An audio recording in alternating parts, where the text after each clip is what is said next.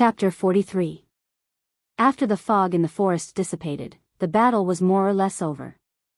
The ambush launched by the young guards did bring about some unexpected results to Madara's vanguard, but when Cabias gathered more powerful undead, the outcome of the battle quickly became clear. The forest quieted down. Lord Cabias. The pale necromancer apprentice placed his hand on his chest and respectfully bowed to the tall skeleton in front of him. I thought you maggots wouldn't come to see me, Rothko. The eyes of the skeleton general in brass armor were burning fiercely. It sat on a pile of corpses with its legs spread apart. It held its double-edged axe in one hand and pressed its other hand on its knee. It looked down at the skinny apprentice with disdain. The Dark Lords and Necromancers had always hated each other. This time, they were united under the command of the Mercury Staff, but they were divided at heart. As for the Blood Descendants, they had always maintained their own circle and rarely participated in Madara's affairs. This kingdom had been divided for centuries, and it was only recently that a smoke-like darkness broke out from the cocoon under the stable shell. This was the prophecy of the Banshees, and it also coincided with Goddess Helene's prophecy about the spreading darkness of the East. Whether it was the Dark Lords, Necromancers, or Blood Descendants, everyone believed that this era was coming to an end, and Madara was about to usher in a new era. Rothko smiled. Cabias was one of Tarkus's main generals, while he was just a small squadron leader. The difference between them was huge. The only reason this skeleton was reprimanding him was because his vanguard had stolen the limelight of the entire army. Relying on 300 skeletons and 20 necromancers to defeat Butchie's guards, and then annihilate the Green Village's self-defense regiment, allowing Cabias to march straight in.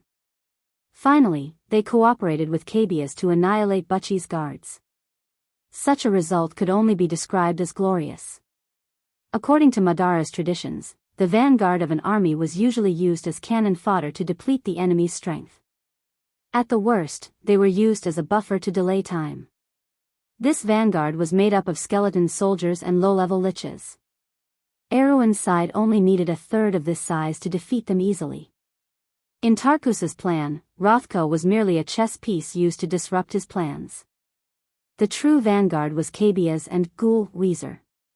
However, the one-eyed vampire commander did not expect that this apprentice necromancer named Rothko would give him such a huge surprise. It was just like how he didn't expect Ghoul Weezer to make such a huge mistake on the right flank. The battlefield was always full of variables, and even an excellent commander could not take the lead at every step, not to mention that Tarkus was famous for his steadiness. However, this lowly apprentice necromancer still didn't know what his future path was. Naturally, he wouldn't retort. On the contrary, Cabias' words were more like an honor to him. After all, Cabias was targeting all necromancers, and it was indirectly raising his status. He glanced at the row of warriors of darkness behind Cabias and felt a little envious. He had looted a lot of good stuff during the invasion, but most of it had to be handed over. What was left was not enough to summon a single warrior of darkness. He heard that there was a tomb of a Templar knight in the Green Village. That was the best vessel, but it was now Cabias's territory. It was a pity, but forget it. There would be plenty of opportunities in the future. This time, Madara came to reap some benefits, and all the generals saw this as an opportunity. He thought for a moment and replied, Lord Cabias, a few rats escaped the net and fled to the north. We also didn't see the refugees yesterday afternoon. I suspect that they are creating a diversion, and their main force has already entered the River of Daggers. That was enough for him. The north was controlled by Ghoul Weezer. If he wanted to chase those living materials back, or at least get a share of the loot, he would need the approval of this god of death. He was just a small captain, and he couldn't bear this responsibility. But Cabias was no fool. It glanced at the little undead sorcerer's apprentice and suddenly realized that this guy's motives were not pure. It couldn't help but adjust its jaw and make a cracking sound. You want me to go and fight with that baldy Weezer? What benefits can I get from that? Small maggots. You can further expand your strength. Isn't that enough, my lord? Humph, they are just a bunch of mobs. I have no interest in those weak skeletons. I heard that there is a veteran of the November War in Buchi's garrison. He is the captain of those humans. Cabiaz's eyes flashed. The gains do not make up for the losses. That brat Weezer has it easy. Rothko sighed, knowing that he had failed to persuade Cabiaz. He raised his head and was about to leave. After all, he and Cabiaz weren't people of the same system. If not for this matter, he wouldn't have come. Although Cabiaz was the commander of the army, he was a member of the undead wizards. His vanguard didn't have to listen to his orders. But at this moment, his heart trembled slightly, and he couldn't help but look towards the south. The tall skeletons also looked in that direction. Their line of sight passed through the forest and landed in the shadows of the mountains. What a strong magic reaction. It's the Zavale mountain path. Cabiaz sniffed the air, as if it could smell the magic coming from the direction of the Song River. Rothko didn't answer, because he immediately felt an even stronger magic wave coming from that direction. What was that golden demonic tree up to? Such a strong reaction could be felt by any wizard tens of miles away. He suddenly felt a little worried. He didn't know if the White Mane warlocks in the direction of Fortress Reden would notice anything. It's best if we send some people out first, Lord Cabiaz. Humph, you don't have to tell me. Us undead creatures are much more sensitive to magic than you. Wait until you become a lich, then you can teach me a lesson. Rothko laughed. Brando brought Freya and Roman out from a crack in the cliff. He immediately gestured for them to stop. From here, they could see the entire valley outside. In the middle of the barren mountains, there were gray rocks that were sunken downwards, and sharp stalagmites protruded out of the ground. A huge golden oak tree was quietly rooted in the middle of the valley. This was the Forbidden Orchard. The golden demonic tree had absorbed the nutrients and magic elements from the earth, causing the earth to wither. The earth elements that had lost their adhesion to the ground rose into the air, resulting in such a scene. Brando raised his head. The sky above the valley was gloomy, as if dark clouds were pressing down on them. This was also caused by the imbalance of the elements. Because of the disintegration of the earth elements, it attracted a large amount of other elements to gather here, causing the elemental order to be abnormally chaotic. The elemental order was a rule set by Marcia when she created the world. It was controlled by the 4 elven kings, but the order wasn't necessarily stable and unchanging. Just like what the golden demonic tree did, human factors often disturbed the environment. In the past, because of the abnormality of the elements in this valley, the power of the elementalists was suppressed by 30%. Because of this reason, almost no team in this dungeon would accept the elementalists. This period of history was called the 3 Years of Blood and Tears by the elementalists. Of course, later on, this class suddenly became a force to be reckoned with. Roman and Freya stared at the golden demonic tree in a daze. They had only heard of such a creature in bedtime stories. They did not expect to see it with their own eyes one day. For a moment, they even suspected that they were dreaming. Moreover, the beauty of the golden demonic tree and the surrounding desolation presented a strong visual conflict. It was as if they were looking at a realistic fantasy, full of fantasy. What is that? Freya could not help but ask in a daze. It's so beautiful, Brando. Is that the golden apple tree in the fairy tales? Those monsters are the guards of this tree, right? I didn't expect such a beautiful creature to exist in such an environment. That is an oak tree, Roman. The future Valkyrie sighed. Of course I know it. It's just a golden oak tree. Romaine raised her eyebrows and hurriedly explained. Don't be fooled by its beauty.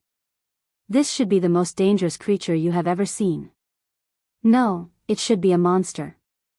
Brando's eyes carefully scanned the entire valley. He quickly found a patrol of demonic trees. Those monsters were covered in vines and were slowly moving along the rugged rocky surface. This matched his memory from the game. Monsters? Yes, the monsters we encountered before were all born because of it. How? Freya could not help but widen her eyes in shock. In fact, she and Roman had also seen this patrol of demonic trees.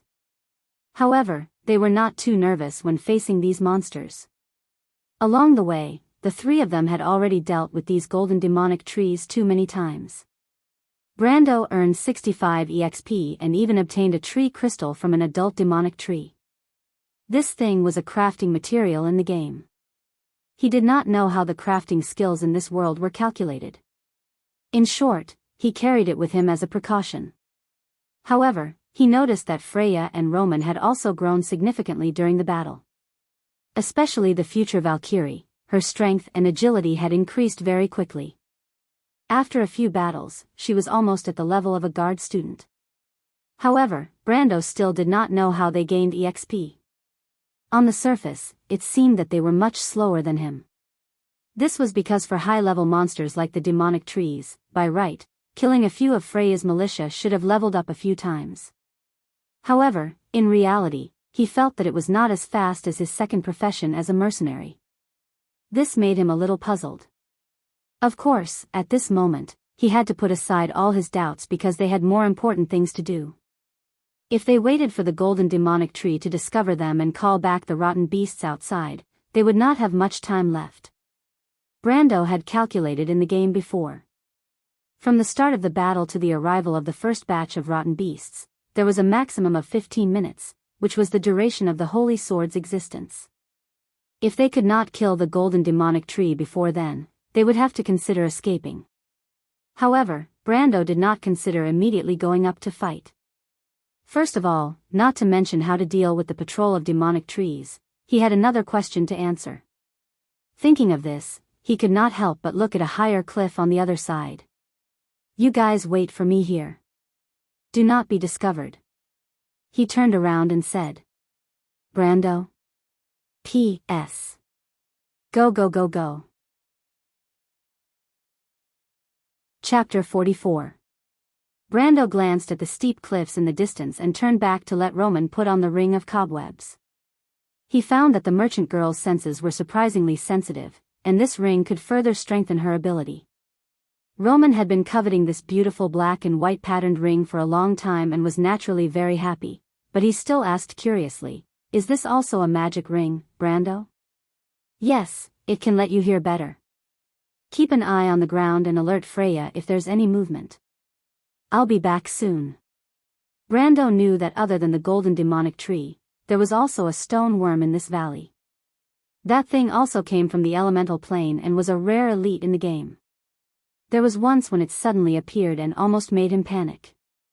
"Are there other enemies?" the two girls asked together. "Maybe.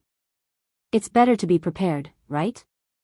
Brando did not want to pretend to be a prophet, and the key was that it would be difficult to explain in the future, so he could only give a vague answer. Freya nodded understandingly and held the sheathed longsword in front of Roman and said, "I'll protect Roman well, please be sure to go and come back quickly." "Huh?" Brando looked at her in surprise. Since when did this girl become so cooperative? She actually made him feel a little overwhelmed. However, it didn't seem like there was any conspiracy. He hesitated for a moment, put down his backpack, and took out a coil of rope and a hook. He glanced at the two girls again, and then carefully climbed out. "Freya, is it okay for Brando to go out alone?" Roman asked softly. "Brando has his own plans, and we can't help much. We can only make sure he doesn't have to worry about this side." "Freya?" Freya swung her long ponytail, a serious look in her bright eyes. She was not admitting defeat, but she could only do so much with her strength. The future goddess of war seriously considered that her strength might not be enough. To become the leader, she must be stricter with herself. She sighed and held her sword close to her chest, making up her mind. On the other side, Brando carried the rope and walked along the steep mountain wall. He was still a few dozen meters away from the crack in the wall. He could not help but take a deep breath and look behind him. Fortunately, the golden demonic tree and its servants and children relied on sound and magic waves instead of sight to find their target, or else his position would be very conspicuous. He grabbed a protruding rock, and the gravel rustled in between the rocks, but the noise was nothing. He was worried that he would make a big noise, so he tried his best to be as light as possible. There were less than 30 meters left. Soon. There were no more soul crystals along the way, but Brendel knew that he still had one last chance. There was a treasure in the crack in front of them. No, it wasn't quite right to call it a treasure. Although the players called all the hidden places that provided items and resources as rewards treasures, he knew that the treasures there were actually some relics. According to the game's plot, about 10 years ago, a young noble called Borg Nesson, who loved adventure, came to this canyon. He and his companions were separated from each other during the attack of the demonic tree. He was lucky enough to escape and hide here, but in the end, he could not escape from his injuries and died. He left behind his belongings and keepsakes. With the keepsakes, he could complete a mission in Bragg's. Although the reward was meager, it was better than nothing for Brando at that time. However, the belongings that the noble left behind were very interesting. Because it was random, anything could be opened if one was lucky. Brando's best luck was opening an amber organ. Of course, he did not count on it this time. As long as he could get a soul crystal, it would be good enough. In his memory, the chances of a soul crystal dropping here were quite high. He quickly climbed into the crack. The rock crack was actually very shallow, but it was difficult to see from the outside. As soon as he got in, he saw the skeleton of the unlucky noble lying on the side. Surprisingly, every detail was the same as in the game. For a moment, he almost had the illusion that he was still in the past world. However, Brando quickly calmed down. He carefully went around the skeleton, and his eyes fell on a small bag. He was slightly stunned because he saw a piece of parchment covered in dust. It was dry and brittle. There was no such thing in the game. He gently picked up the parchment and found that it was a suicide note. There were only a few short sentences written on it. Martha above, I may not be alive for long. If someone is lucky enough to see this suicide note after my death, I am willing to legally transfer all my belongings to this person. In addition, I have a secret ancestral property. I am willing to divide this wealth into 3 parts.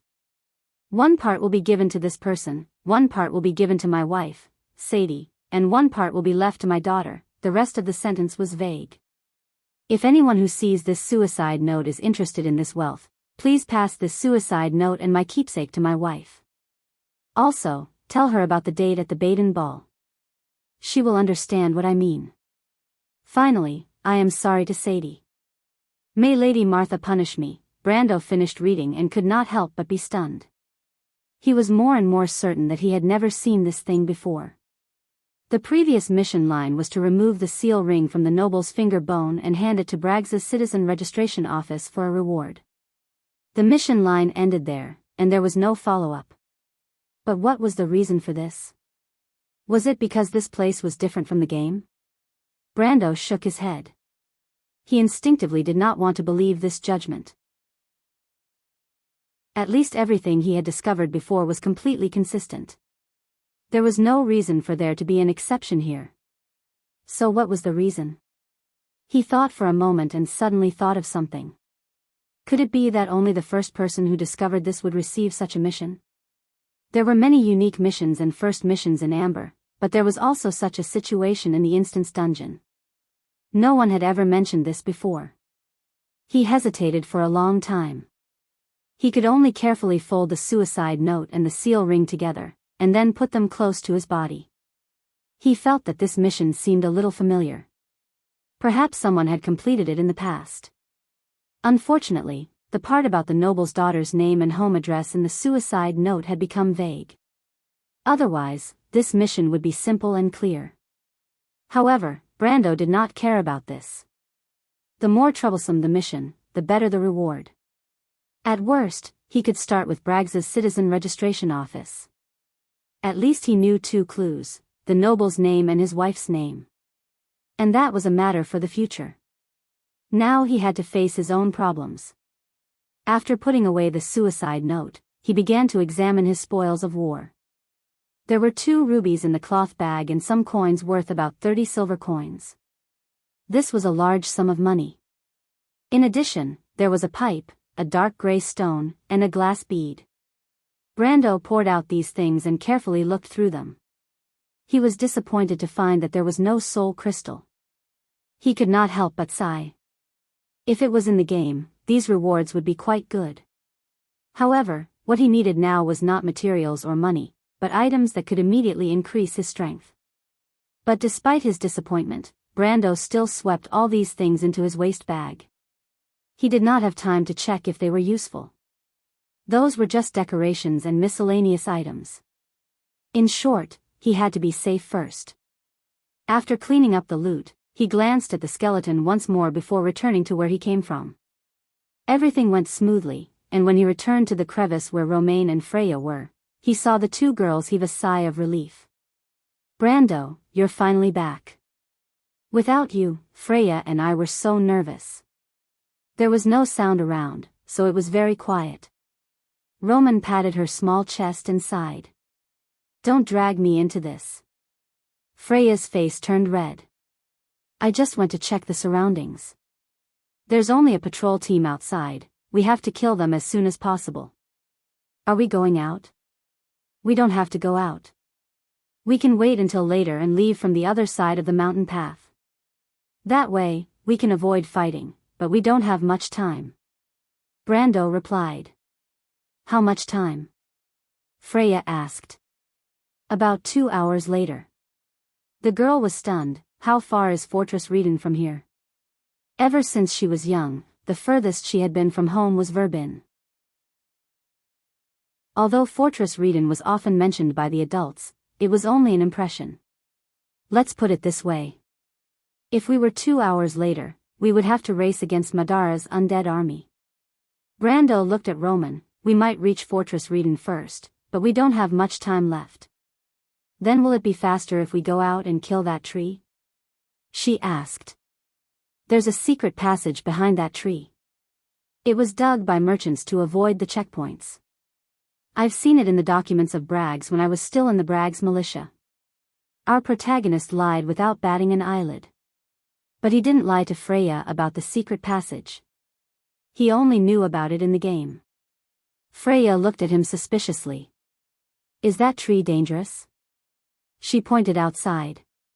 It's very dangerous. We have a 50% chance of failing. Brando answered seriously.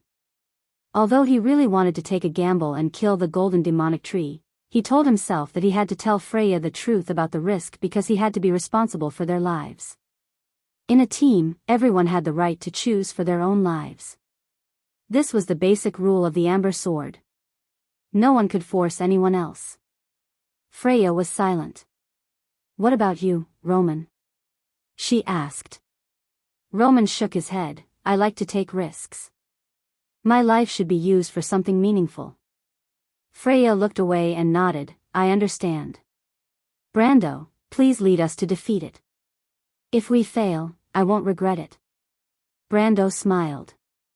He didn't expect Freya to have such a big reaction. It's not that serious. I'll tell you how to deal with it.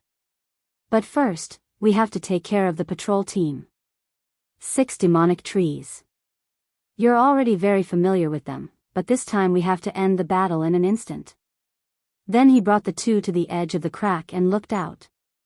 They could clearly see the golden demonic tree's descendants. Brando gestured to the area. We'll sneak in from here. Wait for my signal and attack. Before the battle starts, we have to be as slow as possible. We can't let them hear us. We have at least half an hour, so there's no need to rush. Freya. Yes.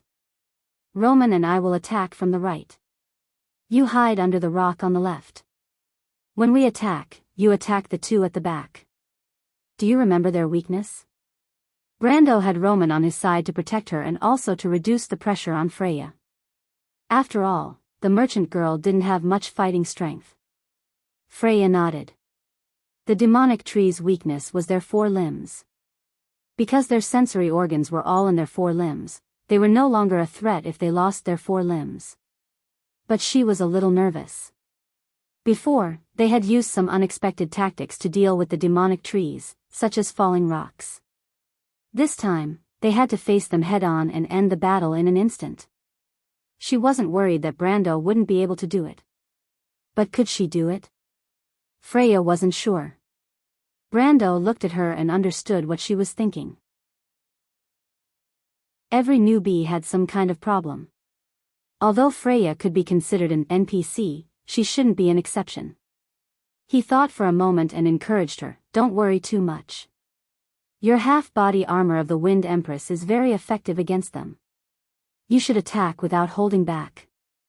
Freya nodded. P.S. I overslept, so I'm a little late. Sorry. Please bookmark and recommend this. Everyone, please support me. Chapter 45. The three of them silently sneaked down from the top of the valley. Time seemed to have stopped as their movements were so subtle that one would not notice anything out of the ordinary even if they were in the middle of the valley. He had walked this route over 100 times. It was not that he had not been discovered before, but that was when he was not familiar with it. Compared to now, it was impossible. Although the demonic trees were strong and aggressive, they were naturally blind and were not good at scouting. Compared to light, the transmission of sound was slower. However, the tense Brando could still hear the rustling sound of his boots rubbing against the rocks. He turned around and saw Freya staring back at him nervously. The young man could not help but frown. "You are still too nervous, Freya." He stopped to let the Roman pass him. The merchant girl did a good job. She lowered her body and breathed evenly. Her steps were not too big or too slow. She was as graceful and nimble as a kitten. She did not make too much noise. Her spirit was also cautious and excited at the moment. Her tense heartstrings stimulated more of her body's potential.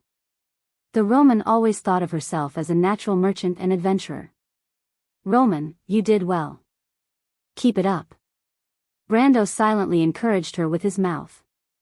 The merchant girl quickly nodded.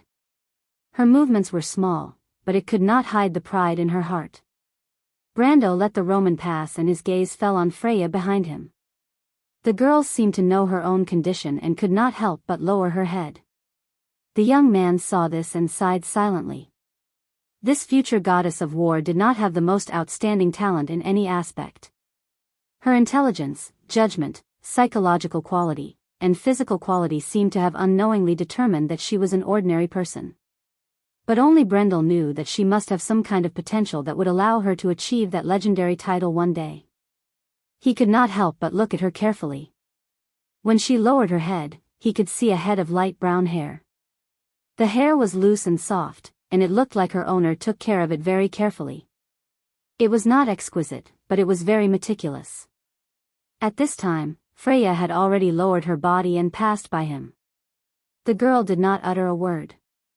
Only her long ponytail moved up and down with her movements, as if expressing her unyielding spirit. Brando knew that this was a unique kind of stubbornness. His heart skipped a beat. "Freya." Freya's movements in front of him paused. "You're too nervous. Relax." "I'm sorry, It's all right. Do you see that rock in front of us? We should split up from here. Hide behind there. When the patrol team passes by, you must immediately divert the attention of the last two demonic trees." Freya nodded.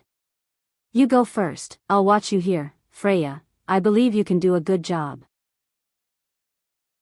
Brando turned over, lying on his side in a piece of gravel, and gestured to her. The girl finally couldn't help but reveal an expression of surprise. This was different from the previous arrangement. But she was not a fool. She knew that Brando stayed behind to cheer her on. She was slightly moved, but at this time, she could only purse her lips and nod. Brando saw that Freya continued to move forward, and her movements became more steady. Only then did he let out a sigh of relief. In fact, this kind of spontaneous reaction was very normal. There were not many people who were as gifted as the Roman. He turned around and saw that the merchant girl had stopped and looked at him with a curious face. He could not help but make a gesture to her to continue moving forward. Unfortunately, although her mental fortitude was top-notch, her thinking was too abnormal. Speaking of which, Freya was more reliable. He still looked forward to the day when the future goddess of war grew up. Freya quickly arrived at the predetermined position. The patrol team had just passed through half of the valley, and there were no accidents in the middle. Actually, there was no accident, but the girl was too nervous. But now, Brando was in a bit of trouble. Because he stayed behind to encourage Freya, he delayed a bit of time. Now, the demonic trees had circled around half of the valley and were entering their ambush range. At this distance, he was likely to be discovered. But Brando was Brando after all.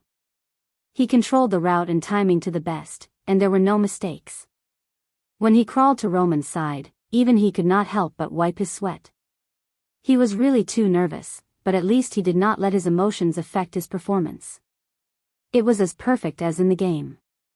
Roman saw that he was sweating profusely, and hurriedly took out a checkered handkerchief from her bag and gave it to him. She did not say anything, but her thoughts were clear. Brando saw the checkered handkerchief and vaguely remembered that it was a handmade product from the northern Viro region. It was very rare to see similar goods in Buchi. It was also one of the merchant girl's favorite collections. Thank you. He used his mouth to express his gratitude word by word. I should be the one thanking you, Brando. The Roman girl hugged her bag with both hands and replied seriously, it will be very dangerous later, and there will be some things that we will not have the chance to say, right? That's why I want to tell you. Thank you, Brando. Brando was startled, and then smiled slightly. In this short period of time, the 6 demonic trees had already approached. The 3 of them hid behind the sharp rocks, but they could still hear the rustling footsteps getting closer and closer. The demonic trees used some low notes to transmit information, and the communication between them and the demonic trees was only completed through telepathy. Brando saw that Freya had unsheathed her sword. She used her clothes to wrap the blade so that the reflection would not alert the demonic trees. Brando nodded. At least from this point, he could see that Freya was no longer the little girl from a few days ago. He immediately made a hand gesture, which meant, I'll go first, you sneak attack. Freya furrowed her brows. The other party always took on the most dangerous tasks, and this made her feel uneasy, and at the same time a little unconvinced. But even so, she knew that this was the most suitable choice, so she could only nod helplessly. The demonic trees passed through a promontory that extended out from the ground. Then, they stopped and started searching in all directions. They also made a series of strange notes to communicate with each other. Brando pulled out the Thorn of Light and used one hand to protect the Roman. Then, he sent an attack signal to Freya. At this moment, the demonic trees should be behind them, and they were spread out. This was the best time to attack. Brando was the first to rush out. His first target was the adult demonic tree. Then, it was Freya's turn. The girl decisively pulled out her sword and rushed towards the back of the demonic trees. Her target was the 2 golden demonic tree descendants that were standing closer to her. The demonic trees that stood at the back of the team were responsible for guarding, so their reaction was the fastest. The moment the 2 demonic trees discovered Freya, they turned around and let out a low growl. 4 vines shot out from their bodies like spears, and the vines pierced through the air with a shrill whistle. However, Freya parted her hands and blocked the 4 steel ropes. The wings of the wind glowed to protect her, allowing her to leap up and crash into the body of the first demonic tree. The wings of the wind dimmed for a moment, but immediately lit up again. However, the huge monster was also caught off guard and was sent flying. At this moment, the girl remembered Brando's words, your half-plate wind empress is very effective against them. You should attack with all your might. She clenched her teeth and pounced on the demonic tree that had fallen to the ground without any protection. The power of the demonic tree was like a tidal wave that wanted to send her flying. Freya knew that her strength was limited, and she could be sent flying at any time. She held her sword with both hands and raised it high. She aimed at the right arm of the demonic tree and slashed it down. With a light hiss, the right arm that was covered with vines was sent flying for a long time. However, Freya was also sent flying at the same time. Just as she got up, another demonic tree whipped her and she rolled a few times on the ground. Although the half-plate Wind Empress protected her, the impact still caused the girl to cough up blood. The demonic tree that had fallen to the ground would not be able to recover in a short time. Freya knew that she only had one enemy left. However, she wiped the blood from the corner of her mouth and could not find any opportunity to attack. She could not help but take a light breath. On the other side, Brando had killed the enemy that was caught off guard. The thorn of light in his hand was like a dancing silver thread. The first sword pierced into the demonic tree's right rib, and then he swung his sword outwards, turning the demonic tree's right arm and a few vines into ashes. The second sword cut off the demonic tree's 2 legs. The moment the demonic tree lost its balance and fell, the cold edge of the elven sword had already swept across its neck. The demonic tree was turned into ashes in the intertwining net of light. Of course, this was because he took advantage of the surprise attack. Now, he had to think of a way to deal with it. However, Brando had already planned for this. He immediately withdrew his sword and retreated. The demonic tree that had lost their comrade would not give up so easily. The 3 demonic trees immediately roared and chased after him. Brando had been waiting for this moment. When they chased him through a narrow path, the 3 demonic trees subconsciously lined up in a straight line to pass through. However, what awaited them was the shining silver ring on Brando's hand. OSS. Freya heard a terrifying explosion from behind her left. She knew that it was the sound of Brando's attack. She could not help but relax. At the same time, she noticed that the enemy in front of her was stunned by the loud explosion. As a young girl from the countryside of Wuxia, she obviously didn't understand how big of an impact this sound explosion had on the sensitive demonic trees. The loud sound almost made them lose their ability to judge the outside world. It was as if the whole world was filled with a boundless white light, and nothing existed in the white light. However, she knew that this was an opportunity, and that was enough. She raised her corroded sword that was almost broken, and viciously slashed at the demonic tree's legs. The short battle seemed to have ended with this slash. With a crisp sound, the demonic tree's tall body and her sword were split into 2. Freya could not believe that she had succeeded. She opened her mouth and saw the Roman panting while holding Madara's black steel sword in front of her. Roman. Freya, I'm sorry, Brando asked me to help you. The young girl smiled. It's okay, thank you. When Brando came out from behind the stone promontory, he saw this scene and could not help but be stunned. He originally thought that Freya was going to throw a tantrum, but unexpectedly, her reaction was not that big. Actually, his arrangement was not only to reduce the pressure on Freya, but also because of tactical considerations. This was because the focus of the ambush was on the ponytailed young girl. The entire demonic tree patrol team's focus was on their commander, the adult demonic tree, and the 2 demonic trees at the back of the team. As long as the 2 demonic trees were tied down, Brando could easily kill the adult demonic tree and lure the rest of the demonic trees away to carry out his plan. He did not want to give the enemy a chance to set up a formation and launch a counterattack. Otherwise, with 6 ranged monsters, even if Brando was 5 levels higher, he might not be able to protect Freya and Roman.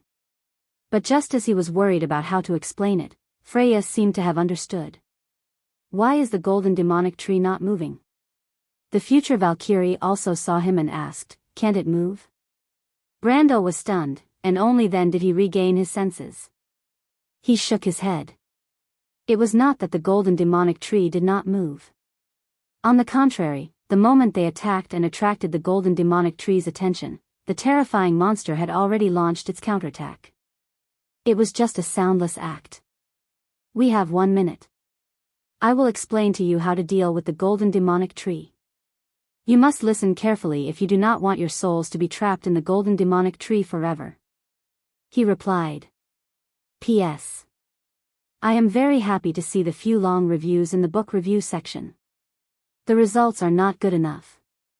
Please continue to support me.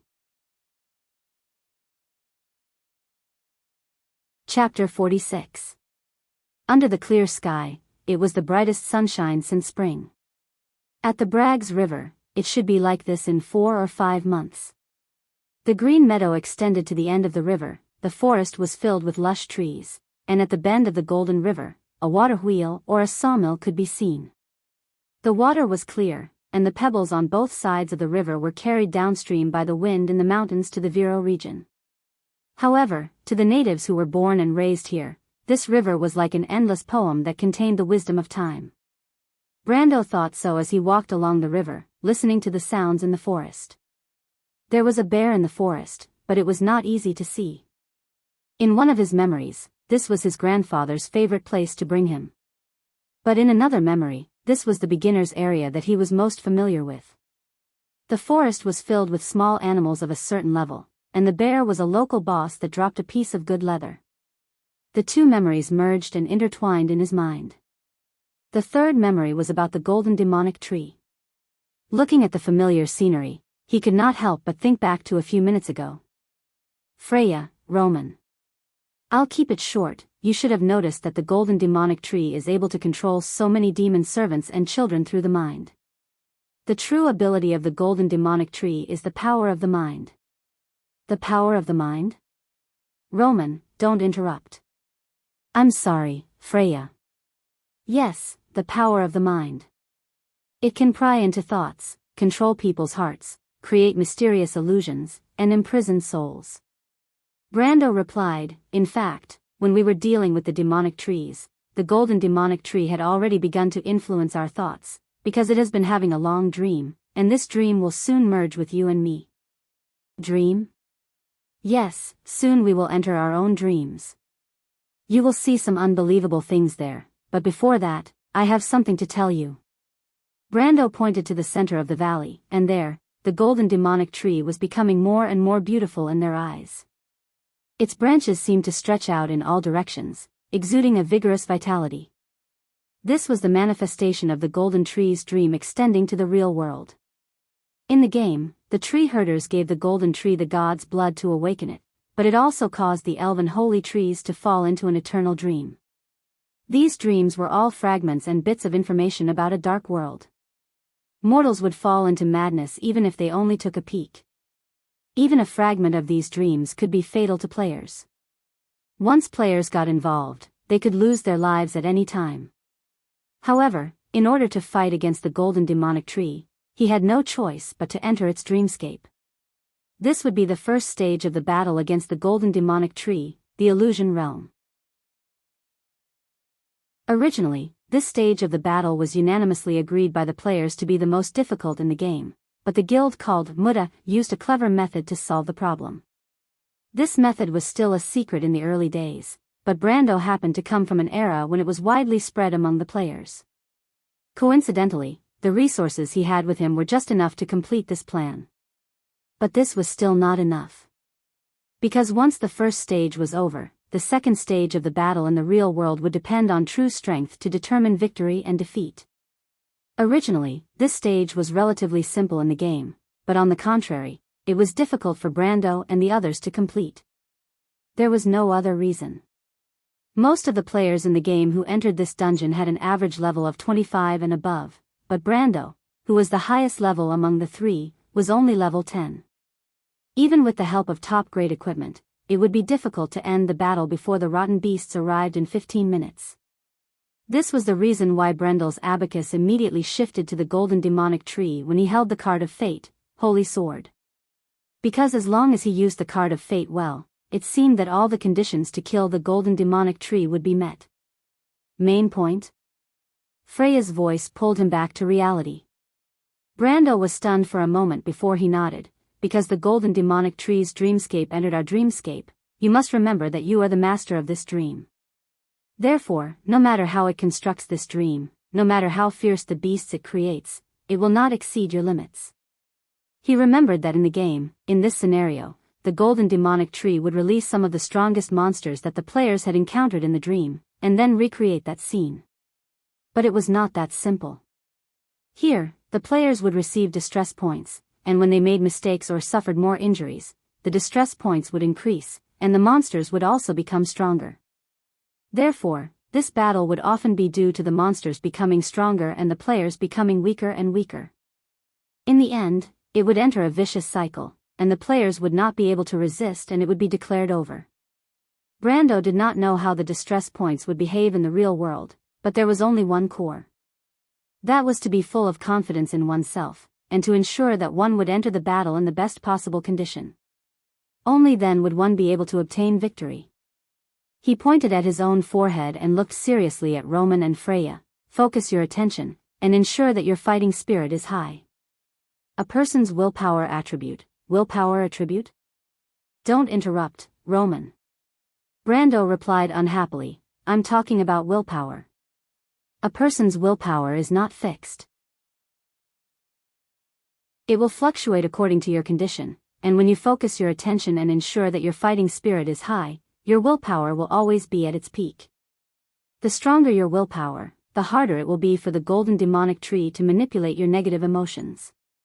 You must not be controlled by your negative emotions, or else the consequences will be very serious. How serious? The future merchant girl looked at him with her bright eyes. Brando did not answer. He was afraid that his words would make them too nervous. Nervousness was also a type of negative emotion. Because failure meant that the soul would be trapped in the golden demonic tree's trunk forever, until the golden demonic tree was burned to ashes, only then would the soul be released. But release also meant death. The surroundings gradually became hazy. But Brando did not explain the rules, because there was a rule in this battle.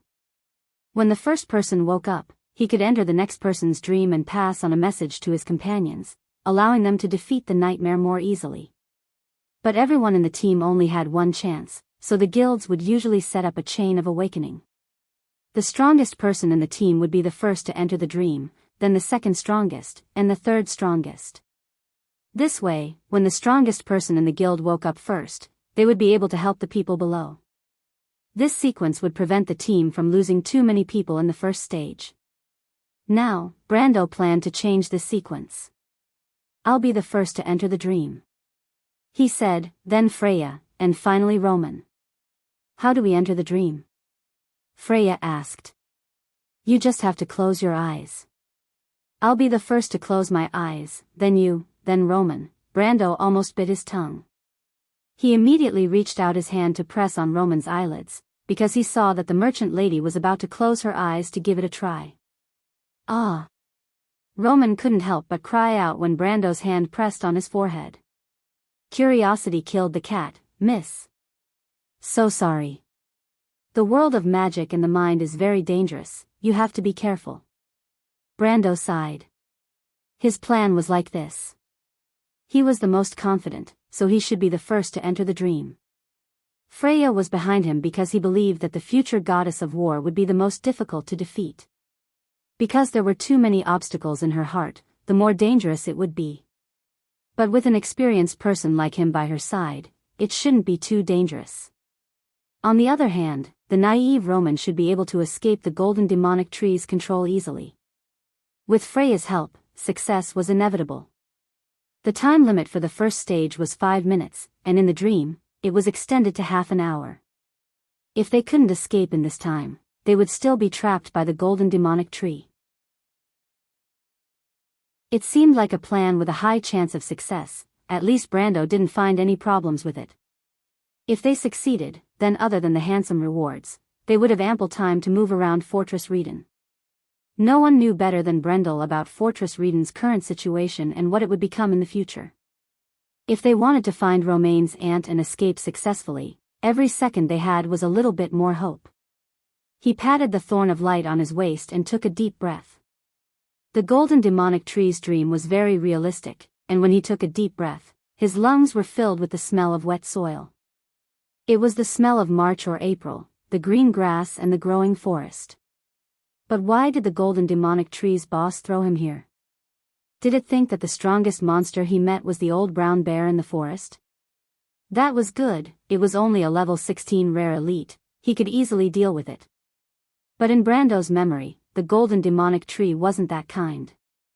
On the contrary, these creatures that were distorted by the blood of God were the purest of evil creatures, and their evil was unreasonable. But calculating the time, it should be about time to trigger the storyline, right? Even though he had been in this world for a few days, Brando still used the word trigger subconsciously. It was just a habit. At this moment, he heard the sound of metal clashing. Brando's ears twitched. For someone like him who was familiar with swordsmanship, level 3 military swordsmanship, he could tell that it was a duel between two people. But it wasn't intense, and it seemed like they were just practicing. Brando didn't choose to avoid it, because he knew that there was no point in avoiding it in the dream. And avoiding danger meant cowardice, which was a negative emotion, and the golden demonic tree might take advantage of it. He followed the source of the sound and found that it came from behind the water wheel of the sawmill not far away. And when he got closer, his line of sight went around the towering water wheel, and he saw two people he didn't expect to see. It was an old man with a head full of silver hair and white sideburns. He wore a dark blue uniform and held a sword in his hand. Just by standing there, he naturally gave off a towering aura, like a mountain. But what made Brando's heart skip a beat was the old man's expression. There was a sense of dignity in his solemn expression, and if someone with a guilty conscience saw him, they would immediately avoid his gaze. The other person was a little boy holding a wooden sword. Perhaps he didn't look any different from an ordinary child, but in Brando's eyes, he had a different meaning. He immediately recognized that this was Brando, or more accurately, the young Brando. He was shocked and raised his head, immediately realizing who the old man was. That must be Brando's grandfather, a veteran of the November War, and a recipient of the Candlelight Medal. Damn, that's incredible. Although Erewhon is old, the medal of the Holy Cathedral of Fire isn't that easy to obtain. But this time, the dreams set by the golden demonic tree seemed to be different from the one in the game. Brando's heart tightened. But with this hesitation, he immediately felt that the aura of Brando's grandfather in front of him was becoming more and more stable, and it was beginning to affect his state of mind. Negative emotions. Brando immediately realized that he was unknowingly being affected. This was different from the game. After all, the system in the game couldn't control people's thoughts, but it was completely different here. This way, the battle would be much more difficult than in the game. Brando couldn't help but take a deep breath and press on his wallet. Fortunately, he still had his biggest trump card. Although it was unexpected, the situation was still under control. Thinking of this, he calmed down. The old man's gaze also stopped on him, and after a while, he opened his mouth and said, "Young man, do you have the qualifications to inherit everything from my grandson?" This sentence made Brando's body tremble slightly. P.S. This chapter and the next few chapters will reach the climax. I poured a lot of emotions into these chapters, and I cried as I wrote them. I hope everyone will like them. With tears in my eyes, please recommend them. Chapter 47. Brando was greatly shaken. This was his biggest secret in this world. Although he and Brando were one, it was still difficult to explain where the memories of the two lives came from. Although he had accepted everything, it was inevitable that there would be a knot in his heart. Who would have thought that this secret hidden in his heart would be torn apart by the golden demonic tree? That's not right, but he immediately shook his head. The golden demonic tree's spirit could not have penetrated into his heart so quickly. That monster was using his habits. Why would Brando's grandfather say something like that? Brando suddenly understood. It must be because he thought that the old man would say something like that. Only people would understand what they were afraid of, and in this world, his enemy was himself. He closed his eyes and took a deep breath. When he realized that his spiritual defense line had not changed hands, the feeling of being exposed in front of the enemy disappeared, and he quickly calmed down. The golden demonic tree's first attack was coincidentally neutralized by him using his previous life's experience, and his spirit became even more stable. He could not help but cry out in relief. He pulled out the Thorn of Light and replied, "Whether I have the qualifications or not, we will know after a test." The old man nodded. "Not bad, that's more like a man of the Damon family. However, there are too many people in this world who talk big, and I do not wish for my descendants to be such incompetent people." Brando's heart skipped a beat.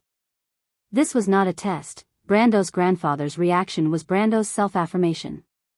This meant that his self-confidence was gradually recovering, and this was a sign that his spirit was reaching the peak of stability. This was a good sign. Brando signaled his grandfather to make the first move. Even if it was a dream, he was still facing his own elder. Out of politeness and self-confidence, he should also be courteous. In the golden demonic tree's dream, blindly taking the first move was not a sign of one's strength having the upper hand, but rather an undetectable trap that the evil creature had set for one. Only by guarding every weakness in one's human nature could one not let it take advantage of them. The old man nodded again. He took a step forward with his left foot and placed his sword behind his left arm. Brando could not help but feel his scalp tingle when he saw this. Even he himself had not reached this level of swordsmanship back then. As for Breton, Freya and the others, their swordsmanship was nothing compared to this. Brando, who was your grandfather? As this thought flashed through his mind, Brando felt the sword in his hand become heavier. He couldn't help but curse out loud. His fear had actually been caught by the golden demonic tree. How was he supposed to live? He also assumed a defensive stance. As he did not have any other sword skills, he chose a more mature defensive stance from the military sword skills. In front of such a seasoned swordsman, it was meaningless for him to put on the airs of the high-level swordsmanship he had used in the past.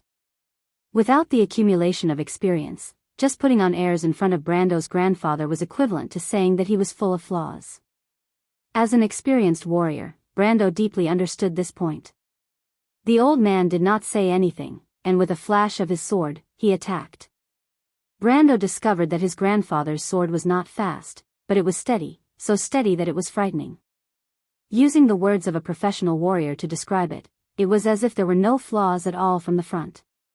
It was clearly an ordinary sword strike, but it felt as if all the gaps in the sword were within the range of the opponent's counterattack. He sucked in a breath of cold air. This was the swordsmanship that Brando remembered from his grandfather's memories. No wonder he was able to obtain the candlelight medal. This monstrous swordsmanship, no wonder Brando's talent in swordsmanship was so outstanding. It turned out that they came from the same lineage. He could not help but think that if this old man's background was slightly better, he would have been directly conferred the title of knight. Brando did not have any room to counterattack, so he could only seal off his opponent's space for further attacks. With a clang, the two swords collided. Such a strong force, Brando was secretly shocked. But before he could recover from his shock, he felt his opponent's sword become heavier. F***ck your mother's golden demonic tree. Of course, Brando knew what was going on. This was simply seamless. Compared to this, the golden demonic tree in the game was simply like a toy. What was a master at manipulating people? This was it. But at this moment, Brando did not feel afraid at all. Instead, he felt a strong desire to fight. He stared into his grandfather's eyes. The old man's expression had always been as calm as water, but it was as if he could see through people's hearts. Brando suddenly felt that it was very strange. Why would such an outstanding grandfather be so indifferent in Brando's heart? When he first saw this old man, he even had to rely on his childhood memories to confirm that this was indeed his grandfather. This was clearly not normal. He searched through his own memories. Brando's memories of his grandfather seemed to be that he was strict and unsmiling. Then there were the candlelight medal and the heavy halo of the veteran of the November War. And the other memories of this grandfather were not even as deep as the old house and the oil painting. But how could a grandfather and grandson who had been together for a few years become strangers when they met again?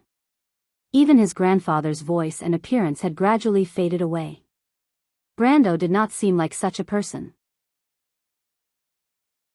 He once again blocked the old man's sword. Clang! The sound of metal clashing rang out. He felt the sword in his hand become heavier, and it almost flew out of his hand. Brando was shocked. He could not help but look at the old man. The old man's expression became serious, as if he was somewhat dissatisfied. 10 years, I am still not grandfather's match. Brando could not help but read the message in his heart. Not good, I am doubting myself. He was shocked. A crack appeared in his spirit defense line, and his attacks became more and more disorderly. He was actually knocked to the ground by the old man's attack. Our protagonist's heart turned cold, and he hurriedly climbed up from the grass. But when he climbed up and looked back, there was no grass. This was clearly a gray house. That's right, this was Butchie's old house. That night, he woke up here and came to this world. Brando's forehead was covered in cold sweat. This meant that the golden demonic tree's invasion had deepened. He could not help but reach for his pouch, which contained the key to overcoming the situation. But he hesitated. Should he use a trick? He suddenly felt a sense of unwillingness. He raised his head and looked at the old man's face. It was Brando's grandfather's face. The old man's face was still serious, and his wrinkled face had a hint of disappointment. This disappointment deeply pierced him. It was as if Brando's 20 years of memories had suddenly become clear. It was as if they wanted to leave his body and fight his grandfather alone. I can do it. Let me do it. He suddenly had such a thought. He knew that it was Brando's emotions that were affecting him. He had already integrated into this world, into the memories of his family. But he shook his head. No, maybe this was the golden demonic tree taking advantage of his weakness? He had to immediately use that technique to leave this dream. But when he put his hand on that position, he could not help but be shocked. Because he saw the disappointment on the old man's face become more and more obvious. No, I can't abandon Brendel. But you have to understand that the golden demonic tree is taking advantage of Brando's weakness, but even so, it is still a part of me. You will fail, but abandoning your weakness does not mean that you have won against yourself. Brando suddenly calmed down. He suddenly realized why Brando's grandfather did not say a single word from the moment he attacked. Although the old man had many chances to completely destroy Brando's psychological defenses, and although the old man's face was filled with disappointment, he did not say anything. But the old man didn't say anything. He just watched and waited quietly. Brando suddenly felt a bolt of lightning piercing through his soul, illuminating every dark corner of his heart. He suddenly understood that this was not because the golden demonic tree had pity for Brando. No, it was because that young man was still protecting the last piece of pure land in his soul. Then why? Brando could not help but raise his head to look at the old man's solemn, slightly sighing face. That face hidden in the shadows of the old house seemed to be hiding something. Was it disappointment? It was disappointment. His entire body suddenly trembled. What was that disappointment waiting for? It was unspoken hope, Brando. That was the grandfather in Brando's memories. That stern and deep gaze was filled with disappointment towards this young man's growth, but this deep disappointment was not blame. It was hope that one day, Brando would understand the familial love behind this hope. Family would never truly blame you. They would only wait for the day you understand. Perhaps one day, they would grow old, perhaps one day, they would no longer exist in this world, but they would still remain in your heart, waiting for the day you understand. Waiting for you to understand their love for you. Brando raised his head, his hand tightly gripping his sword. He raised his head, holding back his tears.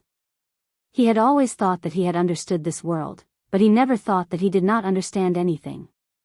Brando, do you still remember what I told you? Your spine must be as straight as your sword. As a man of the Damon family, you must live with your head held high. You are my grandson. You are the best in my heart. The old man raised the sword in his hand again. Come, let me see what you've learned in the 10 years since I left. Brando nodded, his face already filled with tears. This was his grandfather's words, but it was also not. This was the answer he gave himself in his heart. This was the path that Brando wanted. He took a deep breath. The two swords crossed. Stand up, Brando. How can the men of the Damon family be so weak? What are you crying for? Can a scratch kill you? Tell me, how do you want me to punish you this time? In his memory, his grandfather should be the one who sat sternly in the position of a parent, silent, and looked at him with a disappointed gaze. In his memory, his grandfather should be the one who was always dissatisfied with everything he did. However, the old man in his memory had finally finished the last journey of his life. Brando stood in front of the wooden bed, feeling his grandfather's hand gently placed on his head, just like when he was a child by the Brags River. However, in the end, his grandfather's hand lost its strength and brushed across his young face. It was so rough, but it made people feel that they could rely on him. Was that sigh still a disappointment in the end, or was it a heavy responsibility and hope? Brando felt that his grandfather's dream was disintegrating around him, and he held the candlelight metal in his hand that was disappearing into specks of dust. He did not say anything for a long time. "Thank you, old man. Thank you, grandfather." Requesting votes. Requesting votes. Qidian Chinese website welcomes readers to read the latest, fastest, and hottest serialized works from Qidian originals. Chapter 48. Waking up from his grandfather's dream, Brando opened his eyes and felt that his forehead was cold. He looked at the gloomy sky and couldn't help but let out a long sigh. In the game, there were ways to rely on equipment and skills that could instantly increase one's willpower to break free from the cage of willpower. For example, his innate talent was one of them. But he felt that this was not the best way to solve the problem. No matter what, he who had merged with Brando's memories could not give up the other part of his soul. He was not just one of the two, but the whole soul represented by Sophie and Brando. If he could not look at Brando's weakness, one day he would not be able to look at his own weakness. Only by understanding himself correctly could he fully accept the past. This kind of growth was not only in the mind. Just Brando's acknowledgement of his past had given him a lot of benefits. He did not expect that Brando's swordsmanship was actually taught by his grandfather. These memories of the past were sealed away by Brando's subconscious with a sense of self-abandonment. Until now, the memories of his childhood swordsmanship had finally been revived and integrated into his soul. What kind of swordsmanship was this? Brando had once sealed away the swordsmanship taught by his grandfather because he subconsciously thought that he was not qualified to use it. But even so, the swordsmanship talent that had seeped into his bones since he was a child still made him the undisputed leader of the Anzac militia. Our protagonist could not help but open his stats list and saw that it had become militia, military swordsmanship, level 3+1, fighting skills, level 3, tactical theory, level 0, military organization, level 0. Training skills could not exceed the level of a profession, but the level of skills obtained through equipment and quests did not count. Level 4 swordsmanship was the standard of a normal person who had practiced swordsmanship for 30 to 40 years. It was definitely not appropriate for an 18 or 19-year-old to have such a level. But Brando felt that as long as he completely absorbed the essence of his grandfather's swordsmanship, his military swordsmanship could reach level 4 by another 30% without a problem. And when he thought of the old man's swordsmanship, he felt a chill. That was at least level 10 Erewhon's military swordsmanship. Brando's grandfather was really a legend. He sat up from the ground with mixed thoughts and couldn't help but look towards the center of the valley. The hazy feeling from the golden demonic tree dissipated a little, which meant that the power of the dreamscape was weakening. He turned back to look at Freya and Roman. Freya's eyes were closed, and she frowned occasionally. Romain's face was pale, but her expression was calm. Fortunately, the situation was not as bad as he had imagined. The next step was to inject faith. As long as everything went smoothly, the golden demonic tree would not be that difficult to deal with. He crawled to Freya's side and pressed his finger between her eyebrows. After a moment of hesitation, he chose faith. The golden demonic tree used negative emotions to lure people into its trap, so players had to respond with positive emotions. Brando observed Freya's behavior and believed that the stubbornness and persistence on the surface were actually a layer of protection for the weakness in her heart. He hoped that the future Valkyrie could be more confident. Only confidence could make people mature. But he couldn't help but think that they did not guard against him at all. In this state, it would be very easy for him to take advantage of them. He could not help but look at Romain and Freya who were sleeping soundly, especially the latter's forehead that was as smooth as jade.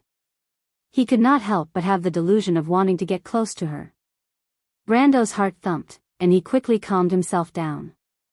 Although he liked Romaine, he wasn't a shameless person. He rubbed his forehead, and his mind was filled with all kinds of strange thoughts. He couldn't help but think of his dream. After leaving the dreamscape, his mentality was completely different. That feeling of gaining something and losing something made him more mature. He knew that he would not turn back. The meaning of time was that after generations of repetition, everyone had to walk their own path. He was the same. After understanding Brando's goal, he also had to plan for his own future. Only he knew that the War of the Black Rose would end quickly. This war only lasted from the end of May to the end of July in the game, and the nobles were not willing to be involved in a war. This coincided with Madara's idea. The external invasion was an external manifestation of the country's internal changes, but Madara didn't want to provoke the entire light faction, so retreating was inevitable. Since both sides on the battlefield were unwilling to fight for a long time, then the negotiation of peace was a done deal. But that was more like a farce. Brando knew that the Erewhon he was willing to fight for was not the current Erewhon. He was waiting for the Princess Regent to ascend the throne. Of course, he couldn't just do nothing. He thought that after the war ended, the royal family would definitely commend some people. On one hand, they would establish heroes, and on the other hand, they would appease the people. Maybe there would be a recommendation for the Basta Royal Cavalry Academy like in history. However, Brando wasn't interested in this recommendation. To be honest, he wasn't interested in joining Erewhon's old system, but it was a good idea to let Freya study there. What was he going to do? Brando couldn't help but think that this was the beginning of a chaotic world. After all, a person's strength was limited. He needed a territory, and he needed to gather some people to support his ideals. He knew that with his knowledge of history and the world, he would be able to quickly grow his territory, but where should he start? Should he go through Erewhon's internal system? Not to mention that he didn't have enough time, he also didn't want to be involved in a war too early. He had to keep a low profile so that he wouldn't be noticed by the truly powerful forces. As for taking over a mountain and becoming a king, there was no need to think about it. The reason was the same as above. The other way was to go down the path of a pioneer. There were pioneers in the game, and there were also pioneers in real life. In this dark world, not all territories were under the control of the nobles. At the borders of the kingdom, where civilization and wilderness intersected, there were still many undeveloped virgin lands. Erewhon had such a decree since the beginning of the Ain dynasty. As long as a pioneer discovered a new territory, he or she could immediately legally occupy it, and he or she would be awarded a title according to the size of the territory. These titles weren't hereditary, and most of the land would be taken back by the royal family and the Holy Cathedral after 3 generations. However, there were still many who were willing to seek an opportunity to make a name for themselves. Among them, there were gamblers, adventurers, mercenaries, illegal merchants, and even Templar knights and clergymen with proper backgrounds. There was no difference between them here. Brando couldn't help but get excited when it came to such virgin lands. He knew that there were many at the borders of Erewhon. Although there were differences in size, at least it was a choice. However, when it came to the selection, our protagonist couldn't help but hesitate. He didn't need much of a development advantage or geographical location. The key was to be hidden, and it was best to start from the few territories with ruins. After all, he was alone and lacked manpower and resources. Through the ruins of cities in the game, he could save a lot of effort. He thought for a moment and finally thought of a place. That place was known as the most legendary territory in the game. Later, because of the owner's mistake, it was burned down by his enemies. However, this place was still discussed enthusiastically on the forums for a long time. He remembered that he had seen countless people say, if Valhalla was still there, it would be a different scene now. Brando couldn't help but get excited when he thought of this. How could he not have thought of this before? If that legendary territory wasn't destroyed, its final development would be beyond everyone's expectations. He didn't expect that this daydream would come true in his hands. While he was daydreaming, he suddenly felt the person beside him move slightly. Then Freya opened her eyes. She saw Brando put a hand on her forehead and was slightly startled at first. But then the confusion in the future Valkyrie's eyes faded like the tide. She suddenly woke up and shrunk back, looking at Brando with a red face. Even if she didn't speak, Brando could see clearly what was written on her face. Shameless, what are you doing? He shook his head and was about to explain, but Freya seemed to have reacted first. She seemed to have suddenly remembered something, and the blush on her cheeks deepened. I'm sorry, it's okay, go give Roman an alarm clock and tell her to get up. Brando pretended to be relaxed and replied. Alarm clock? Brando coughed and realized that he had said something wrong. Then he explained in detail the reason and use of the faith injection. He thought it was a simple matter, but he didn't expect Freya's face to change after hearing it. Why don't you give Roman first?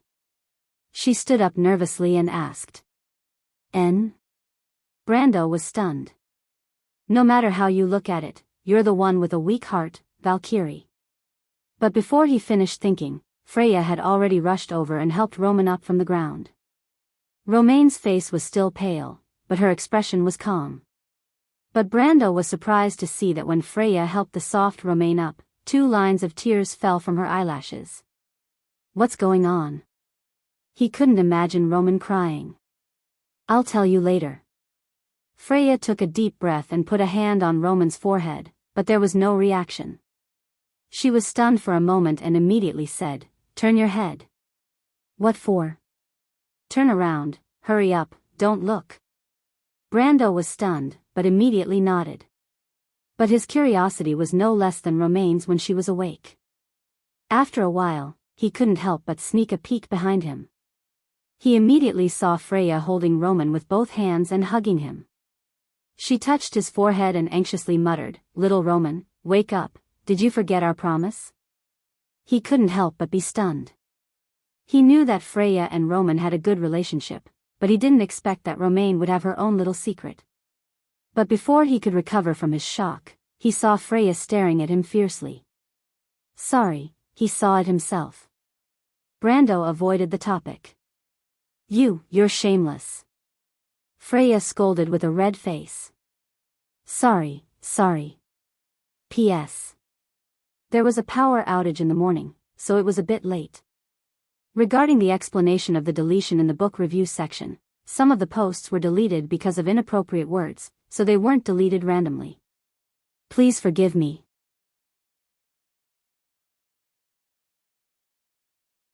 Chapter 49. However, the Roman situation was not as optimistic as Brando had imagined. As time passed, the atmosphere became more and more tense. Brando finally understood that this future merchant girl's heart must be hiding a secret that he did not know. This secret might be subconscious, and the deeper it was hidden, the greater the damage would be. For a moment, only the sound of their breathing could be heard. The merchant girl was sleeping peacefully, but Brando was afraid that she would never wake up again. He could not help but look at the golden demonic tree. The connection between the dream and reality was very weak, and the golden demonic tree could wake up at any time. Freya? Freya clenched her fist and was so nervous that she could not say a word. Brando had said that they only had 5 minutes, and there was not much time left, but the Roman still seemed to be immersed in his own nightmare. But she knew that she could not blame the young man, because she was the only one in Bucci who knew the secret. She hated herself for not telling Brando in advance, but how would she know that the dream was so complicated? Brando did not say anything because he was afraid that it would affect their state of mind, but he did not expect that it would backfire on him. However, the young man did not fall into a state of panic. His thoughts turned quickly, and he suddenly threw the thorn of light in his hand over. Let her hold it. What? This sword has the power of exorcism, let her hold it. Brando said that, but he knew that he could only rely on the elven treasure sword. An increase of 1 willpower would allow the merchant girl to turn the misfortune into a blessing. Martha above. He could not help but pray to the omnipresent wound in his heart, hoping that she would be more lenient towards the Roman. But perhaps the sword had an effect, or perhaps Brando's prayer was heard by Martha. Not long after, the merchant girl actually woke up with a She rubbed her eyes and looked at the two of them. She was stunned for a moment before she happily said, "Freya, you're here too. Let me tell you, I just had a nightmare." Ah. Freya was stunned, and then she let out a surprised cry from her chest. She didn't even listen to what Romain was saying. Instead, she hugged the Roman and cried tears of joy. She thought that there was no hope, but Brando's method really worked. "Roman, you idiot." "Phoo, Freya, what are you saying?" "I'm not an idiot." Roman defended himself in a fluster as if he had been dealt a fatal blow. On the other hand, Brando calmed down when he saw that Freya was flustered. With the help of faith and thorn of light, no matter how deep the nightmare was, the Roman would have a high chance of waking up. He was more worried about how she would be affected. But looking at her dazed expression, Brando knew that he was overthinking things. "All right, don't cry," he said. "The golden demonic tree is about to wake up. If you have anything to say, save it for after the battle." The ponytailed girl stopped crying and nodded. "What should we do, Brando?" she asked. "We are not the main characters of this battle. There is a stone worm in this valley. What is that?" "Roman, don't interrupt. The stone worm is a type of elemental creature from the Earth's pivot, Earth elemental plane. They are born to be the nemesis of the golden demonic tree, but before this stone worm reaches adulthood, the golden demonic tree can still rely on its huge roots to keep it outside the valley. Of course, the stone worm needs 80 to 120 years to reach adulthood. We can't wait that long, so we have to help it." "Help it?" Freya asked. Brando took the elven sword from Roman and answered, "The golden demonic tree's body is very weak. Its only attack is to use its roots to pierce through the ground. So we have to force it to do this. The more roots it uses, the less roots it has to defend against the stone worm. Over time, the stone worm will be able to enter the valley, but we only have 10 minutes. At most, the first batch of rotten beasts will enter the valley in 10 minutes. If we don't succeed in 10 minutes, you have to run west without hesitation.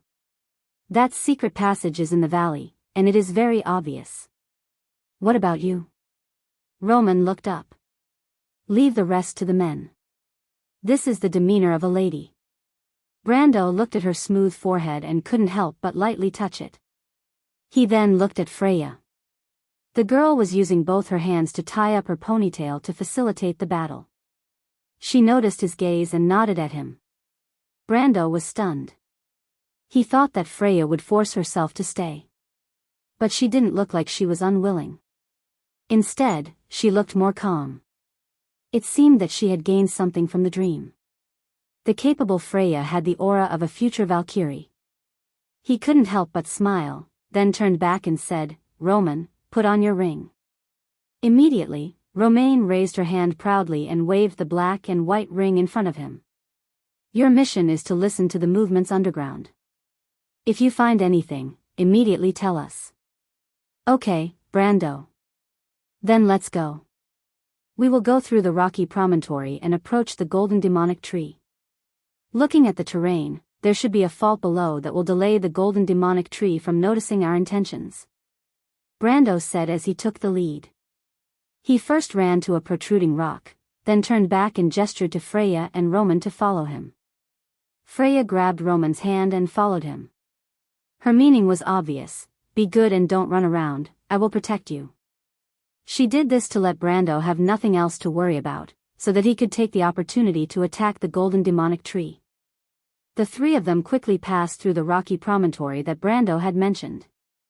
His memory was correct, and they hadn't been disturbed at all. But just as they entered the boundary, Romain immediately heard a rumbling sound coming from below. "Brando, there's a sound below." Our protagonist was shocked and immediately shouted, "Split up, split up." Freya immediately pushed Roman to the side. The three of them split up, and the ground was immediately torn apart by two thick vines. However, the golden demonic tree didn't expect that its attack would be seen through by a few insects. When its roots reached out from the ground, it was only waiting for Brando's sword. The youth climbed up from the ground and raised the elven sword with both hands. He slashed at the center of the vines that were as thick as a water bucket, and the sword went halfway into the vines. Silver flames immediately gushed out from the tip of the sword. The purifying flames burned the vines, and the golden demonic tree in the middle of the valley trembled in pain, causing the entire valley to hum. It's calling for reinforcements again. Brando's heart sank. As expected, time was running out. He couldn't help but turn back. Freya had beautifully dodged the golden demonic tree's roots, and slashed at the vines with her sword. Even though the sword only went a third of the way into the vines, it was a beautiful move that made him look at her in a new light. This was at least the standard of a level 2 Eru in military swordsmanship. It seemed like Freya had gained quite a lot from her dream. Brando, there's a sound again. Roman crawled to the edge of the battlefield and shouted back. How far is it? Brando instinctively shouted, but he immediately realized his slip of the tongue. He had unconsciously treated the Roman as the team's nightingale, but the merchant girl was only a little more sensitive and was not a professional scout in the game. 100 meters, maybe 70 meters. Roman thought for a while. That far? Brando was startled, and used his sword to deflect the vines that were attacking him. The remaining half of the roots lost its vitality and fell limply to the ground. The area where it was cut was charred black. There's still 60 meters left. Brando hesitated for a while. Even though he found it hard to believe, he still decided to trust the Roman. Freya, don't worry about it. Do you see that small path? We'll rush out from there. Freya was startled for a moment, but she immediately placed her sword in front of her chest and let the vine whip her away. The wings of the wind that surrounded her lit up one by one, forming a net of light that protected her and lessened the impact. The ponytailed girl only rolled a few times on the ground before she got up, and she had already landed beside Roman. Roman, follow me. She then grabbed the merchant girl's hand and rushed in that direction. Hey. Where's Brando? He'll catch up. This girl finally learned to trust her teammates and not to be stubborn. Brando couldn't help but feel relieved. He was really afraid that Freya would get mixed up with him at this time. But when he saw that the vine attacking Freya still wanted to chase after her, he didn't hesitate to cut it in half. After clearing the enemy, he didn't dare to stay any longer. He could clearly hear the sound from underground, which meant that the Roman's judgment was correct. But he couldn't help but be shocked. How did the careless girl hear the sound from 70 meters underground? He estimated that her perceptive sense had to be at least 5 ounces to be able to do so. This thought flashed through Brando's mind, and he immediately turned around and ran. With his agility, it wasn't difficult for him to catch up to Freya and Roman, but the three of them were blocked by the golden demonic tree's roots. On the third time, the three of them heard a loud noise coming from the southeast of the valley, and all the tree roots that were attacking them suddenly retreated. Now, even if Brando didn't remind them, Freya and Roman knew that it was the stone worm. Did we win? Roman couldn't help but ask in surprise. Brando shook his head. They still had to enter the core area around the golden demonic tree. In the following time, the golden demonic tree would constantly consider which side posed a greater threat to it, and then use its huge roots to block one side. But this kind of action wouldn't last long, and there would be a moment when they would win. But the only question was whether they could do all this within the stipulated time. There were less than 5 minutes left. P.S. After going to Sanjiang, there are a lot of problems. Please recommend me.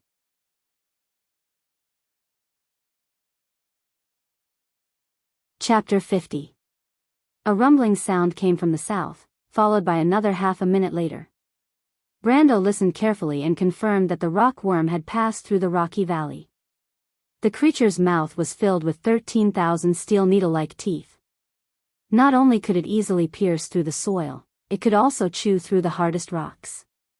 Brando had seen an adult rock worm before. It was about 30 meters long and required 3 people to encircle it. These creatures from the rock worm had shockingly high defense. 40 ounces of Bran's greatsword couldn't even break through its shell, let alone cause any damage. The golden demonic tree boss had sent the rock worm straight in, which meant that it had shifted its focus to the 3 of them. Brando couldn't help but curse. The rock worm was about a mile away from the center of the forbidden orchard where the golden demonic tree was rooted. The rock worm would need at least 20 minutes and 30 seconds to pass through the ground. The 3 of them had already entered the core of the forbidden orchard. If the golden demonic tree didn't interfere, they would be able to see the main body of the golden demonic tree as long as they went around the cracked area. There were still 2 minutes left. But he knew that the golden demonic tree would definitely try to stop them. Sure enough, before he could finish his thought, the solid ground under his feet let out a cracking sound. At such a close distance, the golden demonic tree's roots covered the ground, so they moved without warning. The Roman's ability couldn't be used at all. The 3 of them felt their bodies sinking. Brando, who was already prepared, stabbed his elven sword into the ground and supported Romaine with one hand. He looked to the side and saw Freya half-squatting on the ground to stabilize her body. But before the 3 of them could breathe a sigh of relief, the ground sank again. This time, it was obvious that the rock worm had torn a hole in the ground. What is it trying to do? The ponytailed girl almost fell backwards and couldn't help but ask nervously. It wants to kill people. Be careful and run with me. Brando pulled the Roman up from the ground and pulled out his sword. He half-hugged Romaine and leaped forward. They rolled twice on the ground to avoid the hole that the golden demonic tree had created with its roots. The Roman was protected by the young man's body. His face was as red as an apple, and his eyes were wide open. He didn't even dare to breathe loudly. On the other side, Freya seemed like she wanted to jump over, but the golden demonic tree wasn't to be trifled with. It used its roots to pull the ground, causing her chest to hit the ground. If it wasn't for Brando quickly, she would have sunk into the ground with the soil and rocks. Thank you. Freya shook off his hand and bowed her head in reply. Now's not the time to talk about this. Brendel pulled out his sword and cut a whip in half. But soon, more snake-shaped roots appeared in front of them, and the hole behind them was slanting downwards. It seemed that the boss was determined to teach them a lesson. But Brando was used to these tricks. He couldn't help but think that other than giving him a surprise in the first stage, this blockhead didn't seem to be able to do anything new. The ability to tear the ground apart was a large area of effect in the game, but it wasn't without weaknesses. Watch carefully, he said to Freya while holding the Roman tightly. He stared at the roots that were sweeping towards them. Brando leaned to the side to let the whip pass in front of him. He reached out and grabbed it tightly. The golden demonic tree didn't expect this and hurriedly rolled up its roots in an attempt to throw Brando away. But the young man didn't let go. He hugged the Roman tightly and moved up and down. The boss of the Zavale mountain path finally lost its patience. It raised its roots and wanted to throw Brando to his death, but Brando took the opportunity to let go and jumped back. When he landed, he was already 34 meters away from the hole. His 3.7-ounce strength allowed him to have 4 times the strength of a normal person. His 2.9-ounce dexterity allowed him to be more agile than a mountain ape that could walk on the treetops as if they were flat ground. These attributes allowed him to complete this series of actions without any difficulty. When he landed, his strong muscles, bones, and organs absorbed the impact. If it was a normal person, their organs would have been shattered, but for him, it was only a slight discomfort. This was the benefit of increasing his body's attributes. Brando knew that everything he did before was not in vain. He had accumulated his attributes bit by bit for this moment. Brando immediately turned around and shouted to Freya, "Follow me." Then, without stopping, he grabbed the stumbling Romaine with one hand and rushed towards the golden demonic tree with one sword in hand. Brando, wait. I can't keep up. But Brando didn't care about what she said. He turned the corner, and the ground suddenly split open. A large number of roots shot out from the ground and formed a huge net. The golden demonic tree was behind this net. There was less than a minute left. Brando paused, and the Roman behind him also stopped and gasped for breath. She raised her head and looked curiously at the golden demonic tree. No matter how she thought about it, she felt that it must be the golden apple tree of the gods. Brando looked at the net. It was exactly the same as the one in the game. He drew a circle in front of him with the elven sword, and the two serpents that were sweeping towards him ignited and split into 4 parts. The military swordsmanship was wide open. There weren't many defensive moves, but there were a few that were very refined. Then he let go of the Roman and took a step back. He raised his sword with both hands and took a step forward. Power burst. Brando felt excessive power being drawn out from his upper arm, forearm, trapezius, and latissimus dorsi, causing the elven sword to draw a beautiful silver arc. The sword moved forward and hit the net with a strength of 7 ounces. This was the scene that Freya saw when she limped over from the back. She had always thought that she had seen his limit every time she saw him. Last time it was because he used a magic card to cheat, but this time she really saw that kind of power erupt. The tip of the sword squeezed the air to both sides, creating a rapid sonic boom. The net of roots of the golden demonic tree was torn open with a sizzling sound, and the entire net collapsed from the middle. The trapped beast of the Zavale mountain path could no longer stop the 3 of them, and could only watch as they broke through. Brando shouted to the Roman and Freya as soon as he entered the core area of the Forbidden Orchard, "You two go attack its roots, leave the main body to me." After that, he took out the card of fate and said in his heart, "Show me the holy sword." Even in summer, Winterclaw Castle was shrouded in a thin layer of frost.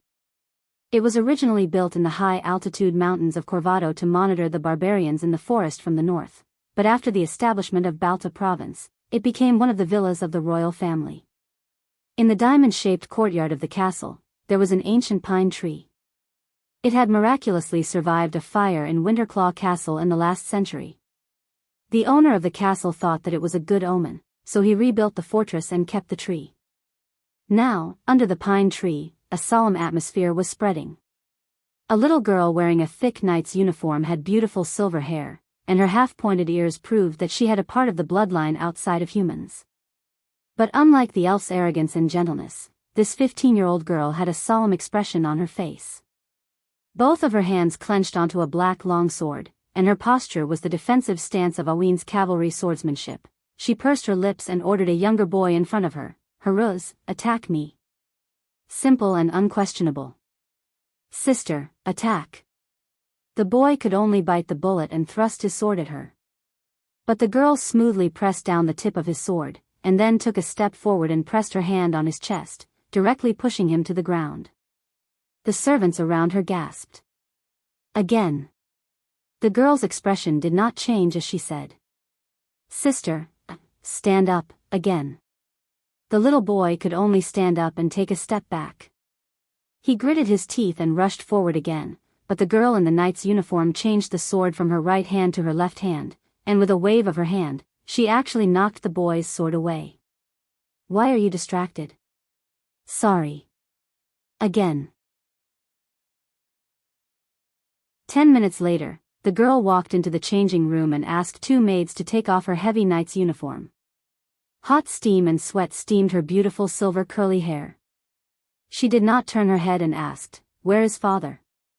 "Madara's envoy has arrived, Your Highness. His Majesty is secretly meeting with Marquis Kluge." The other maid lowered her head and replied. The girl glanced at herself in the mirror, and her face was cold and expressionless. She changed into a dress, put her hands behind her long silver hair, and threw it back. She raised her head and replied, "Take me to see Gemmer." She silently thought that there might be a turning point in the war, but Marquis Kluge, that cunning old man, was not worthy of her trust. Of course, there were some words that did not need to be said in front of the servants. She needed to find a trusted aide. "Yes, Your Highness." This day was the year of flowers and summer leaves, early June,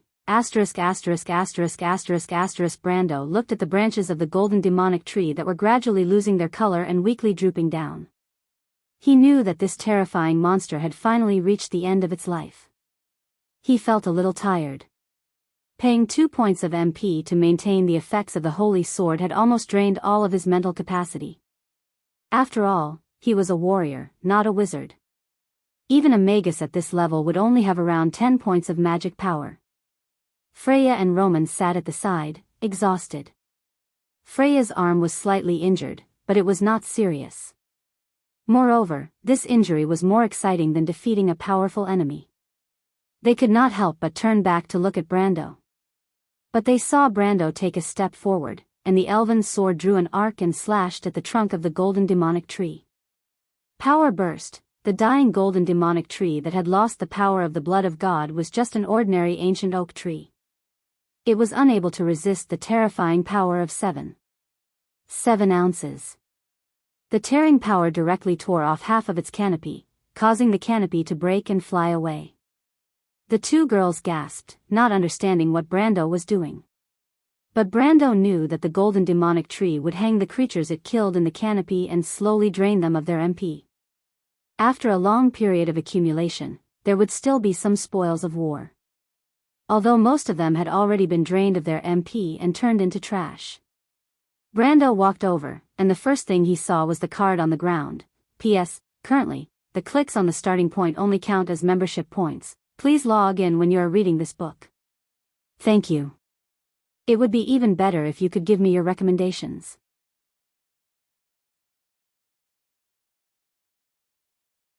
Chapter 51. When the dust settled, the first thing he saw was a card that was about the size of a palm. He picked up the card. The front of the card was painted with a tree. It was tall and majestic, and mysterious veins extended from the trunk to the crown of the tree. On the top left of the card was a 7, but there was no elemental crystal symbol. He was stunned for a moment, but now that he knew how to deal with such things, he immediately opened the attribute data and scanned it. The description of the cards was changed to a different way: Sacred Tree, Secret Land, Elven Forbidden Land 7, Basic Land, Forest, produces 1 water EP into the elemental pool every week. Tap, construct the terrain of the forest. My soul returns to its homeland. This set of cards is called Elven Forbidden Land? Brando was stunned for a moment. The description of the card did not state the conditions for this card to work. Could it be that as long as it entered his deck, it would naturally produce 1 water EP every week? But what if he did not have the elemental pool? And tapping this card to construct a forest was also debatable. Of course, he would definitely not experiment here. Although once the golden demonic tree fell, its magic servants would scatter like birds and beasts, and would quickly wither due to the loss of magic supply. Perhaps one of the demonic trees could take root in another forest and continue the ecosystem, but that had nothing to do with Brando.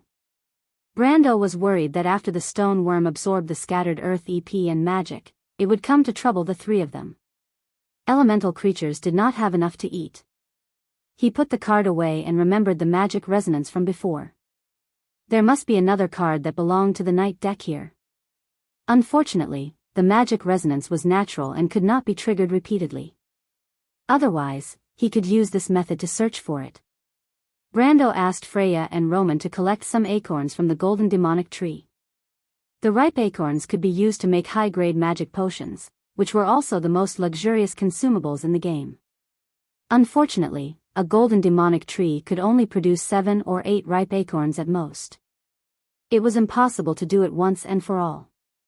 He walked to a place, flipped the leaves, and found a pair of gloves wrapped around the aerial root. He could tell that it was a protective glove just by looking at the style of the glove. The protective glove provided 2 points of defense in the game, but it had a strength requirement. Brando vaguely remembered that it was 2.5 energy rank, and when he touched it, he felt that it was quite heavy, so he was sure that he had guessed correctly. He tossed the glove to Freya to test it out, hoping that the latter would be more of a meat shield. Unfortunately, the ponytailed girl's hands sank as soon as she caught the glove. It was too heavy. The future Valkyrie had no choice but to return it with a look of pity. What a pity. Brando shook his head. With this and the Wind Empress half-body armor, swordsmen below iron rank will not be able to hurt you. I'm sorry. What's there to be sorry about? I think only a few of the guards can wear them, Brando said as he put on the gloves. The ponytailed girl noticed this detail and couldn't help but feel a little surprised. Does this mean that Brando is already one of the best in the guards? Of course, she didn't know that even Bennett was no match for Brando at this moment. The three of them searched the fallen tree in a clockwise manner. The Roman found a nimble dagger with +0. 1 energy rank, while Freya found a priceless 22-ounce enchanted ring. She only needed to use a little mana to activate it and she would be able to add a layer of flames to her dagger. As for the rest, most of them were waste products that had already lost their magic. Brando used the elven sword to peel off the skin of the golden demonic tree and found the heart of the golden tree. To his disappointment, the heart of the oak tree was still in the form of a tree crystal due to the difference of 3 years in the game. Of course, it was much purer than the average tree crystal. But materials were materials, and equipment was equipment, there was an uncrossable gap between them. This unexpected discovery made Brando alert. He couldn't use the perspective of many years in the game to look at things in the present. After all, this was a real world, and history was moving forward slowly. When Brando took out the heart of the golden tree, he felt as if a breeze was blowing through the valley. The golden demonic tree was dead. He raised his head and saw 8 silver balls of light flying out from the trunk and into his chest. 800 EXP, Brando couldn't help but stare blankly for a moment. 800 EXP wasn't a lot, but it was still a huge blow to him. After all, EXP in this world was real, and it was a power that could make him stronger. Thus, compared to the game, he was more excited every time he gained EXP. He could clearly feel that he was growing bit by bit from battle after battle. While Brando was immersed in his own thoughts, he saw Romaine running over as if she was presenting a treasure. She carefully held an item in her hands and showed it to him. The equipment they found before were all appraised by Brando. The young man could tell what it was, where it came from, how to activate it, and whether it had any magic. At this time, Brando had become a synonym for omnipotence in the Roman's heart. Brando, you're looking for this, right? She held the card and asked carefully. Brando looked at the card in her hands. The pattern of the card was gray, and there was a drawing of a tall knight and his robed squire. The color of the card was the same as the background of his holy sword card. Brando immediately realized that this was the card he was looking for. He took a look at it, and it was as expected. Highland Squire, Knight 9, Water Elemental 1, Creature, Human Scholar, Level 8 Creature. When Highland Squire enters the field, 1 prestige per week. Maintenance cost, for every day this card is in the field, 1 Water Elemental will be paid. Highland's Courage. This was a summoning card. Even if Brando was slow, he could guess it at this moment. This Highland Squire was a scholar, and the description of the card was Highland's Courage. It must be referring to the apprentice squire of the Karsuk Highlands. The wizards of Karsuk and the knight had been allies for 2 centuries. A level 8 scholar was not strong. However, if used well at a critical moment, it would be a great help. He could not help but look at the Roman who was looking at him expectantly. He smiled and said, "Thank you. This is very useful to me." "You're welcome," Romaine said happily. But at this time, Freya ran back from the north and said with a worried face, "Brando, Roman, I think I saw a rockworm coming from the north. Should we avoid it?" Rockworm? Brando was stunned. He wanted to let everyone rest, but he did not expect the rockworm to come so quickly. Although the rockworm might not attack them, most people would choose the safer way in this situation. He nodded and said, "You guys go first. I'll make some arrangements to prevent that thing from catching up." The rockworm used magic to smell and vibrate to determine the location of its prey. Therefore, using magic items to attract its attention could be used. Brendel waited for Romaine and Freya to leave before he took out the bottle of number 5 holy water. He used the thorn of light to open a hole at the bottom and placed it in a crack between the rocks. He looked around to make sure he did not miss anything before he retreated to the west alone. He thought that because of the previous magic resonance, Madara might send a small team to investigate the situation here. But by then, the rock worm would teach those skeletons an unforgettable lesson. It could be considered as revenge for Breton's group. It was June of the year of summer leaves and flowers. History was progressing according to Brando's expectations. Madara's secret envoy arrived at Winterclaw Fort. King Erwin Oberg VI accepted Marquis Kluge's suggestion and refused to meet the envoy. Therefore, the First War of the Black Rose quickly entered its second phase. On the battlefield, Karsuk province was facing Madara's Winter Solstice and the Black Raven legions. Duke Ojin even sent a messenger to cry that if they did not receive reinforcements in a short period of time, their morale would collapse. At the same time, further north, between the Kelman Mountains and the sea, an undead army was secretly advancing. In the southern Grenoires province, Insursta's army was attacking Fort Vermeer day after day. On the other hand, the Buchi region fell into an eerie silence. The commander, Count Pulla, had sent a letter to the 104th Swordsman Regiment stationed at Fort Redon. Everything is fine. It was June 1st. At this time, Brando, Freya and the rest were passing through the secret passage under the Forbidden Orchard. They were rushing towards Fort Redon as fast as they could. In fact, they had already discovered traces of undead activity along the way, but the scale was very small. It seemed more like undead scouts were approaching Fort Redon. This made the atmosphere in the group tense. They were one step ahead of Madara's main force, but no one knew how big this step was.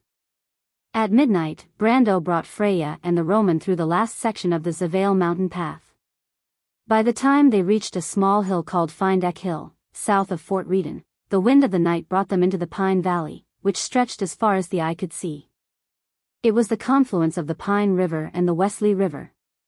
The lights of Fort Redon were like a shining jewel embedded in the darkness, quietly lying in the valley a few miles away, lighting up the entire riverbank.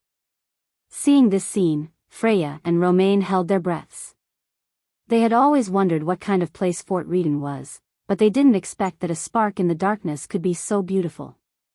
At this time, Romain poked Brando's back and whispered, "Brando, there's an army behind us." "An army?" "Yes, look north from here. We passed by that valley in the afternoon."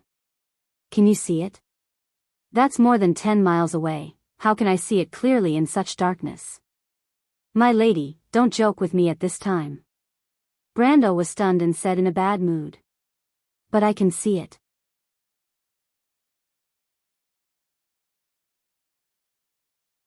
Chapter 52. Brando, Roman might be telling the truth. Freya reminded him. Brando knew that Roman might be telling the truth. He had seen her sharp senses before. But he thought to himself, I'm just joking to lighten the mood. If the future goddess of war is always so serious, you will grow old quickly. He couldn't help but look back at Roman. Romain also looked back at him. To be honest, her curious gaze was sometimes a little embarrassing, especially for someone with a guilty conscience. But Brando liked this girl from the bottom of his heart. She was different in his eyes, and he thought that she was surprisingly cute. He thought for a moment and replied, "Let's stop here for a while." "Stop for a while?" Freya asked, "But Madara's army is right behind us. They will arrive after us in 2 or 3 hours. We don't have much time left, Brando." But Brando took out the seal ring from his pocket and waved it in front of them. He replied, "It's the middle of the night, and the city will be under martial law. This alone doesn't mean anything. If we are treated as spies from Madara, then it's all over. Then, what should we do?" Freya thought that her efforts would at least be of some use. Brando looked at her. He knew that he was talking nonsense. What if Fortress Redon didn't discover Madara's invasion? Not necessarily. The nobles wouldn't neglect their own safety. They would just rather hide in the city and wait for reinforcements.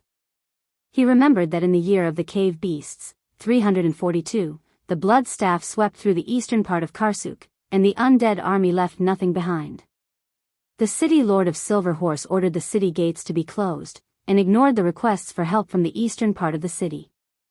This led to a large number of poor peasants migrating to the west, and that area was still barren and uninhabited to this day. But even so, the nobles weren't reprimanded in the slightest. In other words, the royal family was already powerless to criticize the nobles before Oberg VII ascended to the throne. This happened in the Karsuk province in the north of the Grimoires region. The Roman and Freya did not know much about it, but Brando was very clear about it. He didn't want to say that his plan was to help the Romans save his aunt.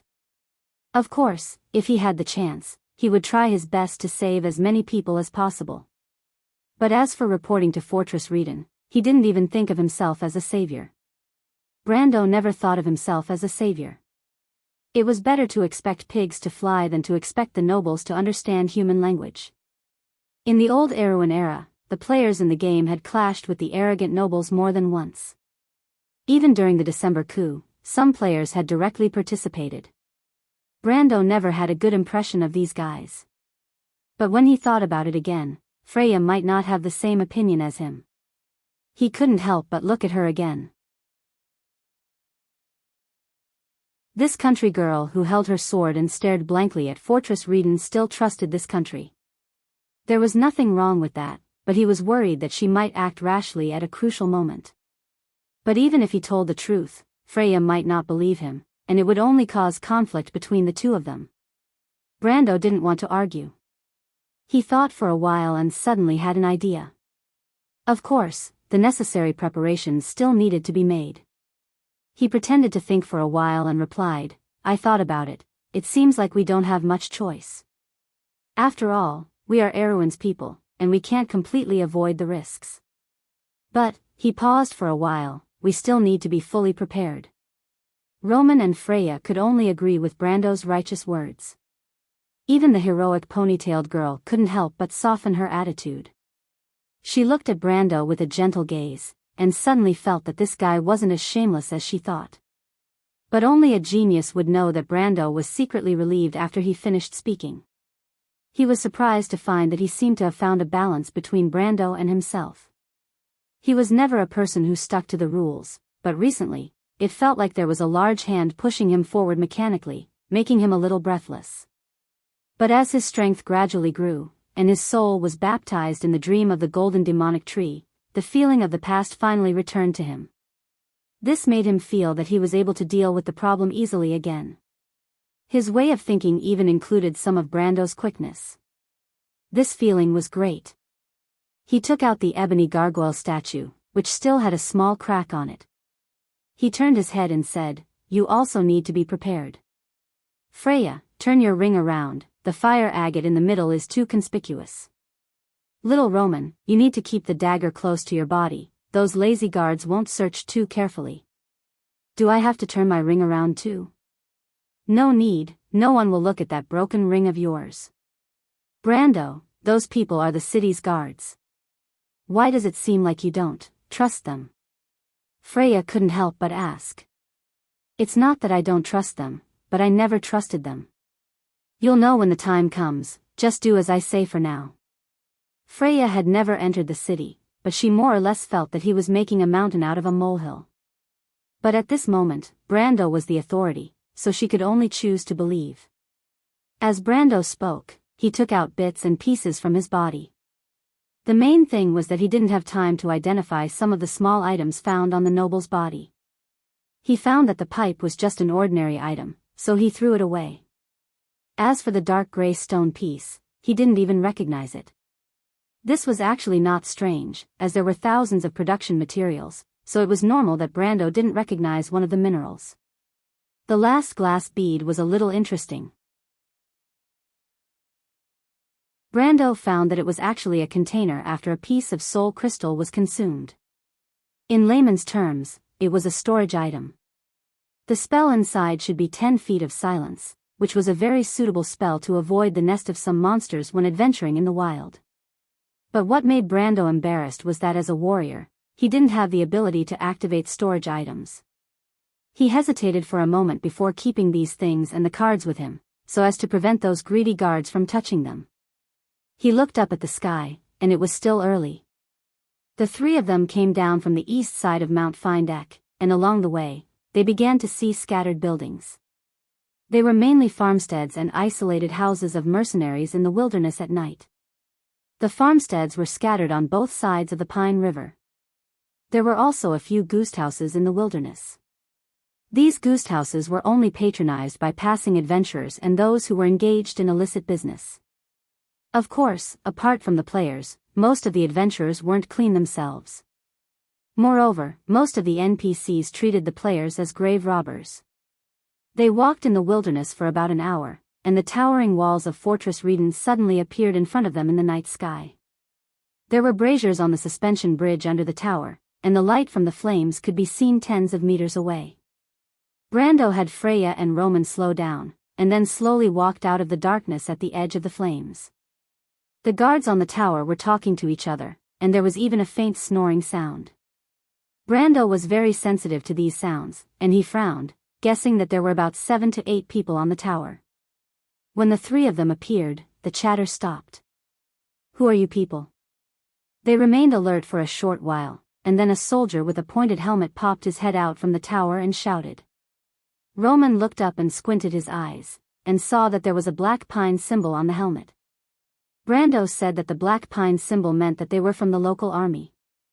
The white maned soldiers should have a wolf feather symbol. As expected, Brando knew everything, she thought. 1 man, 2 women. "We came from the forest, master, and we saw something strange. My wife and I were frightened, and wanted to go into the city to hide." Brando raised his hand and shouted. Freya was embarrassed and angry at the same time. 1 man and 2 women, how vulgar. When she heard Brando say that they were his wives, she couldn't help but secretly poke Brando's back with her sword sheath. This bastard must have done it on purpose, she thought. Roman didn't mind. She probably thought that being Brando's wife wasn't bad, and Brando would protect her anyway, right? Brando couldn't say anything, and he could only say that to make the guards lower their guard. As for the explanation, he, Freya and Roman looked different, and they couldn't say that they were siblings, and the guards weren't idiots. "Did you bring any weapons?" the guard asked again. Freya nervously held her sword when she heard that.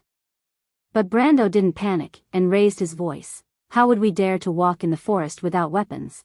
And I used to be a militia, master." The tower became quiet, and only a long snoring sound could be heard. After a while, a basket was put down, and the guards shouted, "Put your weapons in the basket. Then we will bring you up one by one." Brando nodded to Freya and let them do as they were told. Although his thorn of light was exquisite, no one could tell that it was a magic sword as long as he didn't chant it. After all, elven swords were still passed down in the human world. After the weapons were handed over, the guards sent down a basket for them to go up one by one. Brando was afraid that Roman and Freya would be at a disadvantage, so he took the initiative to go up first. Freya was the second to let Roman go first, and she was the last to be pulled up. But when she sat in the basket and was pulled up to the tower, she saw Brando and Roman in a state of swords, and 2 guards were walking towards her with their swords drawn. "What's going on?" Freya was stunned and asked in surprise. She subconsciously looked at Brando, but she didn't expect him to look away and not answer her question. The ponytailed girl panicked. She always treated Brando as the backbone of the team, but now it seemed like the decision was in her hands. What should she do? Should she let these people hold her hostage? Are these people doing things according to the norm? Brando, hurry up and answer me. What are you thinking, damn it? Capture them all, these people are Madara's scouts. But at this time, Freya suddenly heard someone in the corner give an order. She was shocked and turned around to ask, "You know that Madara's army is invading?" Brando's face was terrible, although Freya had grown up. She was still a little girl who hadn't seen the world, and a few words were enough to make her panic. She might have thought that there was nothing wrong with what she said, but she didn't know that the guards of Fortress Reden were most afraid of encountering people from Buchi.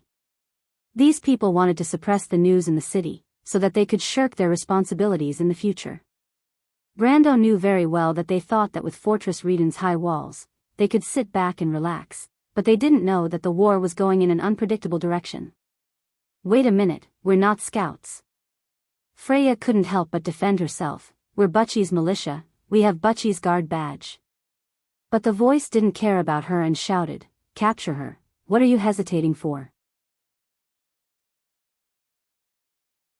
The person who spoke walked out from the darkness. He was wearing a black chainmail, and the feathers on his helmet showed that he was the leader of this group.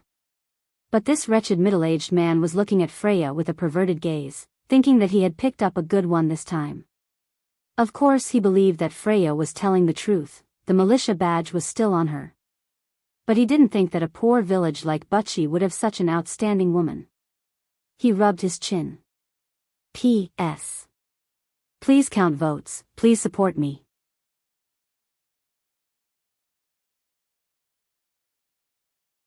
Chapter 53.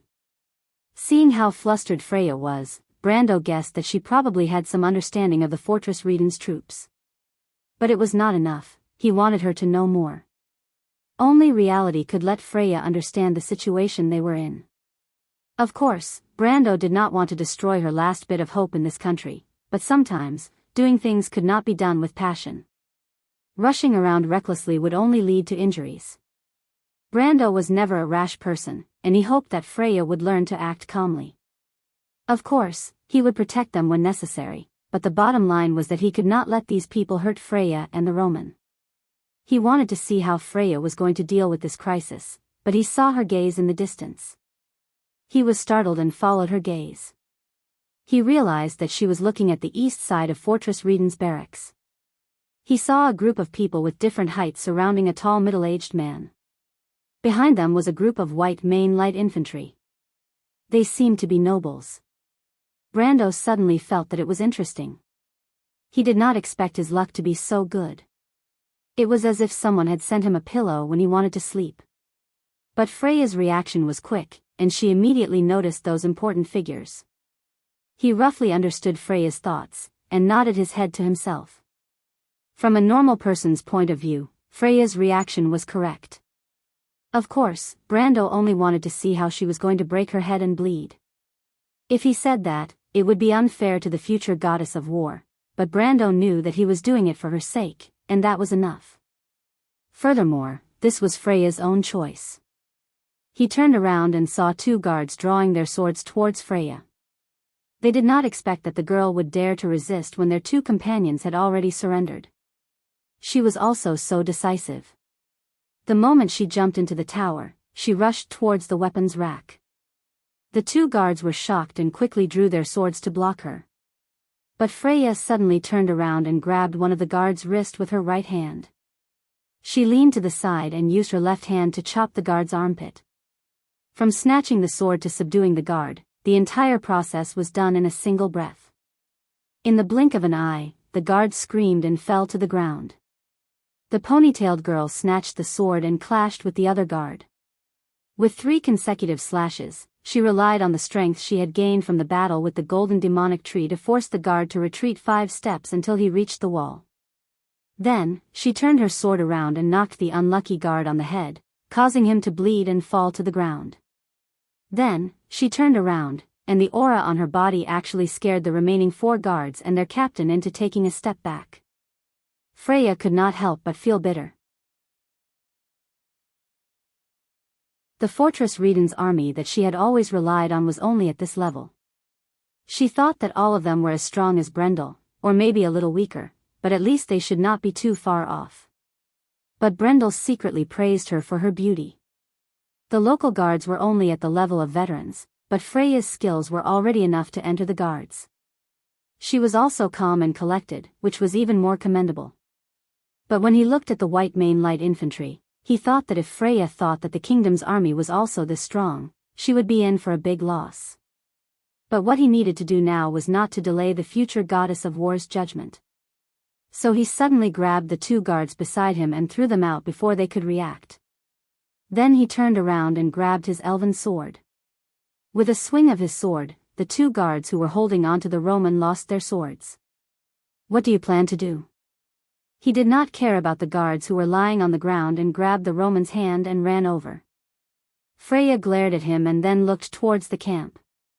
Her meaning was clear. Go over there? That's good too. As the saying goes, the king of hell is easy to deal with, but the little demons are hard to deal with. Brando laughed. What does that mean? The Roman asked curiously. She rubbed her wrist. Those people had used too much strength just now, so much so that her hands were sore from grabbing. What I mean is, let's see what those big shots have to say. Freya felt that there was more to this guy's words, but she did not have time to refute him. She looked at the guard captain who was paralyzed on the ground with disgust, and then she took the lead and jumped out of the tower. Brando, Freya seems to be angry. It's okay, just follow me. Romain looked at him curiously. The Golden Apple Lord, Escobar, was in a good mood today, if it wasn't for the scene in front of him. When he saw this young girl suddenly rushing in front of him, he was startled for a moment. The guards behind him swarmed forward and surrounded her. Escobar also saw that there were two people in the encirclement, and they were dressed like country bumpkins. He was stunned for a moment, and then anger rose in his chest. What are these bastards doing? How could they let 3 dirty country bumpkins barge in here? Who is the guard captain tonight? I'm going to make him go back and eat himself. Escobar's face turned green and white, and he was about to explode. But he felt someone poke him with a cane from behind. He looked back and saw the disgusting industrialist, the owner of the workshop, Sir Burnley's ugly face. To be honest, he did not want to say anything more to this calculative fatty who reeked of money.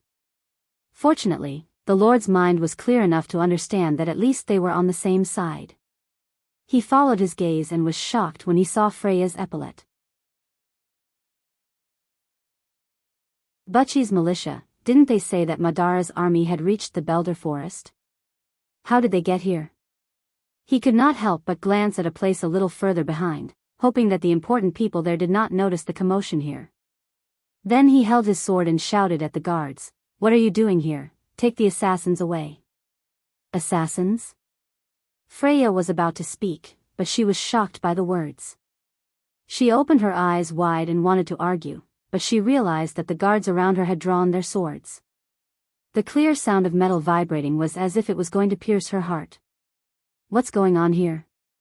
It was at this moment that a quiet and solemn voice interrupted, causing everyone to subconsciously move aside. After the crowd separated, a middle-aged man with deep-set eyes, a high-nose bridge, and a gloomy face appeared. He held a golden cane and looked at everyone with a cold gaze. Escobar took a deep breath and cursed in his heart. Damn it, he still attracted this trouble. His mind raced, but his expression remained unchanged as he replied, "A few civilians broke in. They might be assassins." Civilians? The middle-aged man frowned. "Sir, we are not assassins. We are Butchie's militia," Freya hurriedly explained. "We are here to report that Butchie is under Ma." The middle-aged man showed a disgusted expression and interrupted, "What's your name?" "Fu, Freya." Freya was stunned. She felt that the man's cold gaze was like being stared at by a poisonous snake, and she could not help but lower her head. "What about you?" he asked the Roman on the other side. "My name is Roman, uncle." The future merchant girl blinked and replied. Some people in the crowd could not help but laugh, but they quickly held it back. This time, the middle-aged man's expression did not change, and he waved his hand. "Take them away, we will talk after we interrogate them." "Sir, we..." Freya was shocked and quickly raised her head to explain. But the middle-aged man did not listen to their explanation, and instead ordered the guards to surround the 3 of them. The middle-aged man looked at them coldly and said, "Wait." As if his words had a great effect, everyone subconsciously stopped what they were doing and looked at him. "Let me see the sword in that person's hand." He pointed at Brando with his cane. "Sword?" Everyone was stunned, and then they noticed the shape of the sword in Brando's hand. It was an elven sword. Elven swords were known for their beauty, and were usually circulated in the upper circle as works of art. Escobar could not help but curse again, thinking that this ruthless man had sharp eyes. He had set his eyes on the two women and the sword. What made him uncomfortable was that the other party's identity and position were much higher than his. Even if he said that he wanted it, he could only obediently give it to him. He could not afford to offend the power behind the other party. He waved his hand, and the guards immediately understood and pointed their swords at Brando. Brando turned around to look at Freya, and saw that the girl's face was blank and lost. He knew that it was about time, but he still had to remain calm. He shrugged and obediently handed over the sword. At least this kid knows what's good for him. This action made Esaber think to himself. A guard jogged over with the sword and handed it over to the middle-aged man with both hands. The middle-aged man coldly picked up the sword, flipped it over, and read the words on it. Sonston, Donamro, Elven, the sword is born from the light, and all enemies tremble in fear. He raised the sword, and the elven sword in his hand shone brightly. Everyone around could not help but gasp. A magic sword. These nobles could not help but look at Brando and the others, and they were even more convinced that the three of them were assassins. After all, which militia would carry a magic weapon with them? No one would believe it. However, the middle-aged man looked at the glowing leaf-shaped sword in his hand, and for the first time, a smile appeared on his face. He looked at the industrialist beside him and asked, "Sir Barian is rich and knowledgeable. Can you tell me the origin of this sword? I've seen a few elven weapons, but how could I compare to what you've seen in that circle, my lord?" The nobleman with the ball of mutton fat hurriedly rolled his body and said fawningly. The middle-aged man smiled coldly and replied, "Then for the sake of this sword, I'll let them have an easy time tonight. Tomorrow, I'll personally interrogate these assassins. As for the two ladies, take good care of them. You better tell your captain, grandson, exactly what I said. Don't think that I don't know about their dirty." His words became colder and colder, and finally, the guard in front of him kept quiet out of fear. However, the others revealed a meaningful smile. The more obvious this man's attitude was, the more advantageous it was for them. It was just two ladies and a sword. Compared to their own interests, they were more concerned about the latter. Freya's face was flushed with anger, and she could not help but take a deep breath. She gritted her teeth and clenched her fists. For a moment, Brando was afraid that she would act rashly without considering the consequences. Fortunately, the Valkyrie was much calmer than when he first met her. He raised his head and looked at the middle-aged man, and then looked at the shining thorn of light in his hand. He frowned. Who was this man? He seemed to have a high status. It was a pity that he did not know every detail of history, but his reaction was interesting. However, he was not too nervous. The best part was yet to come. When they were taken away by the guards, Brando clearly heard the middle-aged man ask, "All right, back to the main topic. Mr. Esaber, when do you plan to let me out of the city?" The middle-aged man's voice was cold and filled with a hint of sarcasm. "Count Esaber, it's a critical time now. Madara has already entered Fort Vermeer. Butchi's flanks might be affected at any time. The wilderness is too dangerous, especially since you're a close subject of His Majesty. What reason do we have to let you take the risk?" The middle-aged man smiled and did not continue the conversation. "P.S. 3 Rivers on Amber, there's a poll. I hope everyone will vote for it. Also, for those who have free votes, please vote for the work, Amber. The author does not need to vote."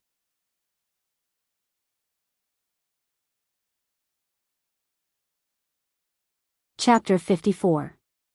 After the guard captain sent them here, he coldly threatened them and left, making Freya grit her teeth in anger. This should be the second level of the dungeon. There are 32 cells here, and there are 4 wardens. They are all light infantry from the 104th Swordsman Regiment of the White Mane Army. Brendel thought to himself as he sat alone in the darkness. This should be the second level of the dungeon. There are 32 cells here, and there are 4 wardens. They are all light infantry from the 104th Swordsman Regiment.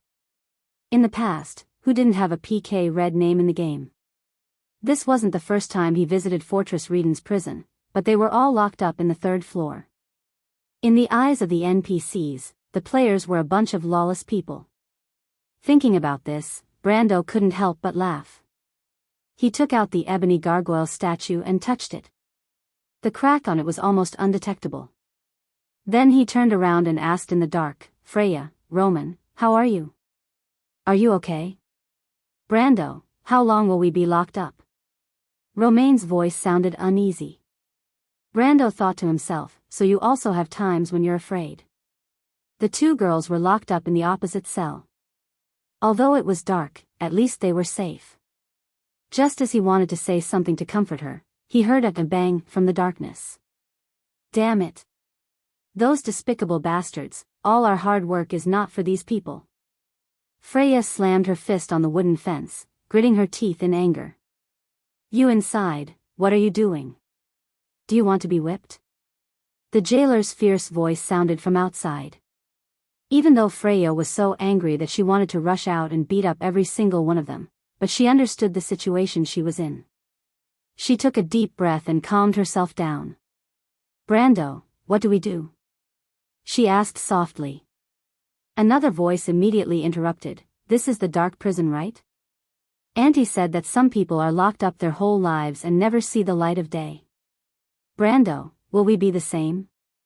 Shut your crow's beak, Romaine. Freya replied in Brendel's place, annoyed. He smiled, do you still have hope for those people? I hope they all die. Freya gritted her teeth. But without their help, Fortress Reden will be in danger. Brando walked to the door and replied softly. Freya was silent. At least I tried my best. She replied, my power is not limitless, I can only do this much for Butchie. Brando felt relieved. It seems that the night was worth it. In fact, he noticed that after the dream at the Golden Tree, Freya quickly. It was because of this that his Valkyrie training plan could be carried out, and he wanted Freya to be his assistant. An S-rank general in the game. This was a deal that would never be a loss. It's good that you think that way. He replied. Brando, do you have any ideas? Yes, you guys step back. Since Brando dared to come in, he must have a way to get out. The reason why he was so fearless was because he knew that the next night was going to be a nightmare. The funny thing was that the nobles of Fortress Reden didn't know about it. Freya had given these people a final chance, but they had locked her up here with a groundless accusation. Was this what they meant by seeking their own destruction? Wait, Brando, what are you doing? Don't do anything rash, this is the prison. Although Freya said that she wanted the nobles to die, she still thought of herself as Erwin's people. If she went out like that, wouldn't it be a rebellion? I know what I'm doing. What do you mean what you're doing? Ah, Roman, talk to him. Freya couldn't help but lower her voice. On one hand, she hoped that the guards outside would come in and stop Brando's crazy actions, but on the other hand, she was worried that the people outside would notice what was going on inside. Brando, I want to go out too. Romaine replied. Shut up, I didn't ask you to persuade me like that. Freya wanted to cry. Did these two people not understand the situation they were in? Breaking out of the prison would result in a death sentence. When she thought that her two best companions might become wanted criminals, she couldn't help but feel a little helpless. Brando took out the Highland Squire card and threw it on the ground. The water EP that the Sacred Tree's secret ground produced this week was immediately paid out. After a cloud of smoke, a young man wearing a long robe and carrying a large bundle of scrolls walked out. Brando already knew that before there was an elemental pool. The EP produced by the card would be paid out that week and would be lost. In other words, it couldn't be saved, but it could still be used within this week. My name is the Shire, Lord. I'm happy to serve you. The young man looked at him and bowed deeply. You're a Highland mage? Brando asked. Apprentice. The young man added seriously. Brando found that he could inspect the other party's attributes. Highland Wizard Apprentice with 16 HP, 8 MP, and 2 spells. Basic Composition, 2 MP, and Magic Arrow, 1 MP. Knowledge System, Basic Magic, Composition Magic, Basic Knowledge, Local and Geographical Knowledge, and Level 1 Heraldry. You learned law magic? That's right. A law wizard was a type of wizard in a broad sense, dedicated to researching the power of the law. Their magic was a type of magic that manipulated the threads connecting the material world and the law world, using the energy of the gems to transform and materialize their power. There were 9 schools of wizards in the Amber Sword: law magic, elemental magic, string magic, witchcraft, runic magic, holy words, astrology, psychic magic, and magic circle. In fact, each of these 9 schools represented a different set of magic systems, but ordinary people often couldn't tell the difference between them, so they were collectively called wizards. But this saying was not without reason, because after all, magic had one thing in common, and that was mystery. Brando, who's talking to you? Freya suddenly stopped and asked. Yes, my attendant. Brando replied. Attendant? The girl was stunned. Brando took out the soul crystal that contained the 10 feet silence spell and threw it to the young man. Activate it. Although warriors couldn't use storage items, wizard apprentices could. The Shire took the crystal bead and injected 1 MP into it. The surface of the soul crystal glowed faintly, and the surroundings became silent. It was as if an invisible monster suddenly appeared in the darkness and swallowed all sound. Freya was also shocked. She suddenly found that she couldn't make a sound. Of course, she didn't know that this was Brando's masterpiece, and for a moment, her heart was pounding. After all, most ordinary people would react this way when faced with a mysterious spell. The Shire nodded to his lord. Brando turned around and took the opportunity to punch the thick wooden bars of the dungeon. After the battle with the golden demonic tree, Brando's hands were unprecedentedly rich. 965 EXP was enough for him to level up the mercenaries to level 8, and the militia to level 6. After leveling up to level 15, his strength had reached 4 ounces. And after the power burst, it exceeded 10 ounces. When he punched the wooden bars, the sturdy pillars should have broken from the middle, and then suddenly flew out and hit the bars on Freya's side with a loud bang. But within the range of the silent spell, one could only see the wood silently shattering, wood chips flying everywhere. 2 pieces of wood flew over and hit the other side, quietly bouncing off, and bouncing twice when they fell. Brando walked out of the gap that was about the width of a person, and then the Shire. He grabbed the iron chain on the opposite side of the bars, and with a casual tug, it deformed and then broke into pieces. He opened the door again, and the duration of the silent spell had just ended. What, do you want to stay a little longer? Brando stood at the door of the cell, looking at the 2 surprised girls, and asked with a smile. You came out just like that? Freya couldn't believe what she had just seen. This was too lawless. Looking at Brando's skillful movements, it seemed like this wasn't the first time he had done something like this. Brando laughed. Those nobles really treated him like a nameless militia. What a joke. In the game, he had escaped from prison at least 80, if not 100 times.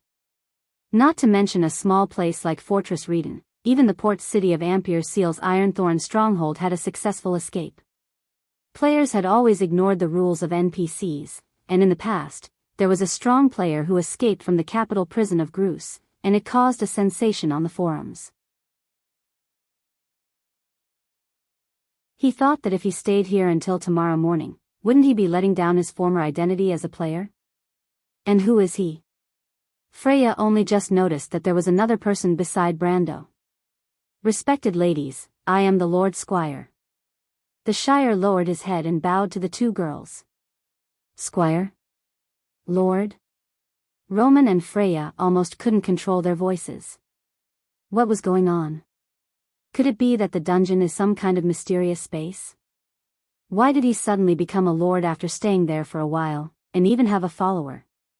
Freya couldn't help but pat her face to make sure she wasn't dreaming. She couldn't help but think that if the young man who lived alone in the old mansion and disappeared for a few months was a lord, then wouldn't she be a goddess of war? Moreover, how did you come here? She couldn't help but ask. As you can see, I am a mage. The Shire replied calmly. This made Brando praise him. This guy's ability to bullshit was almost on par with his own. A wizard's apprentice. Freya sucked in a cold breath. You are a Highland Knight, Brando, so you are a Danian. She looked at Brando in disbelief. In this world, there was only one kind of mage that would appear as a squire of a knight. The Highland Knights of Karsuk had allied with the wizards for 300 years, forming the strongest military force in Erewhon, the White Knight Regiment. The Highland Knights and their mage squires were already well-known legends in Erewhon. At this moment, Freya had already determined that Brando was a noble young man born in a Highland Knight family. No wonder he is so powerful, no wonder he can be so calm, so he is a knight. She suddenly lowered her head, thinking that this hateful guy was obviously a noble, but why did he approach her and Roman? They were just two small commoners. Yes, he must be up to no good. She immediately put the blame on Brando for some of the bad habits of nobles that she heard from Aunt Sil, and then quietly shrank back. Brando obviously did not expect their future goddess of war to be so good at thinking. He thought she was too shocked to accept the fact. Actually, he had no choice, since they thought it was easier to accept, and it also saved him the trouble of explaining. He could not help but shake his head and look at the Shire. Reality was so helpless. Very well, ladies. It's almost time, come out quickly. Brando looked at the Roman hiding in the dark, looking at him with bright eyes full of curiosity. He could not help but shake his head and said, You don't really plan to stay in there until dawn, do you? Brando, are you really a knight? The Roman suddenly asked. No, I am Brando. He replied. Then I will come out. Please, P.S. I will explode, don't worry, please vote.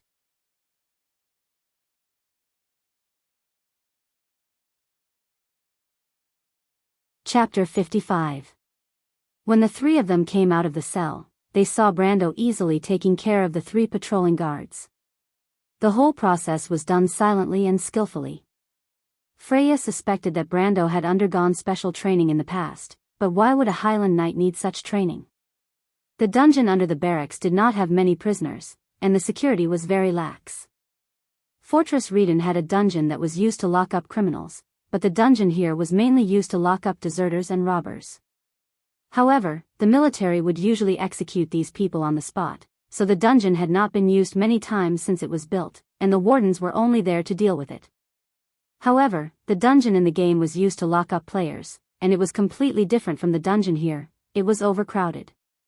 If the White Mane Army had any other enemies in the game other than Madara, it would definitely be this dungeon. After taking care of the patrolling guards, the four of them went to the center of the dungeon. The guard who was in charge of the keys was shocked when he saw the four of them coming out from the darkness, and subconsciously pulled out his sword from the wall. However, Brando immediately raised his protective gloves and blocked the guard's sword with a layer of blue light. The blue light was about the size of a soccer ball, and there seemed to be a force pushing the sharp sword away. The White Mane Light Infantry was shocked, and the sword in his hand was taken away by Brando. Then, the young man pushed him away, causing him to hit the wall, and he fainted with a groan. But to Brendel, they were just ordinary soldiers. He had the ability to kill them, but he did not kill them. He only knocked them out with one move. Freya saw that he had defeated the last enemy and could not help but say, You are so powerful, Brando. If it wasn't for this trip, I would still be at the bottom of a well. You are not bad, don't belittle yourself. White Swordsman is at the middle of the pack, you are more than qualified to enter the garrison. Brando found the key to the next floor from the guard and replied. Swordsman by? The Shire explained, for a swordsman, iron, silver, and gold ranks correspond to the titles of a knight's squire, official knight, and superior knight. As for an iron swordsman, Erewhon calls them knights reserve. If a nobleman has the slightest potential, he or she will be sent to a great noble family to become a squire. According to tradition, a swordsman of this rank has the right to not take off his hat when he sees a squire or a lord. However, this tradition was almost abandoned half a century ago. Below black iron swordsmen, there was no position. Generally speaking, the strength of your garrison and militia are all at this stage, but there are some differences. I see. Freya was enlightened. Previously, her vision was still constrained by the number 1 swordsman in the militia, but now it was broadened. But Seal wasn't done yet. He seemed to have seen through his lord's intention to nurture this girl, so he continued, a black iron swordsman represents the first level of strength, 3 to 20 OZ, a silver swordsman represents the second level of strength, 20 to 100 OZ, and a gold swordsman represents the third level of strength, 100 to 500 OZ.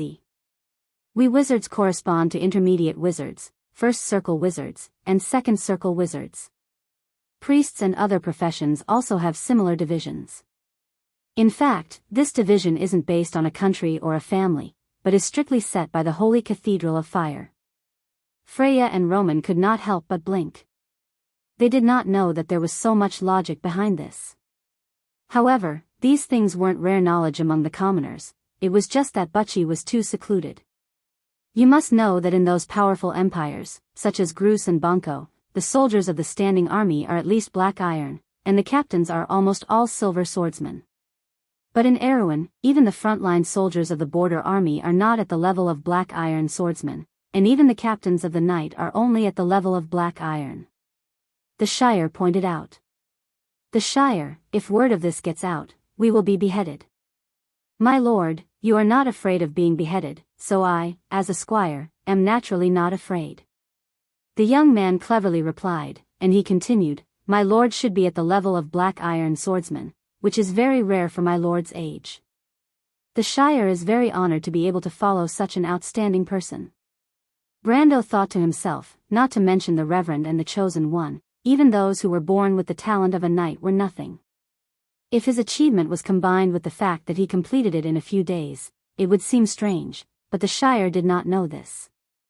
However, it was still quite satisfying to have someone flatter him, and he was too lazy to expose them.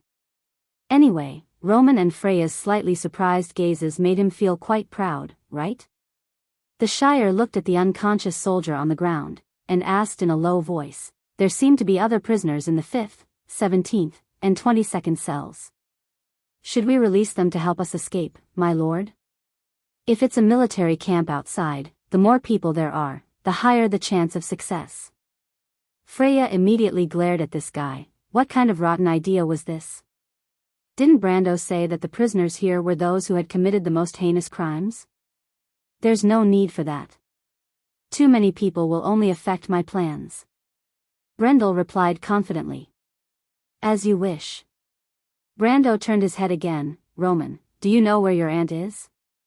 Roman shook his head. I don't know, but I heard that she will be staying at a cousin's house.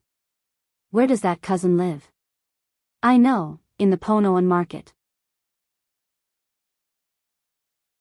I heard from my aunt that the person seems to be a distant relative of Roman's aunt, a small woolen merchant called Hood. Freya replied. Brando looked at Roman. Your family has a merchant's tradition. The merchant girl smiled sweetly in return.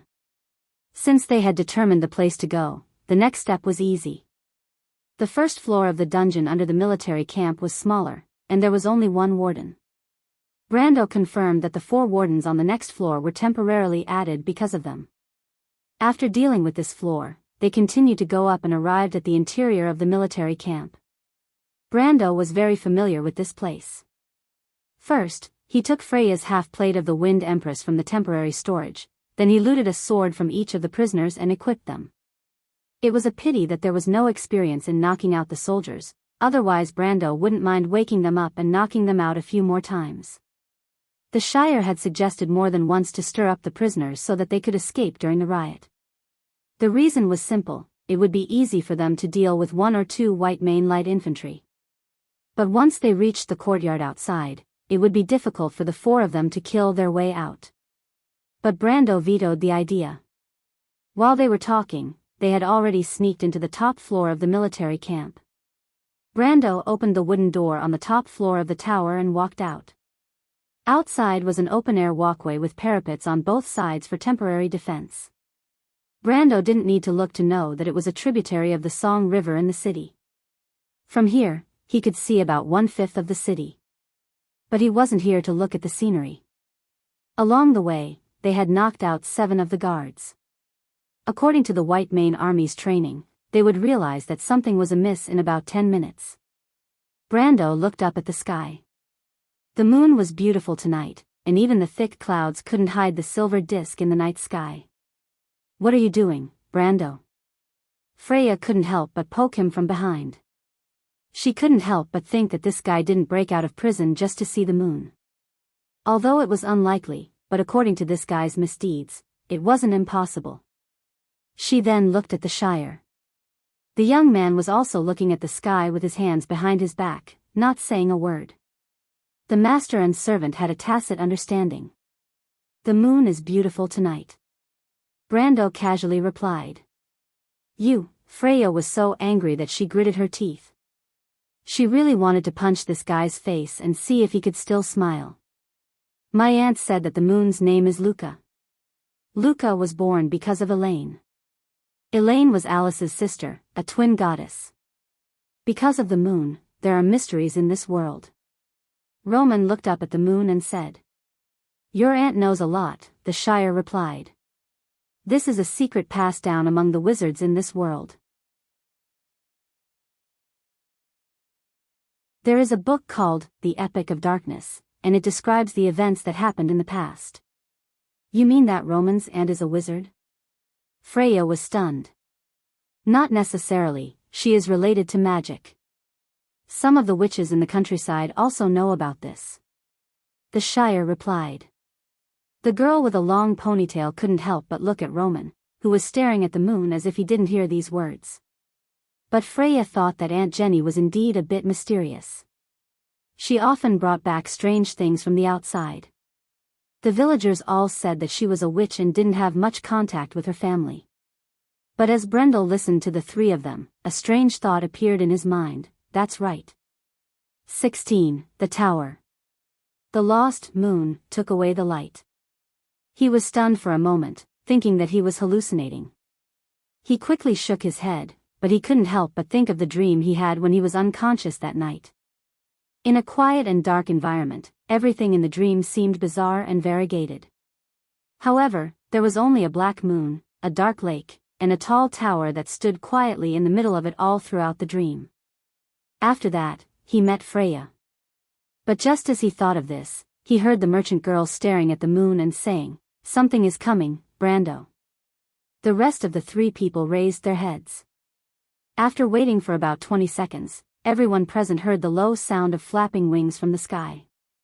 But Freya was confused and uneasy, while Brando and the Shire didn't panic, especially Brando. He raised his head. The next moment, the gargoyle opened its wings and jumped out from the clouds under the moonlight. The winged stone demon in the bright moonlight, above the clouds, formed a mysterious composition in the eyes of the 3 people. "Brando, that's your gargoyle." Roman recognized it immediately. "Yes, are you afraid of heights?" Romaine quickly shook her head. What do you want, Brando?" Freya thought of something and her face turned pale. When the Golden Apple Lord barged into Burnley's house with a gloomy face, the honorary aristocrat, who claimed to be a big workshop owner and an industrialist, was looking at an exquisite brass armor with a magnifying glass.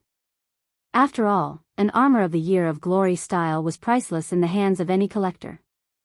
Burnley slowly kept the magnifying glass in his hand and looked at his companion. He teased, "What's wrong? Did that guy bring people out of the city?" "It's not that serious, it's just that the prisoners escaped tonight." Escobar couldn't help but get angry when he mentioned this. Actually, he wasn't angry about this, he was angry about the madman who came to his house and shouted at him. "That's just a small matter, how did they escape?" "That's not what I'm angry about." The Golden Apple Lord shook his head and took a deep breath. "What I'm angry about is that a tiger, Luke Besson of the White Mane Army, came to me and said that I locked up a descendant of a Highland Knight in his dungeon and that I was trying to cause trouble for him." "A Highland Knight?" Burnley was stunned. Yes, he said that one of the 3 prisoners was a Highland knight. Also, his mage squire was with him. Oh my God, he actually came to me to ask for that person. He said that I can't touch that person and that he must get him into his group. The Golden Apple Lord was furious at the mention of this. And the result? The result is that I have to bring people to settle this matter. It's the middle of the night, that guy is too much. He replied in a bad mood. Don't be impulsive, let Grantham handle this matter. I'll get some people from my private army to help you. Burnley replied with a smile. The Golden Apple Lord looked at him gratefully. For the first time, he didn't feel that the round face was so annoying. But he thought for a while and reminded, actually, I'm here for another matter. I heard that you recently shipped a batch of armor into the city. You have to be careful. Although it's not a big deal to cultivate your own forces, you have to be careful not to let others use it against you. He couldn't help but look into the house. It's just a hobby. The businessman replied with a smile. P.S. Strange, why do I feel like my results are so bad?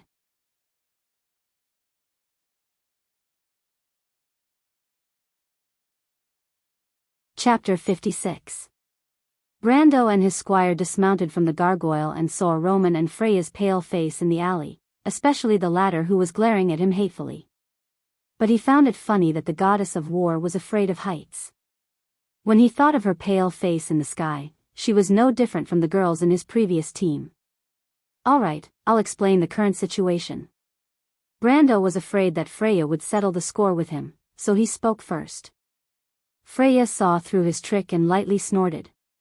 She turned her head away, too lazy to argue with him. We have already delivered the news, whether they accept it or not is up to the nobles. What we need to do now is to find Roman's aunt and escape from Fortress Reden before Madara attacks. But that won't be easy. Brando waved his hand and had the gargoyle fly up to the roof to observe the surroundings. He had been experimenting with talisman incantations since night fell, and finally found one that he could use. But he was still lacking an offensive incantation. Freya and Roman are registered militia, so your relatives in Fortress Reden must have a record. If we contact Roman's distant relative, we might run the risk of being discovered, especially when we don't know if the other party is reliable. Then won't Aunt Jenny be in danger? Freya turned her head and asked. Brando glanced at Roman, the latter didn't say a word and was playing with his clothes. Overall, the enemy has some time to react, but if we move like a swarm of bees, the chances of failure will be higher. To save time, we need to split into 3 groups and confirm what each of us should do. He took a deep breath and subconsciously brought out the demeanor of a team leader in the game. But in the real world, Brando couldn't help but feel a little nervous when he was in charge of other people's lives. His gaze paused on the 3 of them, and he pointed out, Freya, contact Roman's relatives. Me? Freya pointed at herself in surprise. Yes. But I only know that he lives in Panyuo Market. I don't even know the exact number. Besides, I don't even know where Panyuo and Market is. The ponytailed girl looked troubled. You can ask. The Ponoan Market is nearby.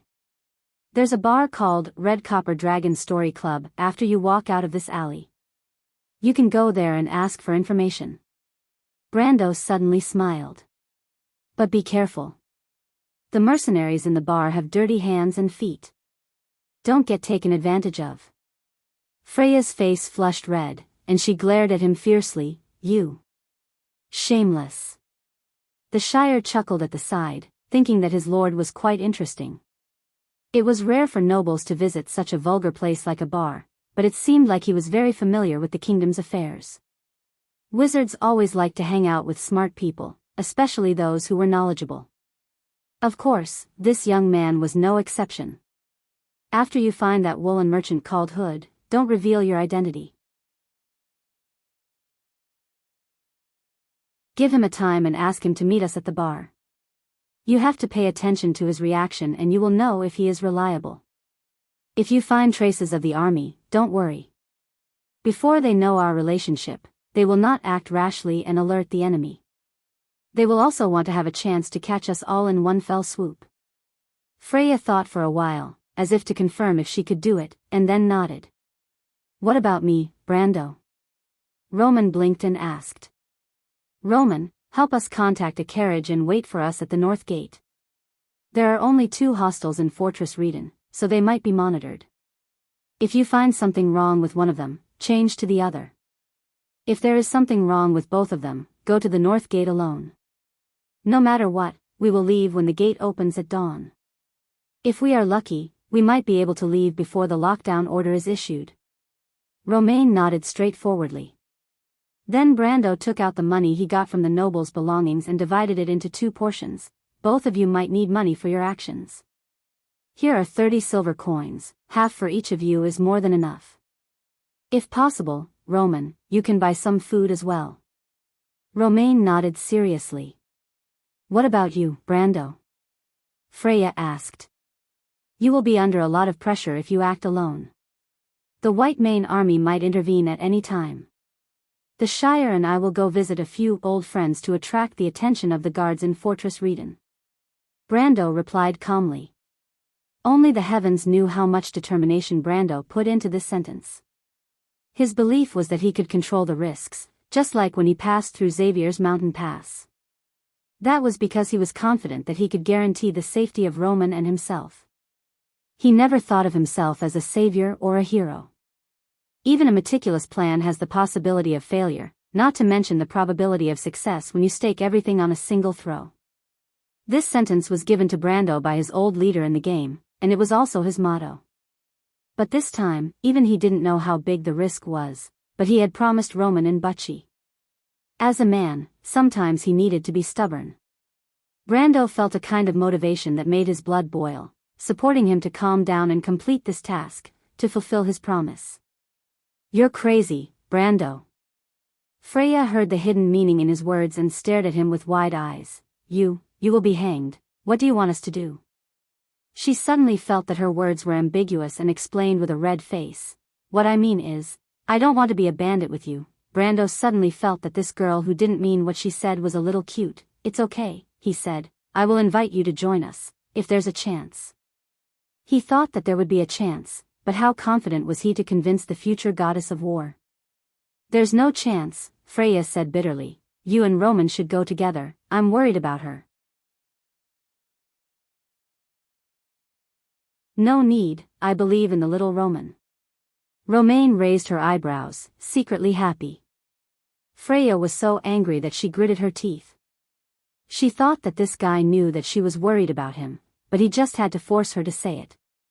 What was even more infuriating was that even if she said it, he wouldn't listen.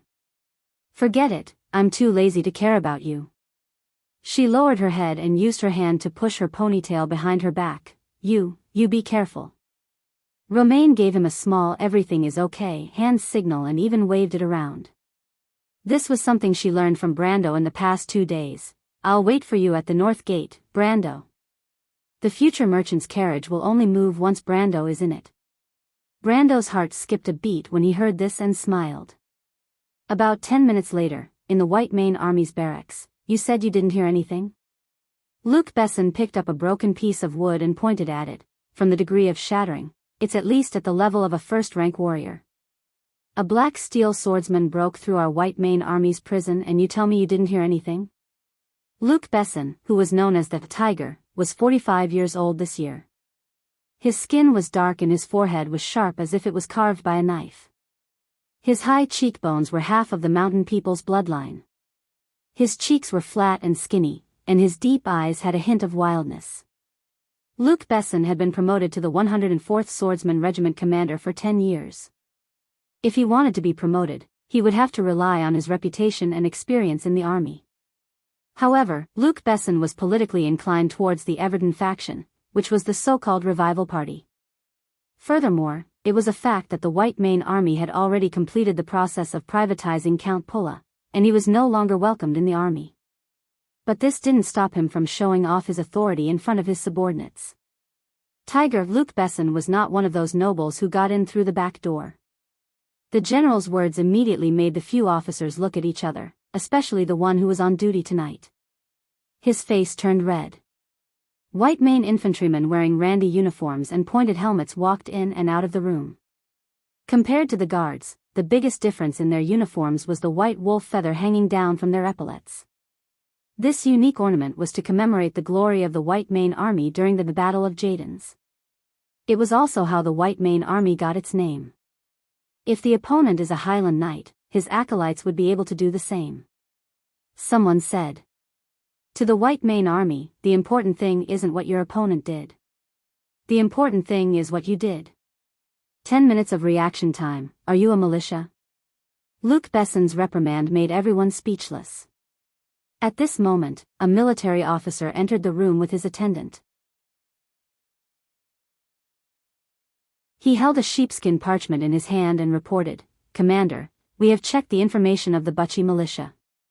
There are indeed people named Freya and Roman in the records, but the young man named Brando doesn't seem to be from Bucci."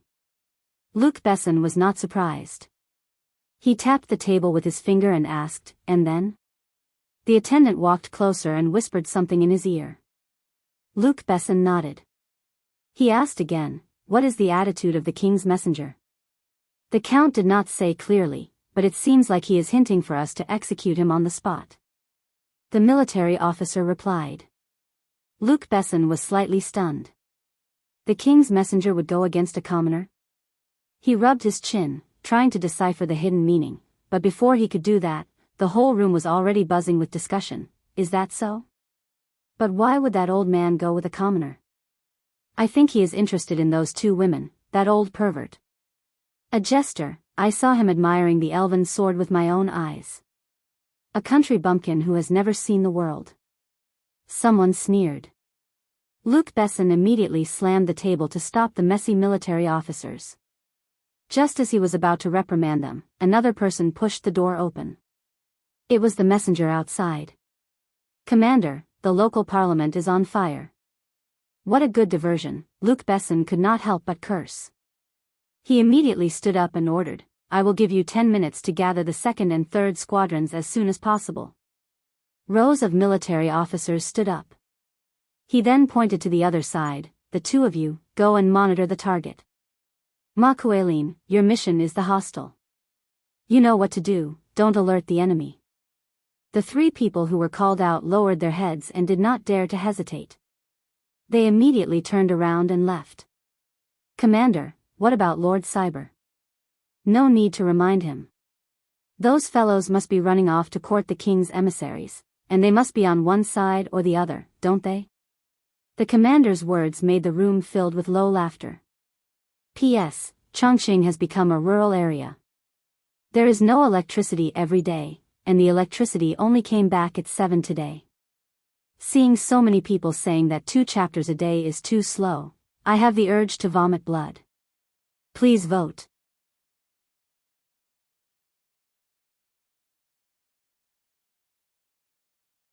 Chapter 57.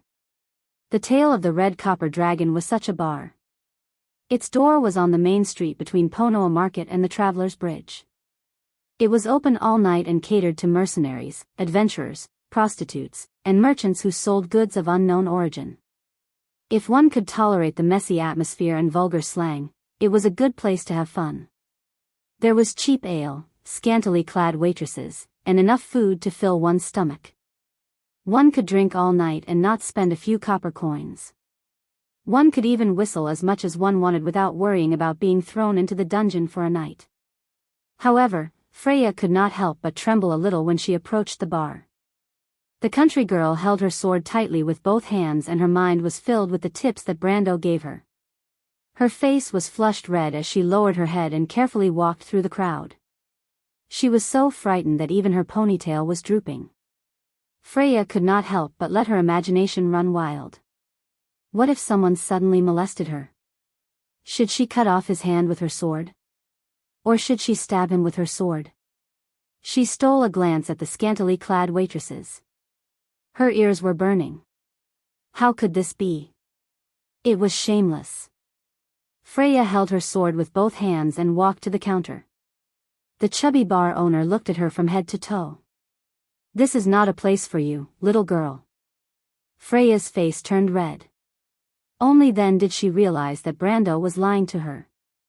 She could not help but grit her teeth and clench her sword. However, she was too embarrassed to lose her temper in front of a stranger. But when she thought of her previous behavior, Freya could not help but lower her head. "Well, I'm here to ask about a person." Redo looked at the girl in front of him. Her head was almost touching the bar. He could not help but laugh. "A bar is a place to sell information. But little girl, we don't serve you for free." "I know. I'll pay. Please tell me." "Well, who do you want to ask about?" "Hood, the textile merchant from Bonoan Market." "That guy, are you his relative from the countryside?" Freya quickly shook her head. "No, someone just asked me to send a letter to him." Redo shook his head, but at this time, a group of guards outside hurriedly passed by. He was keenly aware that the little girl in front of him had tensed imperceptibly. He had been a barkeeper for 10 years, and his observation of body language was second to none in the neighborhood. He smelled something unusual at once. But what was even more dramatic was that the guard actually turned back after passing by. He shouted from outside the door, "Redo, by the way, did you see anyone suspicious?" Redo lowered his head and saw that the girl was pretending to be calm in front of him, but she was so nervous that her fingers had turned white. He sighed and asked, "They're looking for you, right?" Freya was shocked and subconsciously pressed down on the hilt of her sword. "Don't be nervous. It's just a professional habit." Freya was stunned. At this moment, her thoughts flashed like lightning, and she unexpectedly said, I have money. Can you help me hide it?" 100 Tor, do you have money?" Redo smiled. He had a mix of good and bad people here, and it was common for him to hide a fugitive. Besides, he liked this little girl.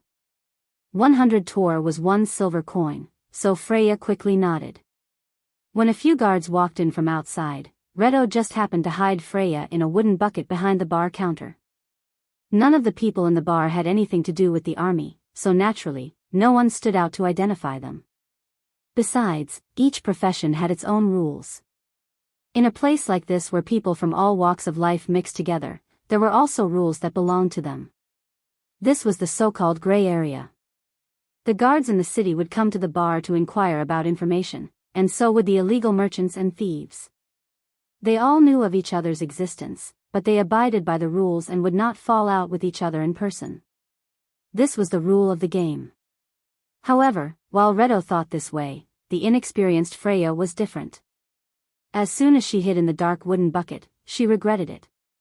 She could not help but say to herself, "Freya, oh Freya, have you never thought that others would betray you? You really can't do anything well. Are you still the captain of the 3rd squad of Butchie's militia?" She heard the bar owner chatting with the guards outside, and the nervousness in her heart was indescribable. She was afraid that they would suddenly open the lid and drag her out. Although she said nothing, she knew what would happen to her if she was caught. But after a while, she heard someone knocking on the door outside. The voice said, "They've already left. Come out." Freya opened the wooden bucket a little and saw that there was no one outside. She could not help but breathe a sigh of relief, but she saw that everyone in the bar was looking at her with a smile. Some people even raised their glasses to toast her.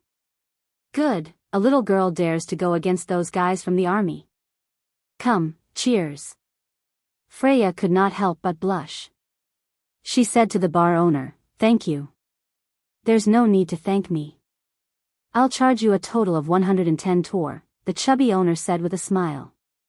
He waved his hand and summoned a dark-skinned girl in a simple leather skirt. She had long braided hair and was wearing a simple leather skirt. "This is my daughter. Let her take you to Hood's house. By the way, little girl, let me give you a piece of advice. Don't run around alone at this time of night. Where are your companions?" Freya could not help but think of Brando. She wanted to be angry, but she could not bring herself to do so. She thought that Brendel had the intention of letting her come out to train herself, but when she thought about her previous performance, she felt nothing but shame. She could not help but tighten her grip on her sword. I'm Sue. The girl looked at her and stretched out her hand. I occasionally help my father look after this bar, but I'm free now, come with me. Thank you, I'm Freya. Asterisk asterisk asterisk asterisk asterisk, someone is trying to fish in troubled waters, my lord. The Shire stared at the tall building in the distance and replied. Brendel frowned. He did not expect there to be another faction in the city that did not belong to the two factions. The fire in the House of Nobles did not help him. Instead, it caused him a lot of trouble. But the timing was not bad. He thought for a moment. The other party should at least be an insider, or at least know that they have escaped. He thought back to the situation at that time. Perhaps it was one of the nobles. But who was it? What was the other party's goal? Brendel shook his head and threw these thoughts out of his mind. Even though he was a little unhappy about being used, he did not have the right to be unhappy about it as an insignificant person. I hope it won't cause too much trouble, he said, but we don't need to be affected. It's good that someone is helping us. We just have to do our own things. But you haven't answered me yet. What are we going to do, my lord? The Shire asked. Someone lent me a sword. Of course I'm going to get it back. Brando knew that King Oberg VII was not a generous person, but he did not know how close the so-called king's vassal was. Who? A count. The Shire snorted. I've never seen anyone more lawless than you, my lord. Do you really think the noose is not hard enough for your neck? We are going to be hanged after escaping from the dungeon. If that's the case, why would we care if there is 1 or 2 nooses around our necks? Brando could not help but laugh. To be honest, he was also very nervous. But he found that his squire was quite a humorous person. That's true. But what do you plan to do, my lord? Attack from the front. Of course, the more noise the better. The Shire could not help but look at Brando. Although he was talking and laughing freely, his pale face and pale hands revealed his nervousness. Even so, the other party was still calm and composed as he laid out his plan. What will happen if you die? Brando thought for a moment and asked. Cards that die on the battlefield will naturally enter the graveyard. Before my lord has a way to get me out, I will stay there. The Shire replied. If that's the case, then I'll have to be careful. Brando said as he calculated the time in his mind. After calculating the time he raised his right hand for the gargoyle to grab. The Shire raised his hand as well. The two of them looked at each other and nodded. The gargoyle quickly soared into the sky. Under the cover of the night, it flew towards a small forest on top of a hill in Fortress Reden. The wind whistled in their ears. The Shire could not help but ask, my lord, are you sure that a count will temporarily stay in a forest like this? And not the castle behind you? He was referring to the place where the Pine River and Weisher River intersected, the castle in the middle of the river. What did you say? The wind is too strong, I can't hear you. I mean, my lord, are you flying in the wrong direction? Me? Of course not. Did I say that I'm going to look for trouble with the count? Then what are we going to do? Of course we're going to level up. If you want to do a good job, you must first sharpen your tools, understand? Level up. Is this some kind of ancient language? Nonsense. Let me tell you. In a game, there are 3 indicators that will always exist. They are skills, equipment, and stats. Brando shouted in the wind, when you look at these 3 indicators, there will always be one that can help you. If you become a great wizard one day, you must thank me for telling you this secret. Game? Life is like a game, and a game is like life. Understand? I barely understand. My lord, you're really unfathomable. The Shire said, but he did not know that flying in the air at night was so cold that his hands and feet were almost frozen. Brando stared at the forest, thinking that he had at most 15 minutes. Inside Yusong Castle. The middle-aged man sat on the sofa and looked carefully for a long time, then put down the leaf-shaped sword in his hand. His expression did not change. He still had his cold expression, but the coldness in his eyes became more obvious. "What do you think?" the figure behind him asked. "This should be the sword. I don't know how that young man got it.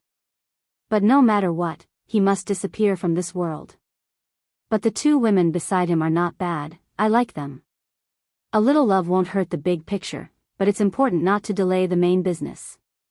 If I don't give them a hint, those short-sighted fools will not think of using my name to do things. However, since they were the ones who killed him, it doesn't matter if we try to curry favor or flatter them, no one will suspect us. We just need to make everything look reasonable. As for personal reputation, when do we care about that?" The middle-aged man's thin lips curled into a cold smile. "You said it yourself, a little love won't hurt the big picture." The figure smiled and looked back at the sword. "Do you see any clues?" The middle-aged man shook his head. "It's not that easy."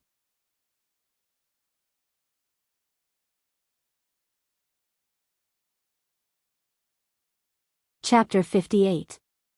Brando let go of the gargoyle's claws, and he and the Shire landed on the soft meadow. In the quiet woods on the top of the hill, they saw a crooked wooden house. It looked like a slum house, 2 stories high, and the dim light of a candle shone through the gaps between the wooden boards. "My lord, is this the level-up place you were talking about?" The Shire loosened his sore wrist and carefully looked at the house in front of him. He had a serious look of suspicion on his face. "I don't want to question you, my lord, but why does it look more like the place where the witches of Bunasan live?" "You're right, this is the residence of a witch." "Oh, the witches do have some ways to temporarily increase their power." "No, temporary power is too weak." "Then my lord, your goal is the art of necromancy?" "The art of necromancy is indeed an emergency solution. But my lord, the evil spirits of the lower world are not easy to deal with. I do have a few ways to deceive them, but I haven't tried it myself." Brando walked towards the wooden house, and the young man followed closely behind him. "The Shire, remember to tell me next time, but this time we are here to do business."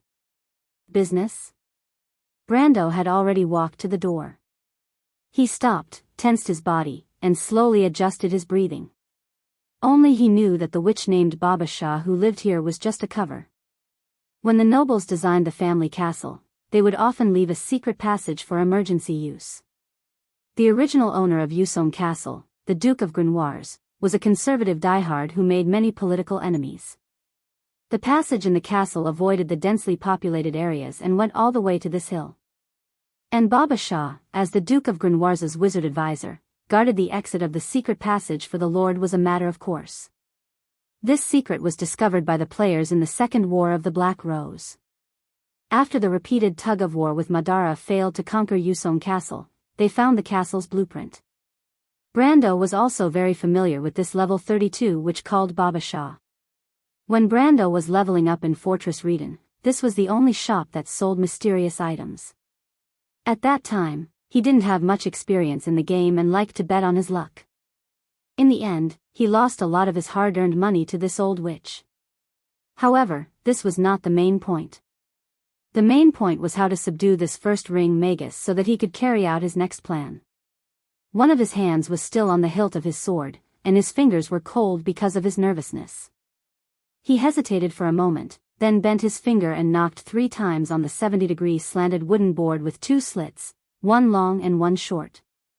Soon, a shrill and old voice came from the second floor. "Who is it? If you want a divination, come back in the morning." "I'm not a diviner. I've brought something." "You want to do business? Do you know the rules?" The voice from upstairs paused and asked. "I have what you need, witch." "Really? You'd better take out what I want, or I'll dig out your heart and throw it to my dog." The shrill voice came from the second floor to the first floor, followed by the sound of someone going down the stairs. The door opened quickly, revealing an ugly old face. The witch looked at him with her turbid eyes under the hood for a moment, then said, "If you have something to say, say it quickly." Brando didn't even think, and with a whoosh, he pulled out his sword and placed it on her neck. His move was out of everyone's expectations. Even Charles, who was at the side, was shocked. Who would do business like this? When he pulled out his sword, his whole body was like a tightened bowstring, so much so that after he succeeded, his whole body felt weak. He exhaled, and the hand holding the sword trembled.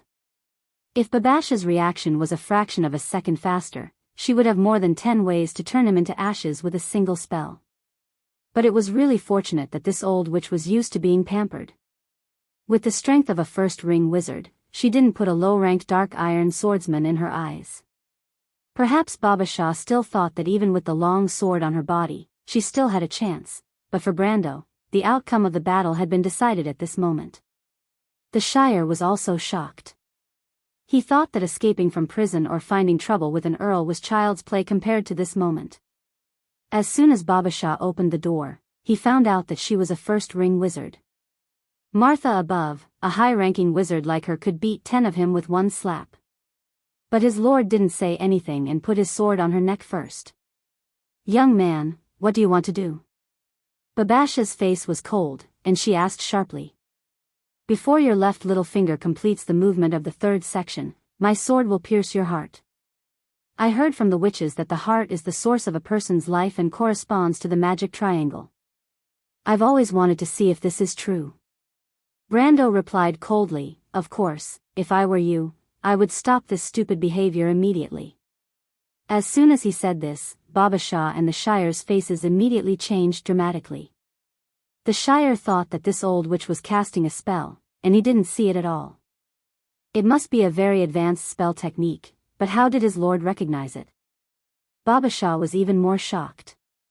A swordsman without a trace of magic waves recognized her spell technique at a glance, and accurately called out which section of the spell she was in. Was the world upside down? "What do you want to do?" Under the shock of her heart, her attitude softened and she asked. Duke Grenoires doesn't seem to have any friends in the capital. Presumably, the reason why he lent Pine Castle to the Earl is because the other party is His Majesty's close vassal. In that case, why should you die for a stranger? Although Brando said it with confidence, the hand holding the sword was trembling slightly. He always paid attention to Babasha's every move and look, for fear that the other party would play tricks. Originally, a level 3 or 40 wizard should have no secrets in his eyes, but his perception attribute was too low, and he could only guess. Brendel felt that it was a competition to see who was more daring. Babasha's face changed again. "What did you say?" "My request is very simple. I want you to swear by your natal star that you will lend me the secret passage of Pine Castle once, only once, and I won't tell anyone."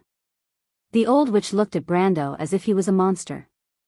She was the only one who knew about the secret passage of Pine Castle other than the Duke of Grenoires. Even the Duke's personal attendants and family members didn't know. How did this young man know? Was he the illegitimate son of the Duke of Grenoires?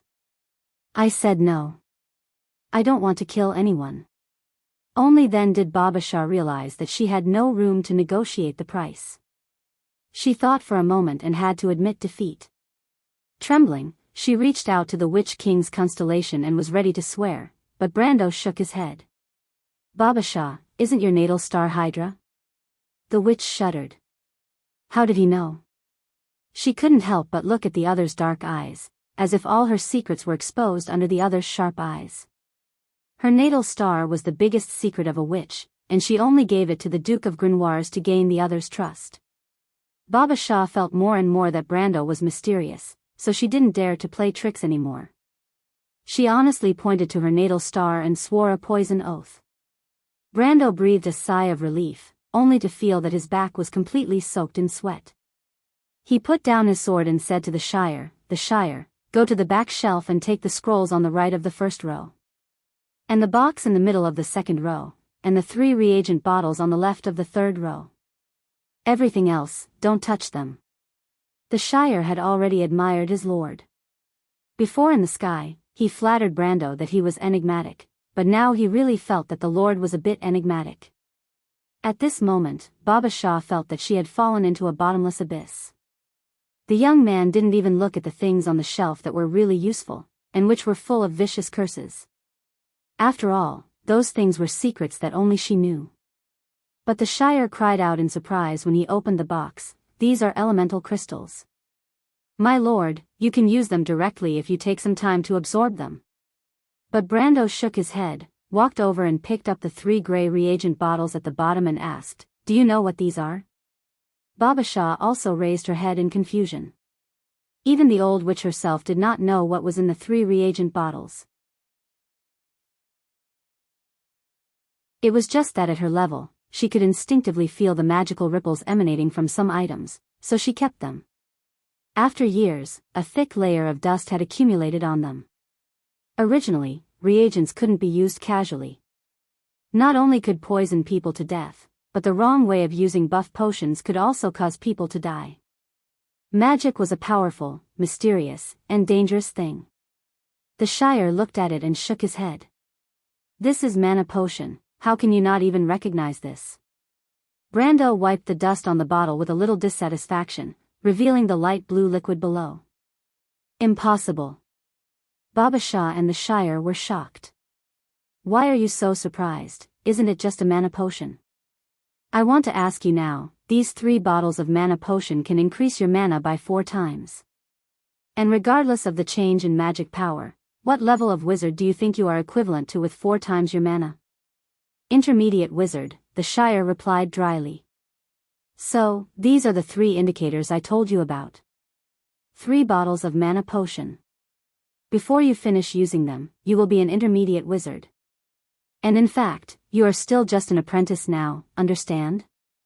The Shire nodded subconsciously, but that was mana potion, known as the gold of wizards. This thing was a product born out of advanced alchemy, and it was no easier to produce than holy water. He himself had only seen it in parchment scrolls, and it was just thrown to him so casually.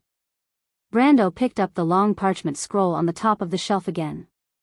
"This is the scroll that records the mystery of how the ascetics compress the air on both sides of their swords to make them sharp. Skills are part of attributes. These are the 3 indicators. Now do you understand what I mean when I say to improve yourself here? Learning a skill is not something that can be done overnight. What's the use of sharpening your spear before the battle, Lord?" the Shire immediately said, but he saw Brando opening the scroll and sweeping it, then casually throwing it away. The scroll fell to the ground with a hollow sound, and the Shire stood there in a daze for about a few seconds.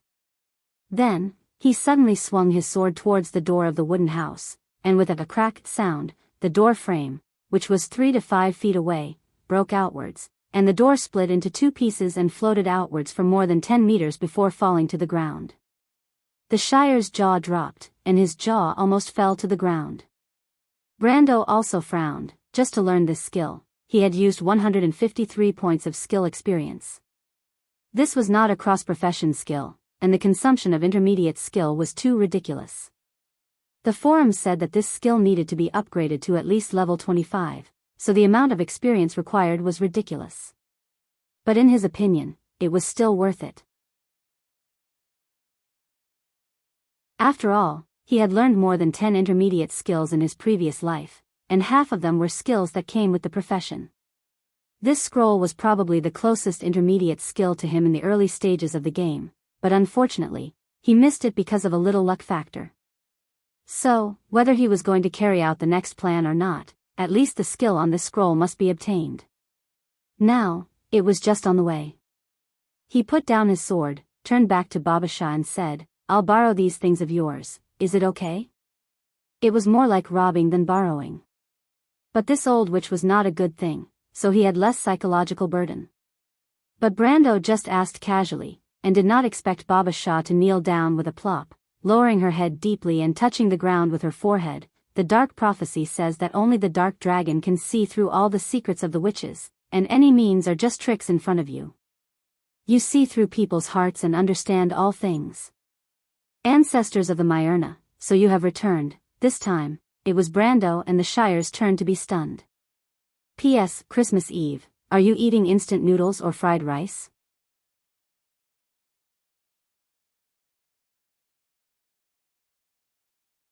Chapter 59. The Dragon of Darkness was the mortal enemy of the 4 saints in the Holy War, especially the Flame King Gretel, who had a grudge against the Dragon of Darkness. Although Brando was also puzzled as to why Baba Shah would say that, he could not agree this time. Otherwise, he would accidentally stand on the opposite side of the entire world of light. The Dragon of Darkness, Odin? I know that you witches see him as the guide of a dark destiny, but it has nothing to do with me. He looked at Baba Shah, but saw that the old witch was still kneeling on the ground in fear and trepidation, her whole body trembling. Brando was slightly startled and realized that he had gone too far. He had forgotten that the people of this world had great respect for the gods and the existence of great power. Even if they stood on the opposite side, they would not casually disrespect them verbally. As a player, he could not accept it all, and the remaining half was still due to Brando's influence. Therefore, when these names were mentioned, they naturally showed an expression of equality. This kind of equality was nothing to him, but in the eyes of the Shire and Baba Shah, it was a great disrespect. But the situation was a little different now. The old witch Baba Shah was in a deep panic, and the Shire had not come out of his previous worship. So this kind of natural behavior left more doubts in their hearts. Brando also realized this. He shook his head and said, "Forget it, think what you will. As long as you don't interfere with me, you are not allowed to go anywhere until the sun rises." Baba Shah pressed her forehead against the ground, and as expected, she did not dare to move. Brando gestured to the Shire, who was in a daze, telling him that there was a secret door under the table and for him to open it. The young man moved the table suspiciously, lifted the carpet and pressed it with his hand. Sure enough, there was only a thin layer under it. The Shire was a little used to his lord's foresight at this time, and could only conclude that there were still some things in this world that could not be found with human power. He found the handle on the side and pulled it open, revealing a dark and steep staircase below. "My lord, are we going in now?" he asked. "Of course, what else do you want?" Isn't there any other place in Fortress Reden that I can level up? Do you think magic items are cabbages that you can pick up whenever you want?" "Cabbage? I mean, Tao Wu, you know that thing, right?" Brando slapped his forehead and realized that he had misspoken again. Wond was still a little different from the world he was familiar with. "Of course, but after hearing it from you, my lord, it's different." Kai, what a poetic and picturesque word. Presumably, its root must have come from the ancient language. Look at the pronunciation, it's similar. Brando couldn't help but laugh. However, there were at least two other places in Fortress Reden that had hidden side quests and benefits. The underground church and the famous Tower of Wind, but these two places had a level restriction similar to that of a door god. Moreover, it wasn't an NPC like Baba Shah, so he gave up after much consideration. His biggest dream now was to temper his strength while collecting all the treasures he knew of. However, he didn't have much time left. His current goal was to become a survivor, not a statistic. Once the First War of the Black Rose ended, before Erewhon's civil war, Brando would have plenty of time to carry out his plan. With experience and the best equipment, becoming one of the strongest in Wond wasn't impossible. Brendel never believed that a strong person did not need to rely on equipment. As a player, the combination of attributes, equipment, and skills was essential to him. He picked up a box and swept all the elemental crystals into his pouch, 12 wind elemental crystals, 1 fire elemental crystal, and only 2 or 3 blue water elemental crystals. These elemental crystals were also known as elemental crystals. They were the condensation of free elements in the material world. They were supposed to be irregular prismatic crystals, but because they needed to be manually polished into pointed prismatic equivalents, each of them contained an energy of 1. After looting Babash's collection, the two acted like the most competent robbers. They also took Babash's candle and walked into the tunnel. A witch's candle was a magic item. It could teleport people to places where light could reach. This was a secret that only witches knew. Of course, Brando also knew about it. The secret tunnel in Castle Urson was about 1.5 kilometers long. Most of it was narrow and could only fit one person. In a slightly wider area, there were 3 poisonous spiders the size of humans. Wizards often did this kind of thing. raising servant beasts to act as their guards. Baba Shah obviously put them here to please the Duke of Grenoires. But these things could only scare ordinary people. For Brando, 3 of them were worth 9 exp. The other end of the tunnel led to the cellar of Castle Urson behind a row of wine racks. But since it was an escape tunnel, it was naturally not sealed. Brando felt around the wall and found the mechanism. It was used to move the racks to one side. When the two came out of the tunnel, they both let out a long sigh. No matter how good the ventilation was, the smell of dust accumulated in the narrow tunnel was not something that ordinary people could tolerate. After walking for a long time, the Shire almost thought that his lungs were covered with a thick layer of dust. As soon as he came out of the tunnel, he immediately took out a silver pocket watch and glanced at it. 15 minutes has passed, my lord. It's okay. I originally reserved time to go to the Duke's treasury, but it seems that I have to give up. But most of the nobles' collections in the villas are just some art and jewelry. It's not much use. My lord is really decisive. Not everyone can stay calm in front of treasure. No, you misunderstood the Shire. I mean, just take 2 pieces on the way. I'll tell you which ones are authentic later. The Shire was surprised by his lord's greed. But he did not know that Brando's banditry did not originate from his personality. It was a subconscious behavior as a player. The 2 of them walked up the stairs and stopped talking at the same time. Brando extinguished the candle and handed it to the squire behind him. He put his hand on the doorknob of the cellar and activated his power.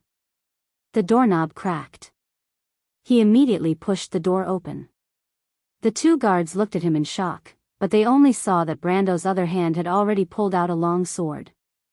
The sword drew a beautiful silver arc forward.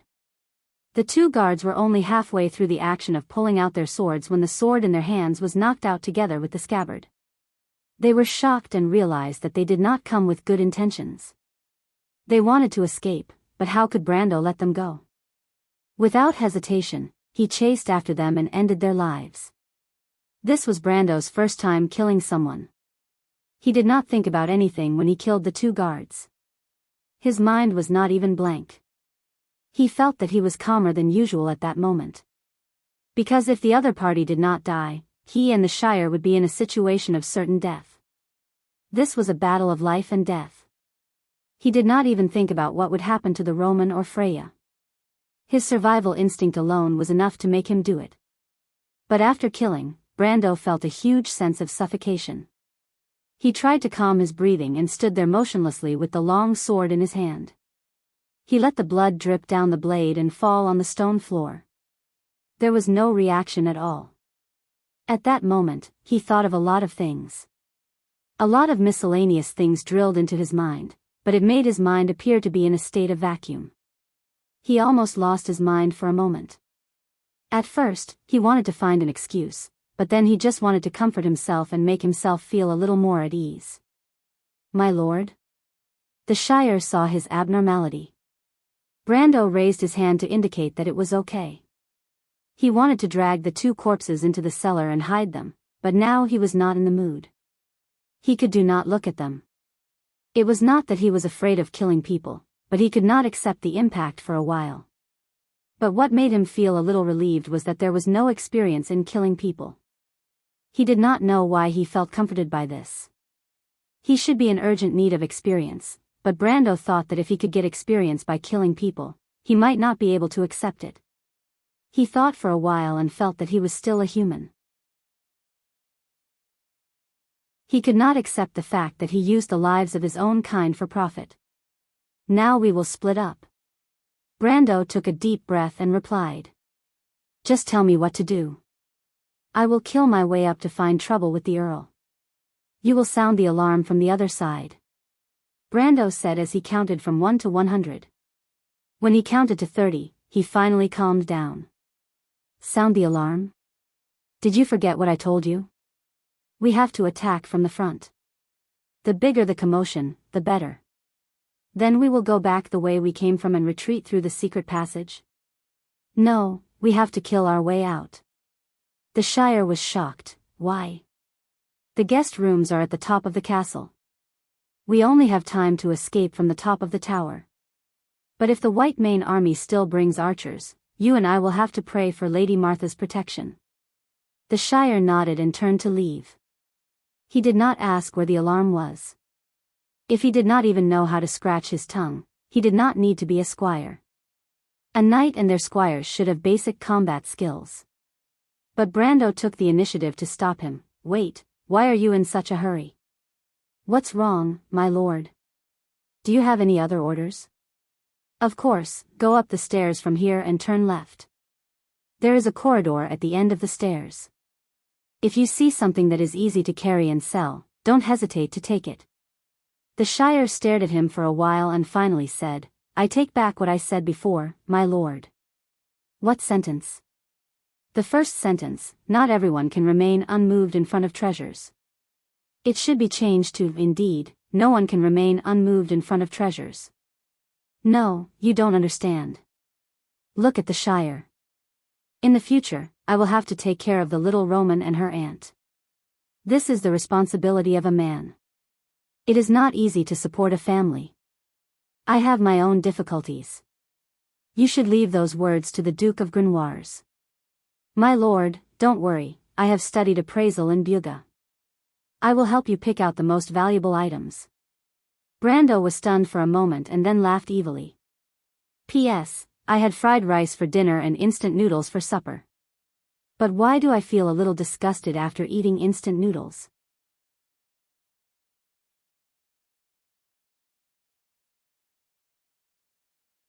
Chapter 60. Since Brando did not deliberately hide himself, he was discovered by the guards when he passed through the first floor of the courtyard. After he killed 3 of them, the 7-man patrol squad scattered in all directions and spread the news of the intruder to every corner of the castle. There were 32 guards in the castle, and most of them were mercenaries. Their captain was the leader of the mercenaries from Ranner. Not only did he possess the strength of an iron-ranked swordsman, but he was also a commander.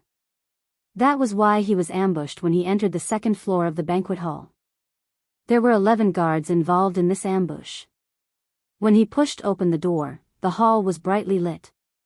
The archers who were lying in ambush in the corridor above immediately took action and shot arrows at Brendel. At such a close distance, Brando only had time to raise his hands to protect his face, chest, and lower abdomen. The blue light on his protective gloves flashed slightly, and the most accurate arrows were pushed aside by the expanding light.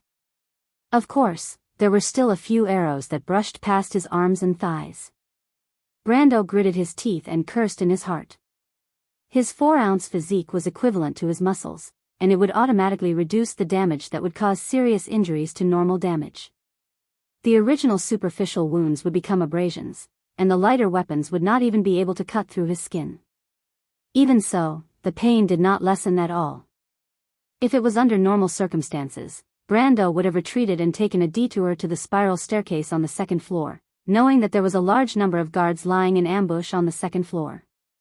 Even though there would be guards at the spiral staircase on the inner side of the castle, the terrain there would not be so dangerous.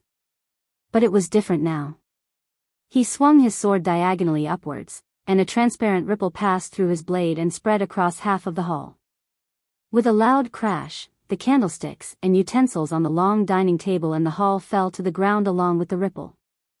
The chandelier on the ceiling exploded, and the railings on the corridor were split in half. The guards on the railings were beheaded and fell to the ground. The White Raven sword style was Erwin's royal sword style. This secret skill was one of the rare ranged skills that warriors could learn in the early to middle stages. At level 0, the blade of the White Raven sword style would be able to travel 5 to 6 meters away from the sword and double the width of the attack. At level 25, this swordsmanship could attack enemies hundreds of meters away. It was almost on par with swordsmen who had activated elemental power. It only consumed 3 points of stamina from the beginning to the end, which was nothing compared to the huge consumption of elemental power. This was also the reason why so many people were so eager to learn intermediate skills. Brando's shocking strike actually caused a moment of silence in the hall. It wasn't until the sound of broken wood falling from the second floor of the hall that everyone woke up from their stupor. Knight. Knight of the temple. In the name of Martha. Mr. Arnaud, let's retreat. The guards screamed, losing their will to resist and retreating. Sword aura projection was one of the basic skills of a warrior who had activated his elemental power. According to tradition, the Holy Cathedral of Fire would confer the title of knight to these people.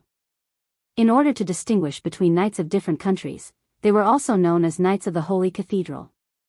In front of a knight, a level 3 strength system was nothing, let alone ordinary people like them. Unless they could exhaust the opponent's stamina, it would be futile no matter how many of them there were. Knight my ass. Captain Arnaud pulled back the man closest to him. He couldn't help but curse in his heart. That was definitely a royal swordsman. Could it be that they were involved in a palace struggle? As the leader of the mercenaries, he was naturally more knowledgeable. He even knew that the noble upstairs was a vassal. It wasn't the first time he was involved in a political struggle, but it was the first time he saw the legendary royal swordsman. That was the highest level of royal swordsmanship, one of the core powers of the royal family. For a mere lower-level iron swordsman to be able to explode with such power, Arnaud couldn't help but feel a little jealous. But as a mercenary, he still remembered his duty. He raised his head and looked around. Most of the guards had already fled, and the rest were not fearless. They were too scared to move. Brando's sword had killed 4 people. Arnaud didn't have time to feel heartache. He stood up and shouted, "Retreat! Retreat! Tell the people on the spiral staircase to retreat. This floor can't be defended. We'll go up to the next floor." The remaining guards came to their senses and immediately retreated from all the doors. Some were so scared that they didn't even want their bows and arrows. They were just short of taking off their armor and throwing it away. This scene made Arnaud disheartened. Damn it, these nobles are so troublesome. He cursed. Then he turned around and lifted the guard from the ground. "Pa, Pa," he slapped the guard twice to wake him up from his fear. He said angrily, "Go to the barracks in the castle and sound the alarm." "Do you understand?" "Sound the alarm? But didn't the Duke say that it's to warn the whole city?" The guard was stunned. "Bullshit. If the guest dies, we're all dead. Do you understand?" The guard was stunned and quickly nodded. It had to be said that this attendant was quite clever. He was afraid that the other party had other accomplices, so he didn't dare to take the inner spiral staircase. Instead, he secretly climbed down the kitchen rope. Although it took some time, at least in his opinion, it was absolutely safe. He knew that Arnaud had placed his hopes on the barracks on the other side of the castle. There was a small group of white-maned soldiers stationed there to support the guards in the castle. There were a total of 7 of them, including a division leader. Although they usually looked down on each other, they hoped to see each other soon. But before the attendant could run over, he was shocked to find the corpses of 2 sentinels in dark blue military uniforms lying in the middle of the courtyard. He immediately realized that the sentinels had accomplices. The bodyguard reacted quickly and almost immediately turned around and left. But it was too late. A white light shot out from the second floor of the barracks and pierced through the guard's chest. The magic arrow's powerful force sent the guard's corpse flying 7 to 8 meters and it crashed into a pine tree. The Shire stood by the stone window and looked outside for a long time. After confirming that the guard was dead and that there were no accomplices, he retracted his gaze. He took out his pocket watch and looked at the rope dangling from the clock tower. There were still 5 minutes before Brando's meeting time. Arnaud did not know that the person he sent to deliver the message had been killed. Even the small group of white-maned soldiers that he was counting on had been wiped out. He was now hoping that his remaining men could hold on until the reinforcements arrived. They were guarding the staircase from the 3rd floor to the 2nd floor. Behind them was the guest room and they had nowhere to go. Although he usually looked down on them, he was now envious of the servants. At least they could find a place to hide, but he, as the guard leader, could not. If the Count died under his protection, he would probably have to change his name and escape to the mountains to become a bandit. The young swordsman quickly appeared in his vision. Brando estimated the time. There were only a few minutes left. However, he shook off the blood foam on his sword, thinking that it should be enough.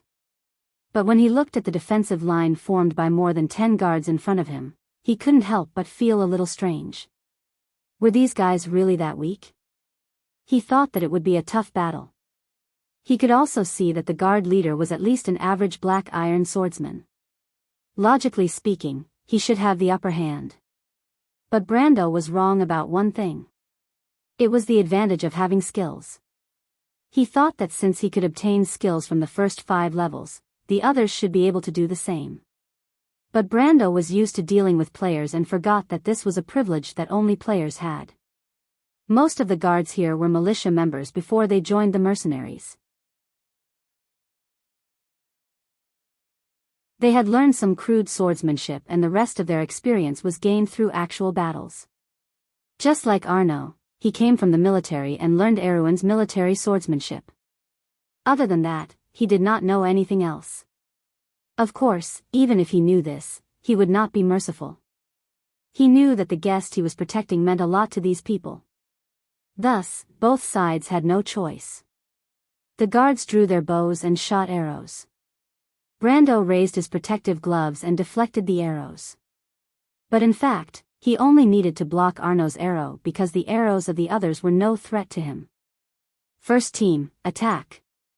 Seeing that the arrows were ineffective and the enemy was getting closer, Arnaud could only brace himself and lead his men forward. He organized 7 men and they cursed the enemy for being shameless.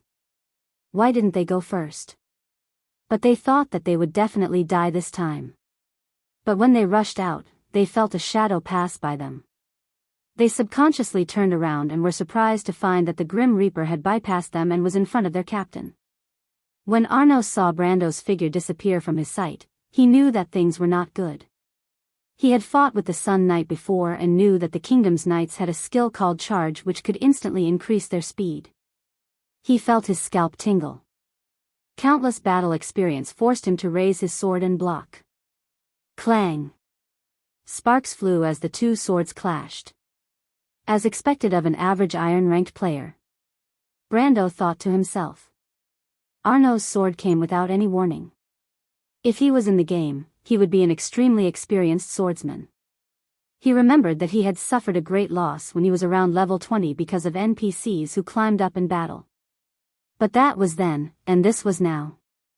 Brendel did not give his opponent a chance to catch his breath and swung his sword at him again. This time, it was a burst of strength. Arnaud was scared out of his wits. He could not help but wonder who this kid was. He knew court swordsmanship, knight skills, and the burst of strength of a berserker. Was there any justice in this world? Even with his vast experience, he could not help but feel a chill in his heart. Fortunately, he was knowledgeable. If it was someone else, they would have died without knowing why. Arnaud wanted to counterattack, but when he saw this sword, he lost all thoughts and went into a defensive stance. After the swords clashed, both of their swords were bent to the limit and let out a teeth-numbing screech. Brando was still fine after that, but the guard captain took 7 steps back and almost fell on his butt. Arnaud's iron-ranked strength should have exceeded 9 ounces and should have suppressed Brando. But now, the situation was the opposite. This was the power of a skill. When Arnaud retreated, the guards on the left and right came to their senses and wanted to attack. But Brendel casually swung his sword behind him, and a wind blade flew out, sending the man's head flying. He then moved forward. Arnaud saw this and decisively threw his sword away and shouted, "I surrender." Just as he finished speaking, the alarm bell outside rang. "If you surrender, throw down your weapons and scram." Brando growled. The guards felt as if they had been pardoned. They threw away their weapons and fled. They were already scared out of their wits, and now that their captain had agreed to surrender, they naturally lost their will to fight. P.S. Sorry, I went out for dinner today and was a bit late.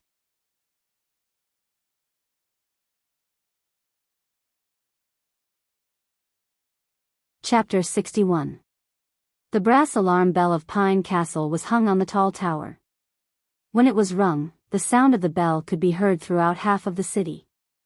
The sound of the bell was like an invisible ripple that spread throughout the city. Everywhere the sound of the bell passed through, the streets seemed to have been injected with vitality and woke up one by one.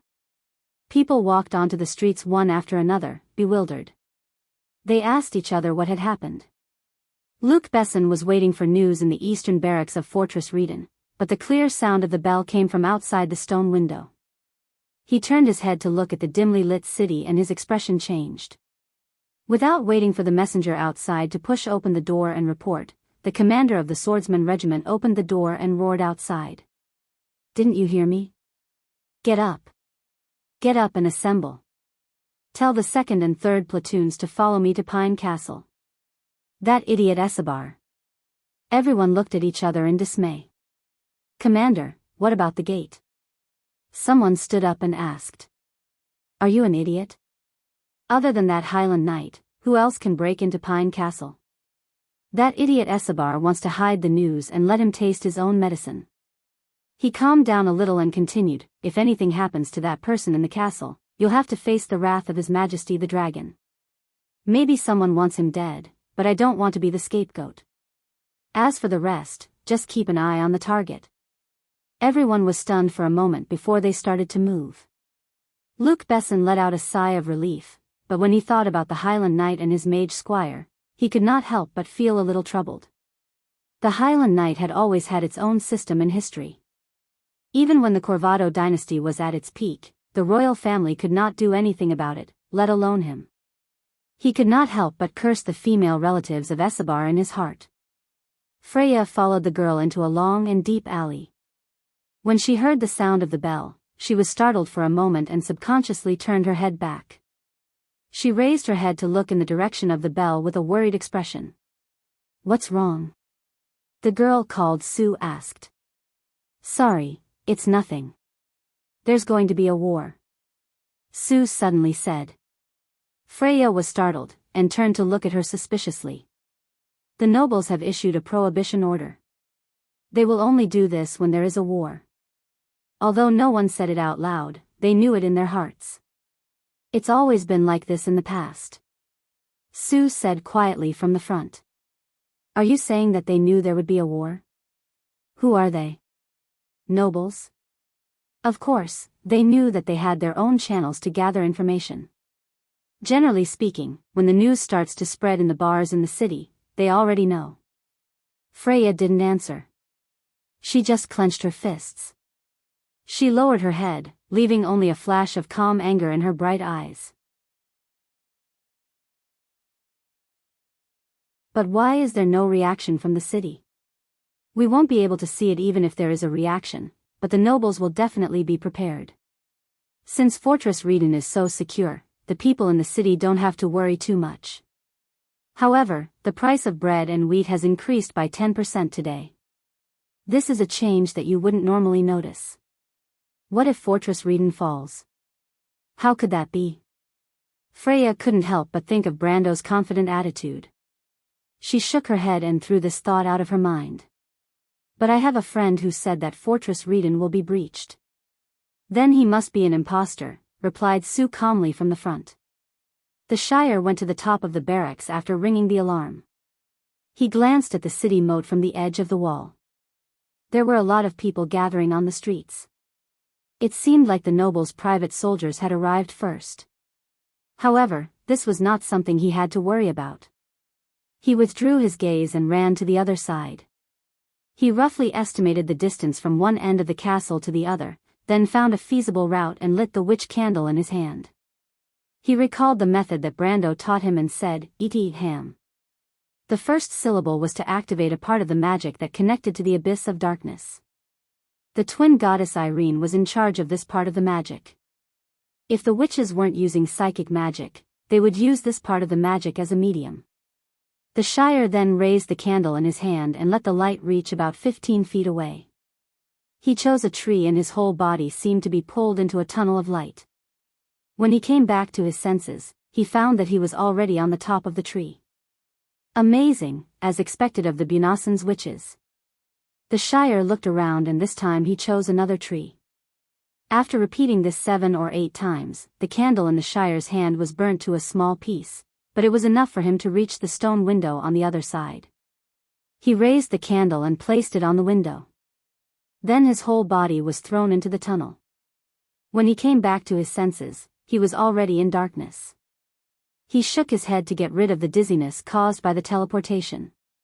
He could already hear the sound of fighting in front of him. It seemed like he was a little late, but it didn't matter. The Lord had left some time for him. The Shire comforted himself, but he didn't know that Brando wanted to stab him with his sword. A few minutes ago, when Brando pushed open the heavy oak door, he didn't see the Earl hiding in the corner and shivering as he expected. On the contrary, the room was well lit. The number of suet candles was enough to make the light not too bright or too dim. The Earl was sitting on the sofa. His black woolen suit was so neat that there wasn't even the slightest wrinkle. He raised his head and looked at Brando at the same level. In front of him was the elven sword, the Thorn of Light. Brando was slightly startled when he saw this scene. He didn't expect the king's minister to have such courage. Of course, this also made him vigilant.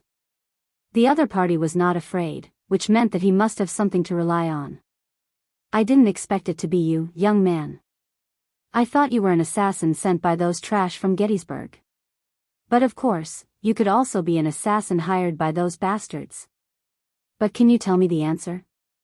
The middle-aged man was slightly surprised when he saw Brendel, but he still asked with a calm face. Gettysburg? Isn't this guy from the royal faction? Brando was puzzled, but he shook his head and said, I'm afraid not. But if you cooperate with me, I have no interest in killing you. Is that so? You have no interest in killing me? Then I really have to thank you. But unfortunately, I am very interested in killing you. As the middle-aged man spoke, a crossbow suddenly appeared in his hand. When Brando saw the edge of the crossbow flashing with a faint blue light, he knew that it was poisoned. But he was already prepared for this. He was very familiar with the tricks of the nobles. When the middle-aged man made a move, he swung his sword and blocked the arrow. But before he had time to relax, a gust of wind came from behind him. Brando's experience in countless battles made him instinctively pull back his sword to block the attack. A loud sound rang out. Brando was almost sent flying and crashed into a cabinet. After a series of cracking sounds, he clenched his teeth and crawled up from the broken pieces of wood. A black iron swordsman, and a sneak attack. Is there any justice in this world? Brando couldn't help but feel scared. He was glad that his previous opponents were players. Otherwise, this sneak attack would have killed him instantly. Of course, he remembered his old opponents in the game. Players didn't need the so-called dignity of an expert. They were simply the synonym of shamelessness. Some of them were even wretched just for the sake of being wretched. That was the true definition of a hooligan. Because of this, Brando was already used to it. Guarding against sneak attacks had become an instinct for him. In other words, has anyone ever seen a player who didn't like sneak attacks? But even so, a black iron swordsman was still a problem for him. His strength was at least 15 ounces. Even if he activated Power Burst, he might not be able to gain the upper hand. On the other side, the middle-aged man and his companions were also shocked. They originally thought that their attack would definitely kill him. Although it looked like Brando was in a difficult situation, everyone knew in their hearts that for a black iron swordsman, that little bit of damage was nothing. The middle-aged man frowned, but immediately sneered, I didn't know that this bug-like commoner had some skills. But this won't change the outcome. He picked up the elven sword and stood up. He sneered, you also saw the strength of my guard. You are not his opponent. But that's also true. How could a small character like you be worthy of such a treasure? I might as well give you a suggestion. How about you chop off the hand that touched this treasure sword and I'll let you live? Of course, your 2 companions are mine. I want them to be my slaves. I promise to treat them slightly better. At least I'll let them live like dogs. As he spoke, his face was filled with a savage smile. Brando couldn't help taking in a cold breath after hearing this. His face sunk, although he knew that the other side was trying to provoke him, he still couldn't control his anger. But he could not suppress the anger in his heart. When he came to this world, the first people he came into contact with were Roman, Freya, and everyone in the militia. These people gave him a precious sense of reality when compared to this world. Just like the grandfather he had seen in his dreams, he had become his greatest spiritual support in this world. Because of this, how could he tolerate this fellow's insults here? His fingers, which were gripping the long sword, turned slightly white. The middle-aged man secretly observed Brando's expression, while his hand made a gesture to his companions behind him. The two people in the room were pleasantly surprised. Normally, experienced swordsmen would not lose their rationality because of external things, but they never thought that he would hit the other side's reverse scale with just a casual try. Ulysses, force him. The middle-aged man ordered with his hand gesture. The tall swordsman immediately closed in on Brando's side. His swordsmanship was exquisite, and there were almost no flaws in his attack path that could be exploited. Brando only had eyes for the middle-aged man. His body leaned forward, and his posture was the most aggressive military swordsmanship posture. Ulysses couldn't help secretly laughing when he saw this. A young boy was indeed a young boy. In front of a stronger opponent, he still dared to be impetuous. He couldn't help but hold the sword in his hand tightly, waiting for an opportunity to kill.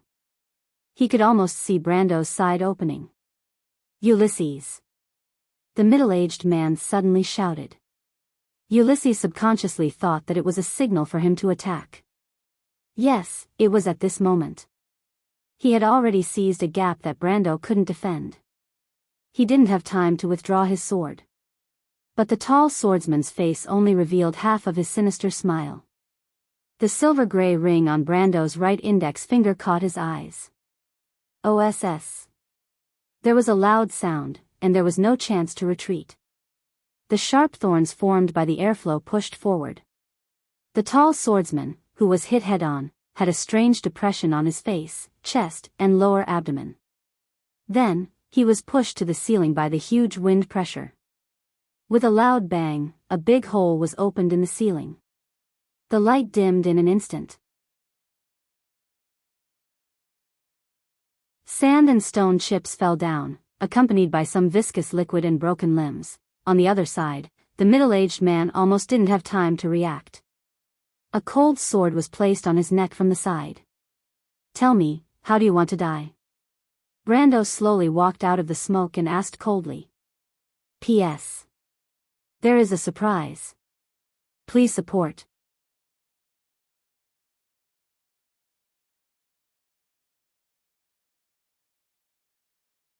Chapter 62. You dare to kill me? The middle-aged man suppressed his fear and asked. Why wouldn't I? I am Earl Dunn, an important official of His Majesty. You want to become enemies with the whole of Erewhon? The middle-aged man's eyes were like a venomous snake spitting out its forked tongue. He glared at Brendel coldly. It's not just you. Think about it carefully. Your companions will also be accused of the same crime. Brendel was taken aback when he heard that and fell silent. Earl Dunn thought that he had convinced Brendel and continued, Of course, there is still room for negotiation between us. I can let you and your companions go, but for my reputation, you have to leave the elven sword behind. He spoke half-truthfully, but there was a deep hatred in his eyes. Brando sneered and looked at him as if he was looking at an idiot. What do you think I was thinking, Earl Dunn? The middle-aged man was slightly stunned. I was thinking that some creatures are really stupid and ignorant. They don't even know why they died. Brando shook his head. Killing an important official of the king? Escaping from prison? In fact, no one would even notice these small details because this day was written like this. The year of summer leaves and flowers, June 2nd, the morning of Madara's army captured Fortress Reedon. Earl Dunn, the Golden Apple Lord, and the White Mane Army's leader, Sir Luke Besson, were the pillars of the kingdom. Unfortunately, they died in the war and sacrificed their lives for the kingdom. As for me, I am just a passerby. Earl Dun's eyes widened as he looked at Brando as if he saw a ghost. You think I am lying to you? But I am not in the mood to joke with you. Since you're not willing to cooperate, then I'll use your head. Brendel finished speaking and cut off his head with his sword. Then, he sat down and let out a long sigh. Brando's body felt weak after the continuous battles, not to mention that there were no benefits in these battles. It was not in line with his personality. However, when his gaze shifted to the headless body of Earl Dun, he was immediately stunned. He looked at the ring on the dead man's middle finger and remained motionless. It was a ring with an O-shaped snake pattern on its surface. Brando was shocked at first, then he cursed loudly. Damn it, this guy turned out to be a member of All for One. He instinctively jumped up and tried to grab the Thorn of Light, but it was too late. The surface of the ring twisted, and a cold voice echoed in the room. Very good, kid. Although I don't know who you are, you won't live for long. The sharp voice suddenly sounded and disappeared. If Brando didn't know what this organization was, he might have thought that he was hallucinating. However, Brando knew that this organization was jackals of the same tribe as the tree herders. In fact, they were even more mysterious. Back then, they were behind the overthrow of Erewhon and the Saint Ossol in the north. No one knew what their goal was, but most of the high-level quests seemed to be related to this organization. This huge organization was a mystery in the game, and it was also a mystery here. However, Brando knew that they were not kind people, and he also knew that the high-level members of this organization were able to sense each other through a ring called the Ouroboros ring. Once someone fell, the others would immediately know and elect a new person to take over that person's position. Of course, the next step would be revenge to the death. Damn it, I got into trouble with these people again. Lady Martha, are you messing with me? Brando held the elven sword tightly in his hand and cursed. He was unlucky in the game because of this organization, and the reason was that he killed one of their high-level members. He didn't expect history to be so similar here. Moreover, it was even a little earlier. My lord, are you in there? The Shire ran over to find that the battle was already over, but he was still thinking that the Lord was indeed the Lord. He could easily end the battle alone. He thought that asking him to come over was just a polite way of saying it. But Brando was furious when he heard this voice. If he didn't warn him, this guy would have run over to see a corpse. Although he didn't know if the card would return to its original form after the card holder died, he still didn't know. He casually picked up a stone and threw it out. The sorcerer apprentice was so scared that he quickly dodged to the side. Wah! My lord, please listen to my explanation. No need to explain, just this once. Brando calmed down after he vented his anger. He thought that he still had an advantage, and that was after tonight, Madara's army would raze Fortress Reedon to the ground. After the battle, it would be hard for them to find out who killed Earl Dun. Although the unifying guild was powerful, it wasn't omnipotent. Thinking up to this point, he felt a little relieved. As long as they couldn't find him, they wouldn't be able to take revenge. Brando finally relaxed and turned back to ask, how many mana potions do you have left? Not even one, but I feel like I've been squeezed dry. The young man smiled shyly. He was embarrassed to say that he didn't want to use the wizard's gold. Brando glanced at him and said, let's go to the roof, you can drink a potion on the way. The mana potion won't take effect instantly, so I want to see you revive on the spot before the next battle. What do you mean by revive on the spot? Simply put, an adept without magic power is no different from a dead person. When you recover your mana, you will naturally revive on the spot. Although it's a little harsh, it seems like it's true. The Shire nodded. Of course, why would I waste my breath on you? Brando thought to himself. Although I'm not a wizard, you're just a little wizard apprentice. I can at least teach you to be at least level 40.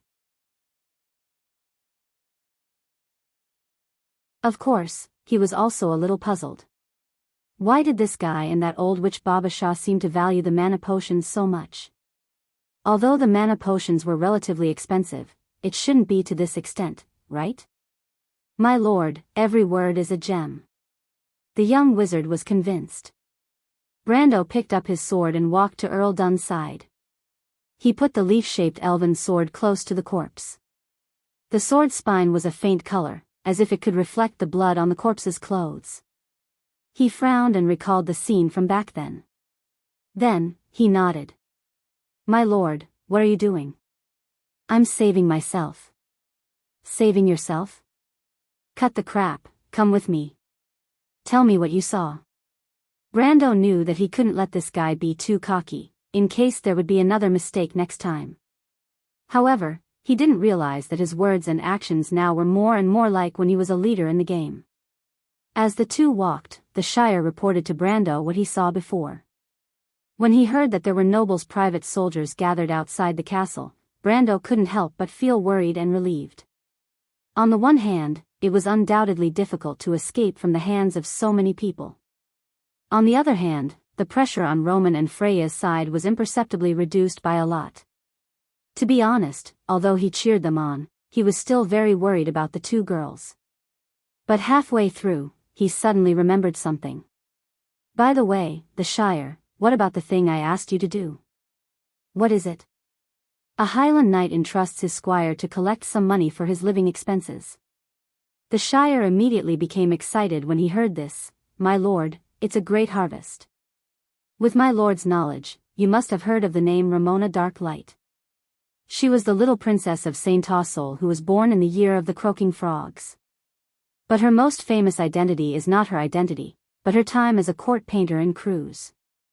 Her paintings during that period were once famous in the Wonde and were called the voice of the soul. She was also the pioneer of the Mazoran art style, a master of a generation. But I didn't expect that the Duke of Grenoires to be a fan of her. He has a lot of treasures in his collection. No, I've never heard of this name. I only care about how much it's worth. Brando shook his head. Who would care about these things in the game? They usually only looted gold and silver utensils. Now that he thought about it, he was really uncultured.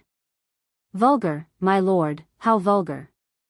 The Shire shook his head in disdain, but this painting should be able to sell for a few million tor on the black market. It's barely passable. The Shire saw that his lord did not have the same hobby as him, and he was a little dispirited for a while. However, he forced himself to stay alert and took out a book from his shrinking pouch. My lord, I also got this book. What is this? This is a book for collecting magic cards. Most of them are tarot cards used for divination. But there's something else in it. The young wizard opened the book and took out a card. Take a look at this, my lord. Brando vaguely thought of something when he saw the card, but he took it and confirmed that it was a card of fate. It was a green card of the wind element. The number on the top left was an X, and there was a fluorescent equilateral triangle drawn on the card. There were 3 lines of incantations on the triangle. Taim symbolized the target of the spell, Stau symbolized the mana that guided the spell, and EE was the eye of the god of mana. The cost on the card was 3 green wind crystals. Brando turned the card over and scanned it. Energy loss, Spire X, Wind Elemental 3, Spell, Instant. With the target spell as the target, it will choose a new target. Your magic is under my control. Spire Guardian, ODU. The Shire looked at Brando's expression and said, This is a rare white magic card, my lord. It seems that our luck is not bad. White magic card? Brando asked. It's a magic card that has no requirements. But doesn't it have a cost? No, it's like this, my lord. Most of the spells and summons in the card of fate require you to be in a certain state, except for the basic land cards. Just like the knight deck, it's locked onto the knight's path of valor, so my lord can use it. The Shire replied. And the white magic card has no requirements? That's right, my lord. Brendel furrowed his brows and suddenly recalled the scene in Gerald's tomb. He wondered if there was a connection between the two. After all, in his previous life, he had never heard of any cards of fate in the game. In fact, he had this question for a long time, but today he had a chance to think about it.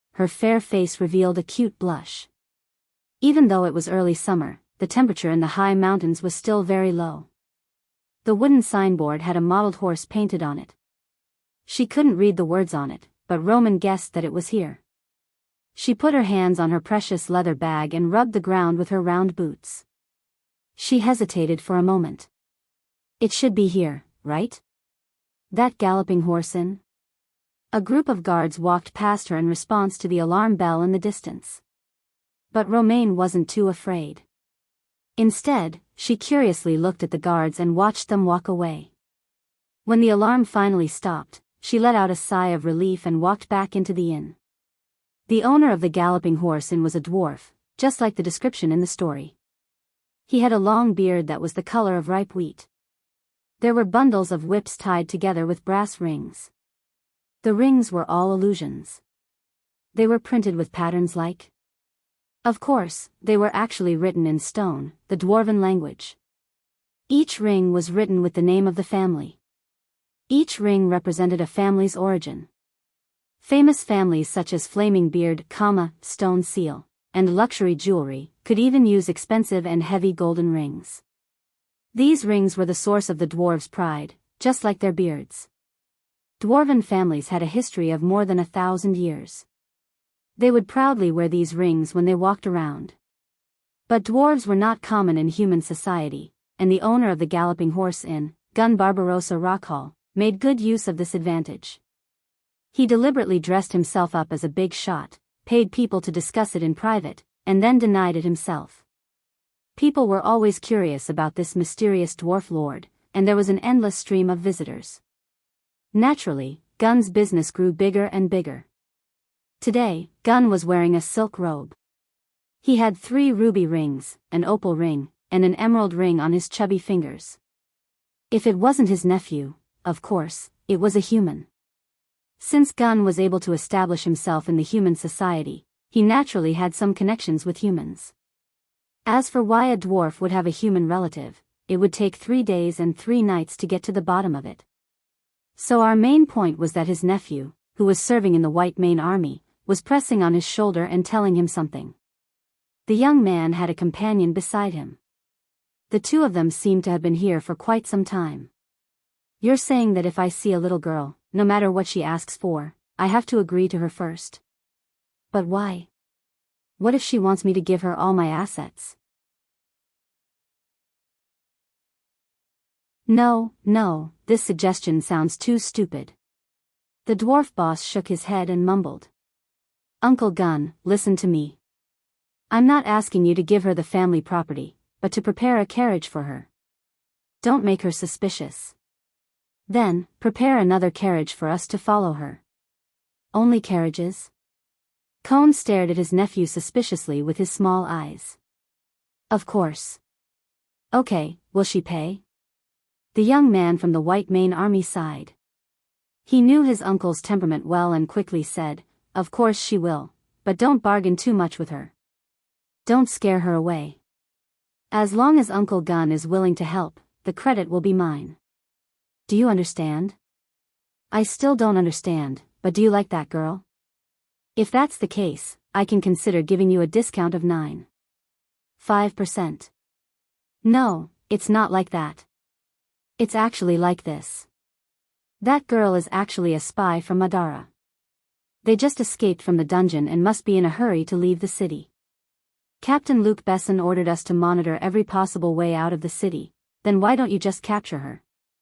Gunn asked curiously. Parker slapped his forehead and sighed, Uncle Gunn, she has a lot of accomplices. In order to capture them all, we have to think of a way to lower their guard and secretly tail them. Do you understand?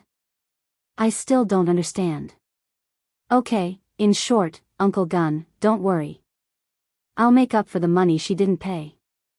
Lower our guard and fulfill her request, right? Now I understand. The dwarf boss nodded. Although he was a calculative person, he was still very efficient. After a while, he called for a servant and ran back to ask, I've already arranged everything. When will the girl come? I don't know either. I hope she will come to us first. I can't let grandson look down on me. The young man sighed and felt his companion patting his shoulder. He raised his head to look outside and jumped up in excitement. He immediately pushed the dwarf forward and said, It's her, she's here. Quick, uncle, it's up to you. Relax, young man. Don't push me forward like a bag of potatoes. I've been doing business for 30 years, I know what to do. Gunn did not forget to boast at the last moment. When Roman walked into the inn, she couldn't help but look around curiously. She had never seen such a large use of stone before, but when she saw the low walls and pillars of the stone barricade, she felt a familiar feeling in her heart. The future merchant girl was looking around when she saw a dwarf standing in front of her, his beard almost touching the ground. Are you a dwarf? She asked. No, I'm a dwarf. The innkeeper corrected her seriously. Mr. Dwarf, are you the boss here? I'm a dwarf, not a dwarf. Little girl, do you understand? Of course, I'm the boss here. But I want to find a place to rent a carriage. Do you rent carriages here? Of course, what else do you think I'm doing here? Do I need to pay? Roman was still looking around the inn curiously. Of course, the principle of doing business is to make sure the goods are paid. We charge based on the number of days the carriage is rented. But in principle, the Galloping Horse Inn does not rent carriages for more than a day. Also, if the carriage is damaged because of the guest, we have to pay the price. In fact, our coachman also has the right to refuse orders that may threaten his life. Of course, if this clause conflicts with the previous one, it is invalid. When it came to business, Gunn couldn't stop talking. How much do I need to rent it for half a day? 30 tor. Roman took out a blue-gray bag and shook it in her hand. 2 and 3 copper coins fell out. She looked up and asked with a blank face, but I only have this much money, can I rent it? You can rent a wheel. Gunn originally wanted to say this, but he suddenly remembered his nephew's words and changed his words. All right, although it's not enough. Little girl, when do you plan to get a carriage? I'm going to get one soon. How can I find my own carriage? The carriage is parked at the back. This is your number plate. Take it and you can find your own carriage. Oh right, do you want me to take you there? Gunn reluctantly handed over a copper plate. He remembered that he hadn't done a losing business for many years. There's no need for that. I still have some friends outside and I need to ask for their opinion. Can we settle the bill first? Of course. Settling the bill is my favorite thing. Gunn wiped his forehead. He felt that this business really went against his principles. But for the sake of his nephew, and of course, mainly because of the compensation, he reluctantly did it this time. On the other side, the dwarf's nephew Parker and his companions were hiding in the kitchen. They saw Roman walking out of the inn with a satisfied expression. They ran out and pulled his uncle to ask, how was it? Did you get it? Of course. Don't you know who your Uncle Gunn is? I used to do business with the insatiable ogres. The dwarf couldn't help but repeat the previous details. When Parker heard this, he slapped his forehead and shouted, Martha above. Uncle Gunn, what did you do? She must know that we are here. She's not going to ride in your carriage, Uncle Gunn, we've screwed things up. What's wrong? Which merchant would do business without considering the gains and losses? 1/10 of the price? Uncle Gun, you're being too kind. I didn't expect that woman to be so smart. She must have suspected us from the start. What else did she say? The young man didn't expect his uncle to ruin things with good intentions. She said she wanted to ask for the opinion of her companions. Companions? Parker and his companions looked at each other and immediately chased after her. The dwarf boss was left behind and shouted, I said wait. You two brats, where is the money you promised me? He was so angry that he snorted. Young people nowadays don't have any respect for the elderly. However, when he turned around, he saw his shop's waiter running over. He bent over and said to him, Big boss, the carriage you arranged has already left. The carriage I arranged? What carriage I arranged? Gun felt that he was about to go crazy from anger. He looked at his attendant in confusion. It's the car that you said you'd satisfy all her requests.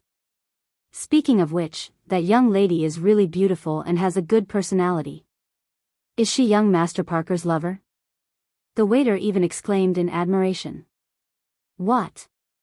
The dwarf looked at him as if he wanted to eat him alive.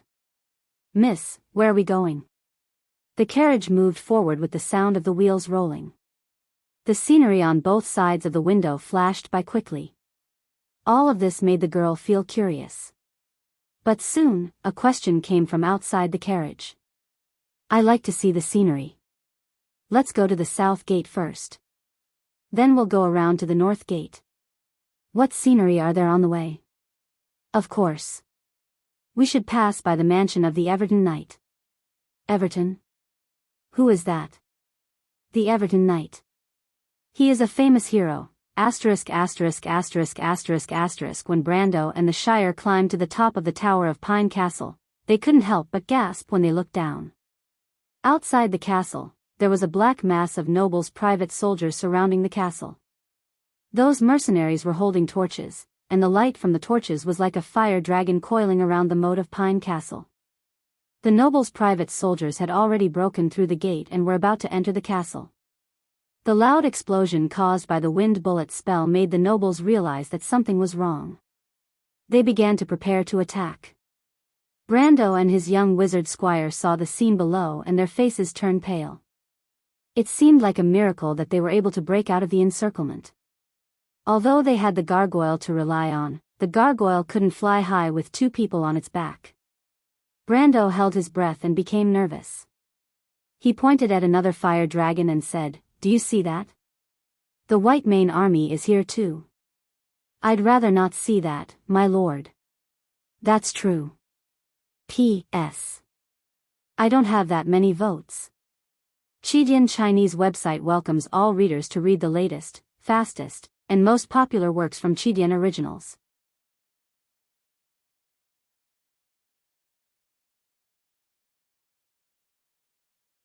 Chapter 64. Mr. Cyber, look at that. The mercenary leader took down a brass telescope and peeked at the top of the tower before passing it to the noble beside him. The Golden Apple Lord sat calmly on his horse.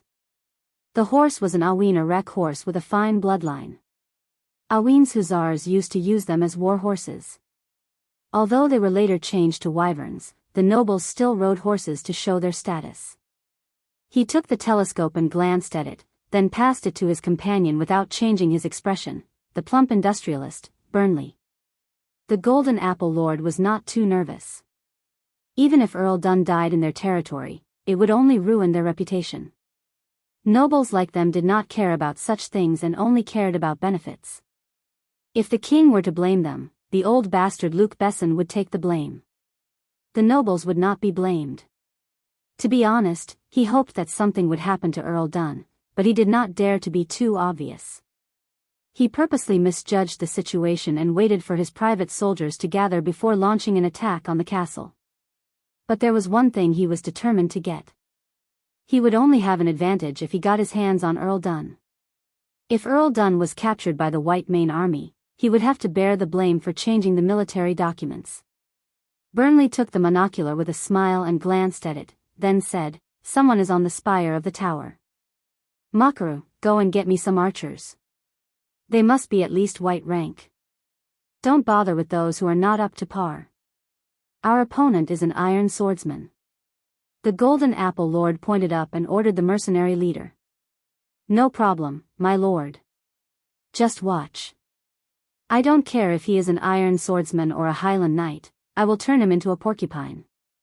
The mercenary leader nodded and turned his horse to leave. The noble's private soldiers separated into 2 rows and raised their torches for the leader to trot over. Not far away, the horsemen were noisily galloping about on the riverbank. Flames danced in the air, creating a chaotic scene. The Golden Apple Lord frowned. What a vulgar bunch. If they appeared there, does that mean that Earl Dunn has already? Burnley smiled and made a gesture of drawing a line across his neck. Humph, he's just the 2nd generation of the Louis Bowman family. He relied on his mouth to please the emperor.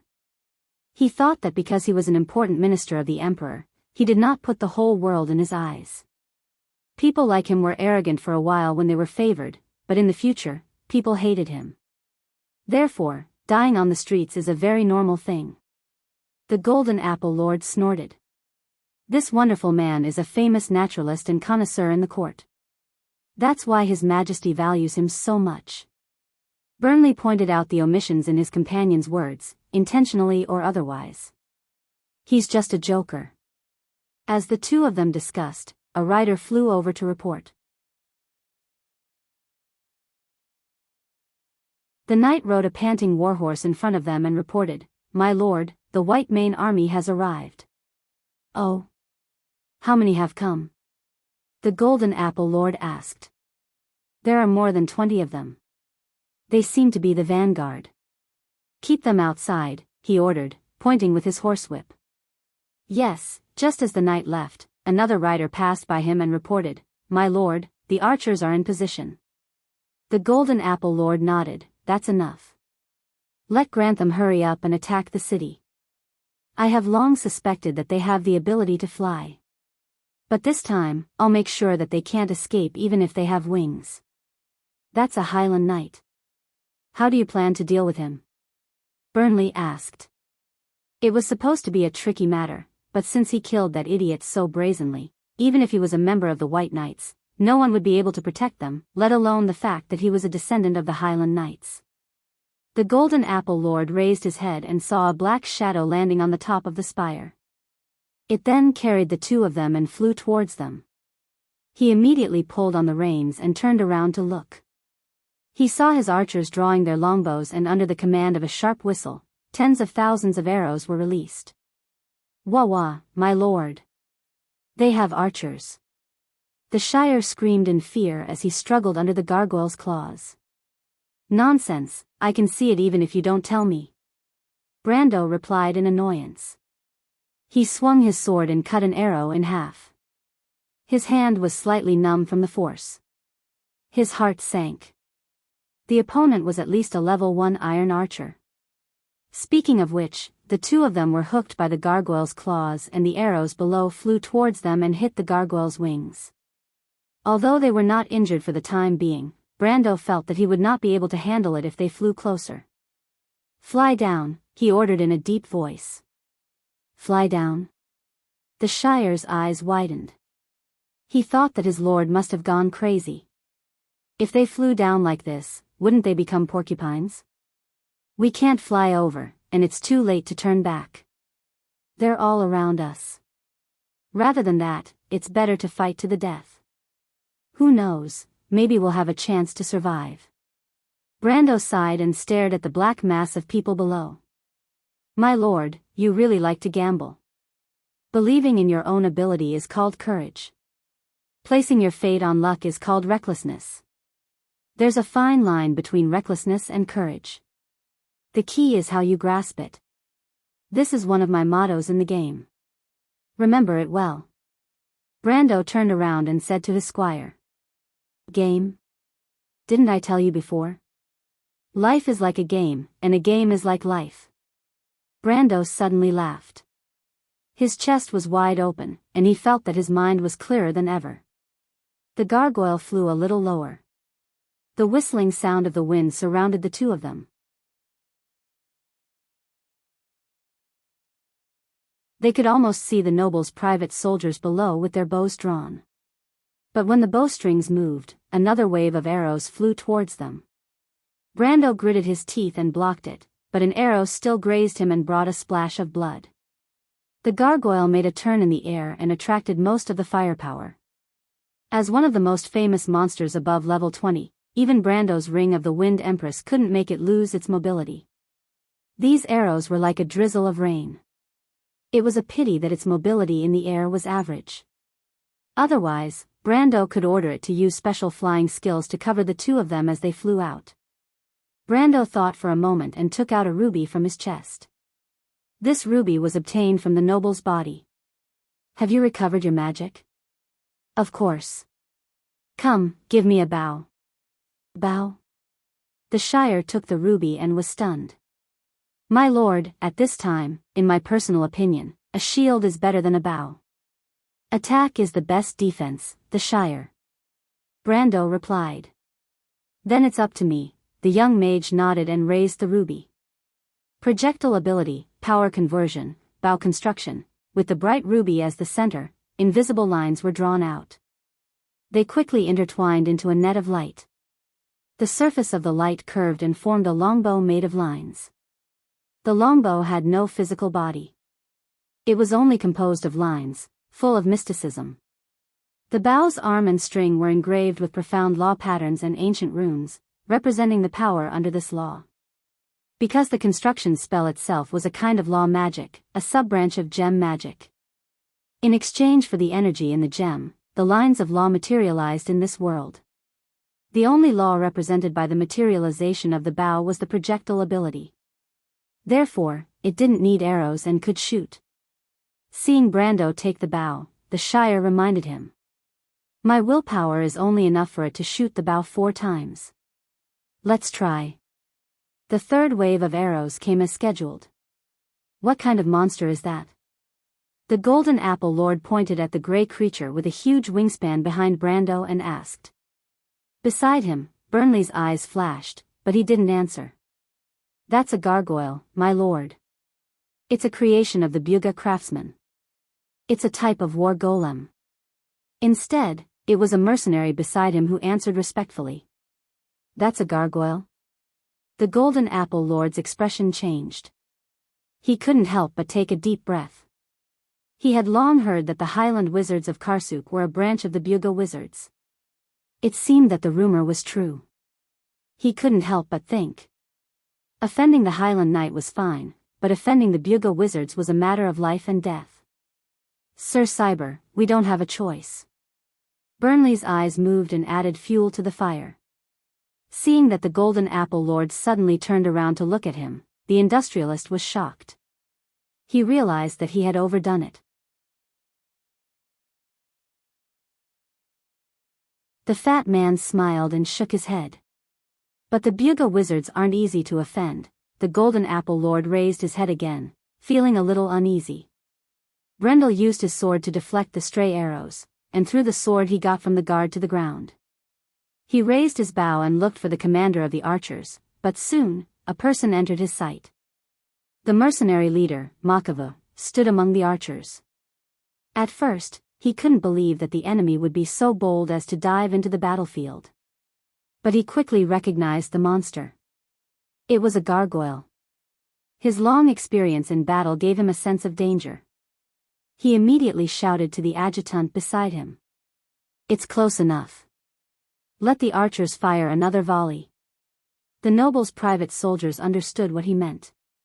After the volley, they would fire freely. Then, the knights on both sides prepared to seal off the battlefield. The private soldiers drew their bows. Brando took a deep breath, and the bow in his hand trembled slightly. Although the bow of law didn't require any technique, it was difficult for him to maintain his balance on the undulating claws of the highland. He took aim for a few seconds and lightly released the bowstring. A white light shot out from his hand. The white light pierced through the crowd and hid about 5 meters behind Makava. Oh! The Shire sighed. Brando didn't panic. Instead, he became calmer. He drew his bow again, and the arrow pierced through 2 people and hit an archer behind Makava, sending him flying. When he drew his bow again, Makavu was already retreating in panic. He thought that it was a wizard attacking him. Any normal person would subconsciously tremble in fear when facing a wizard. This arrow caused the adjutant to fall off his horse. Brando had already adjusted his aim. The last arrow, my lord. They're about to counterattack. Brando saw Makavu enter the crowd and frowned. He hesitated for a moment and shot another arrow into the group of archers. The arrow pierced through the crowd and blew up 3 or 4 people. The archers on both sides were frightened and retreated. Once the center retreated, the private army's formation was messed up. This gave Brando time to realize that his judgment was correct.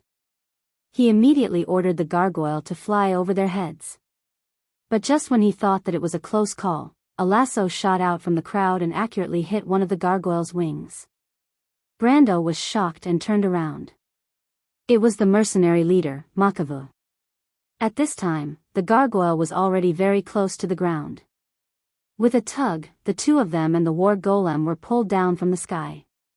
The gargoyle dragged the rope in an arc in the sky before crashing into the river bank not far away. Makavu shouted excitedly and let go of the rope. He didn't care about the blood on his hands and shouted to the soldiers beside him, "Go. Catch them." The situation seemed to have changed. P.S. Pleading for votes.